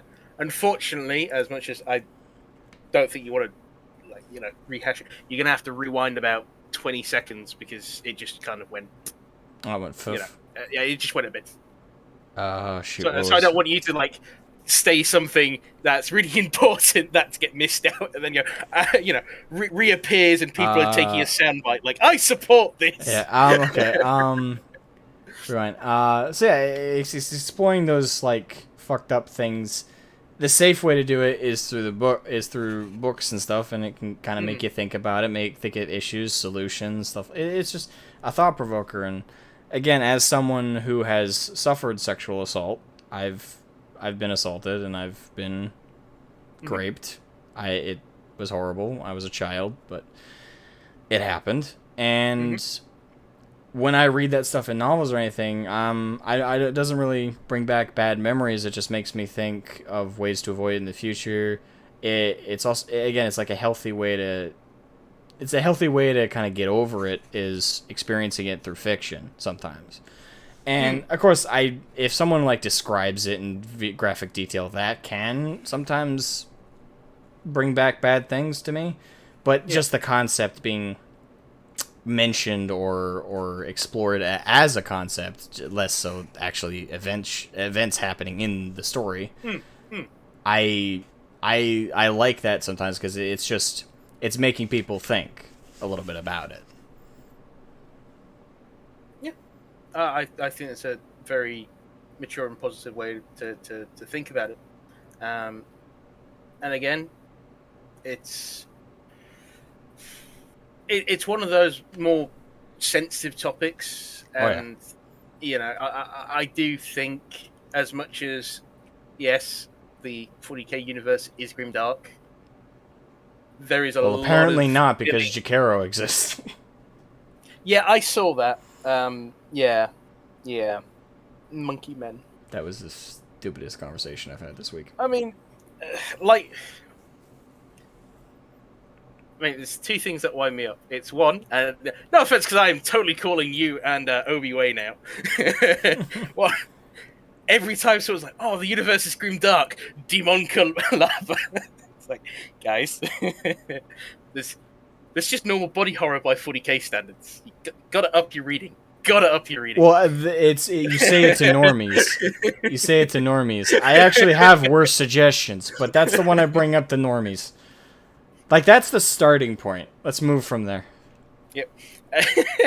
And the other one is, it's like I know a lot of people know that this. Actually, if you want a good example to like freak people out, I think a good one is if you look up the full description of the Nurgle plague. Which plague? Well, I don't even know. Is there a name for it? There's a specific reference to it's. I just remember calling it the Nurgle plague, but it might have specified like a version of it. But it was in one of the 40k short stories, I'm pretty sure, and it described in great detail. Like, credit to the author for like the imagery, but it described in great detail like the effects that looked on like the zombie-like horde and how their bodies were being ripped out from the inside out. And like, honestly, I find that more graphic than the Demenculaba, because the Demenculaba is fucked up, but there's something more universally, I guess, like you would use the term relatable about like a disease eating you from the inside out, but to have it like hyperbolized in such a way, like maggots pumping out of your skin, your veins are like drizzling blood, drizzling this goo outside of your body, your bones are contorted in awkward directions. It's like, for me, something's more upsetting and unsettling about that than the Demenculaba. Because the Demenculaba, in a way, I would make the argument, is so over the top that you kind of like, it's almost paradoxical. So It's shock. It is a very much a shock factor kind of thing, because it's there, and then it hangs around. It's like, damn, that is messed up. Like, it just. But you know, we've got a lot of messed up things. Also, with the zombie plague, if you've not, definitely suggest reading the Soul Drinkers Omnibus, because Soul Drinkers is a wild ride by Ben Counter, with the zombie plague being the key feature to, I think. Credit to Ben Counter for imagery, by the way. Everything I've read from him, he's very descriptive. Oh, I love his Grey Knight series as well. He's one of my favorite. But yeah, oh god, where was I going with this point originally? Sorry, you took me off a tangent. It's like, yes, good books, good discussion. Brain go brr. Yeah. Unfortunately, we're gonna have to end it here. It's I'm fine with that. It is almost half. Yeah, and 3. I've been talking straight for 4 hours, man. My voice is gonna go if we keep going. I mean, again, good stream, man. It was. I mean, I definitely can't say I agreed with that many things that people said, but some people did bring up some great points, and I think it was held very cordially. That was the goal. Words. It honestly surprised me, but again, all I had to go off was your previous video. I mean, it's a good version of a surprise, though. Actually, before we go, what was exactly what you were picturing? This debate going. This conversation going. Yeah. How what exactly were you thinking when you were like when I pitched this? I wasn't so much expecting, say, bad faith from yourself, because we'd interacted quite a bit. I was more so. I guess in my head I was thinking of it being more, a bit more of an open forum. You know how you've got in England we call it question time. In America, I don't know what that version is. When you've got the 4 politicians just stood at the podiums, all being asked questions, and half of them are just like, "Oh well, the person to the left of me is absolute scum." They're usually addresses of some kind. There's press addresses. We don't really have like a general public address, but we have press addresses and stuff like that. Yeah, I was kind of. No, I wouldn't say. I mean, I wouldn't say incels. I wouldn't have been surprised though if there were incels within the community, if that makes sense. Like, I mean, I could jokingly call a couple members of the community incels, but that's just because it'd be mean. I'm sure you could. I could jokingly call a lot of people incels. And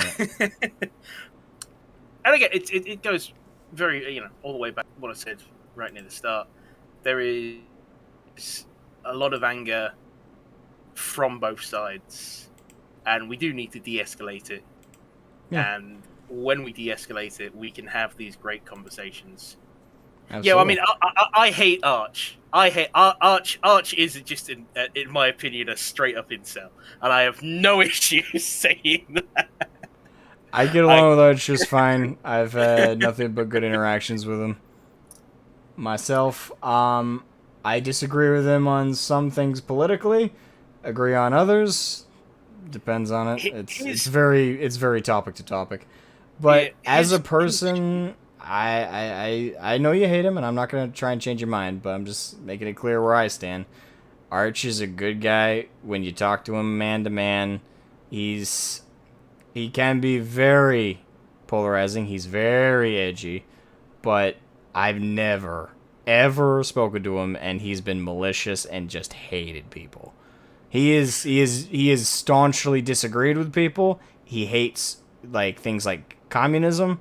I don't like communism, but he hates communism, and things like that he hates. But people, even bad interactions with people I've seen him interact with, like behind closed doors, just speaking with them, he doesn't talk about them like they're trash humans, and he doesn't like go the distance and want them destroyed. It's more like a disappointed parent. It's just like, why do people think like that? Like, I can't understand it. It's never hatred though. I don't think I've heard him. Well, I think one time, but generally I don't think he's not as bad as I think a lot of people think he is. I think a lot of that gets lost because he's very poignant. He's very like staunch in the way he puts things. And he's very political, too. That's why we don't talk a lot, because once he strays into politics, I stop listening. Well, I think that's somewhat kind of the danger, because his like lore videos and everything, back when I used to watch him. I know we're sort of dragging this out now. I apologize. Yeah, we'll wrap up on this. Lore videos and everything. I did used to watch, and then certain thing, when he started adding his politics to it, it's sort of got a bit more apparent, and there's the infamous Nobler video. And that sort of humor and his justification for it is very much so that, people in England are like, oh yeah, it's dark humor. It's like, no, that's not dark humor. That is the humor from 12-year-old kids who carve swastikas onto the underpass of the Seoul. It's like, they're bored. They don't know what it means. They have no, they don't support it in any way, but they're perfectly fine with doing it because they think it's really funny. Yeah, that is a fair way to put Arch's humor. But I want to emphasize that part. He doesn't support it. Arch's humor is different from mine. I have a very sexual based kind of humor. Like, I like vaginas and shit. I jokingly flirt with everybody on my Discord to make everybody uncomfortable. That's the kind of humor I like. I think a good example of the humor I like, what's the comedian's name? He passed away, which depressed me. Fuck. Shit. I really want to recommend him. I hate it when this happens. Like, I know exactly who I'm thinking of, but the name is not coming to me. Patrice O'Neal. Fuck, that came to me. Oh, okay. Yeah, Patrice O'Neal, that's my humor. Like, dead on. it can be edgy. It gets there, but generally it's just over the top sexual humor. Like I find it hilarious. That's me. But and for me, Frankie Boyle. Yes, I think so. Yeah, I enjoy Frankie Boyle. He's great. Yeah, like, but with me and Arch, I agree. I agree. When it comes to community-based stuff, I've agreed with him on a lot. I was part of the email campaign forever ago, but that didn't go anywhere. So, oh well. Yeah, I'm not really surprised that one didn't go anywhere. I mean, I wasn't expecting much, but I was kind of like, please, can we just get them to say Warhammer Reserve for everyone? Stop. Just cut out the rest. Well, that. Oh God, we do another video of this. Right, so lightning fast on that. Lightning fast on that one. I again have no issue with that statement because the ultimate root of the. I mean, I don't. I don't care anymore. I cared more at the time, but I don't care anymore. Yeah, it's like we don't want assholes. We don't want racists. We don't want this. And if your reaction, I'm not saying you yourself, but like if your reaction to being told, look, if you're a racist piece of, get out, is, don't bring politics into this. It's like, well, no one would know you that if you weren't doing it now, would they? And I get that perspective, but my problem is GW. First of all, GW shouldn't have to say that. First of all, like no, they shouldn't. They shouldn't. The community should be decent enough to be able to police itself. Yeah, and that's the thing is, I wish we could police ourselves, but we clearly can't. Not at this point. But the other thing is it's just the implication that certain people aren't welcome. And the thing is, here's the thing: I hate fascism. I hate authoritarianism to the core of my being. Like I had a fascist. Like oh my God, you're an you remember of Antifa? Apparently, I absolutely hate authoritarianism. Like it's just I hate those systems. I can't think of a single authoritarian system that I could even try and relate to. But when it comes to my thing is if I'm across the table from someone who's a fascist, if they're not like playing the Third Reich like fucking Hitler's speech on their phone while we play, I don't care. Like, I believe what you want to believe. I don't agree. And if you try and force me to think it, I will call you an idiot and I will rant. But if you can play the fucking game and you talk to me about the lore and you're just like, I really like this if you're a nerd and be a nerd, you're welcome at my table. I don't care what you believe, as long as you keep it off my fucking table. I get that. I truly do get that sentiment. I can't personally agree with it because the moment they leave that space, the moment they stop playing nice is the moment, it's you'll have heard it bandied around, and they'll probably bandied it around stupidly, is the paradox, the paradox of tolerance. You can't tolerate the intolerant because the intolerant will destroy the tolerant, thus removing the tolerant and leaving only the intolerant. It's a valid. Arch made that point. I'm just saying. Repeat that because you stuck. I cut out again. Son of a bitch. The stream doesn't like you talking about Arch apparently. So it doesn't like me. Period. Today. It doesn't like me. Period. Today. But Arch made the point about the paradox of tolerance. And it's taken all my self-control not to point that out to people on Twitter, because I'm already in enough like shit with half the people there. But it's just I find it funny that a lot of people who like vitriolly hate Arch have been like reposting that, and I'm like, he literally made that point in a video like a year ago. Yeah, but he also did, for some weird reason, need to make an hour-long video questioning the legitimacy of a black space marine. So you can understand why there's a lot of. Yeah, and I didn't agree with him on that, and I think I told him. I think I told him that actually. Yeah, it's like, when you have to do that, when it's something that is just so obvious. There is something a bit weird with you. Yeah, and again, I'm not trying to convince you to like the guy. It's just Yeah, I know. I'm trying to be clear. I get along with him just fine. And yeah, I'm just saying. I think people's politics, as much as it's nice to just be cordial and not involve it, if people's politics involves doing or being crappy to other people, I'd rather not. Yeah, but you personally don't associate with them. Yeah, but you don't convince them. Like I'll leave off on this. Do you know Hey. the black man who convinced the KKK members to leave the KKK? Yeah, no, I've literally read that one. I think Metal Man shared that one.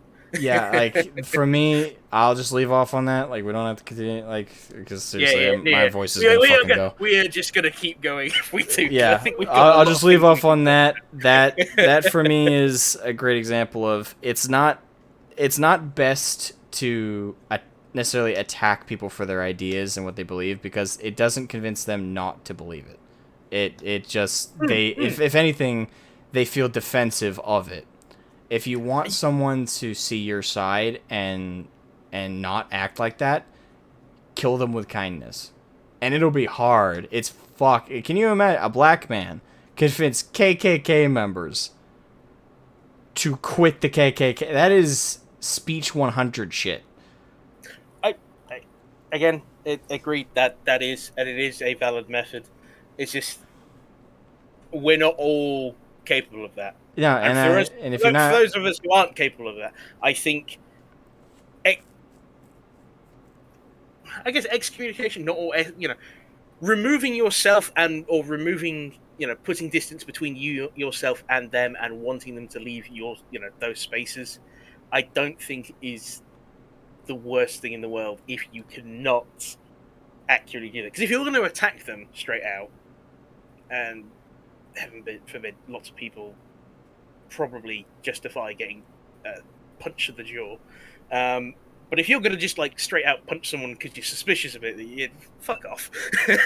Yeah, and if you don't want to associate, that's fine. It's just I prefer to kill people with kindness. And again, I vitriolly hate authoritarianism. But if someone was across the table from me, and they, I don't know, had a patch or something, as long as they don't bring it up, I can ignore it. And if I felt like, during the game I got a sense of their character, and I just asked them, I might start a conversation after a game and be like, hey, do you believe in that stuff? And they said, yeah. I would use it as an opportunity to, question them on. I wouldn't be like, you have to leave the movement right now. If you don't, you better get the fuck out of this hobby, sir. No, I actually like to try. I like to try that method of kill them with kindness. And I've only. That's the thing, though. That luckily, I've never had that happen. I've never encountered. The only exception I can think of is I encountered a guy who was a communist. Mm-hmm. He had the tattoo, and he was wearing a tank top while we were playing a game. I ignored it, and I just mentioned it, and he didn't want to talk about it, and I was like, okay, that's fine. I just moved on. But that was the only example I could think of I've ever come across where I might have, it. By the way, it was the hammer and sickle is what he had right there. Yeah. But that's about it. But anyway, yeah, we've gone way off topic. We've gone off topic. We've carried on. I think you've. Yeah. And I want to drink some water. I want to eat some food, and I want to go to bed. Yeah, I want to go to bed. It's literally 3:30 now. All right. Yeah. Good night, man. And it's been a pleasure. It's been a lovely chat. It's nice to hear different opinions. Yeah. So yeah. Thanks again. Thanks. Likewise. Have a good one. All right. We're gonna wrap that up. We're gonna wrap that on up, guys. Thanks to everybody who stuck around for most of the stream. Even if you didn't, I hope you guys enjoy the VOD. It was a good convo. We had we had some good conversations today. Got a little derailed at the end there, but that's okay. If there's a time to get derailed, it's when you're wrapping things up. But yeah, I had a good time. I had great conversations today. The only regret I have about this stream is we didn't get more people who disagreed. Not saying bronze wasn't enough. No, bronze is great. But I would have liked, I would have liked to pick pick like multiple brains on the same sphere. But I'm not too surprised by it either. I wasn't expecting a huge turnout from that crowd. So I guess in the end, it kind of came about how I expected. But it was still good. It was still good, and who knows? Maybe if we do this again sometime in the future, we'll get more people from that side on, and maybe we'll get like the full range of their stuff, and we can confront it. We can converse about it. Probably not change any minds, but at the very least, have that conversation. Anyway, yeah. That's it for me. I'm gonna lose my voice. You get that tight feeling? It's fuck. Oh, God. Anyway, good night, guys. Oh.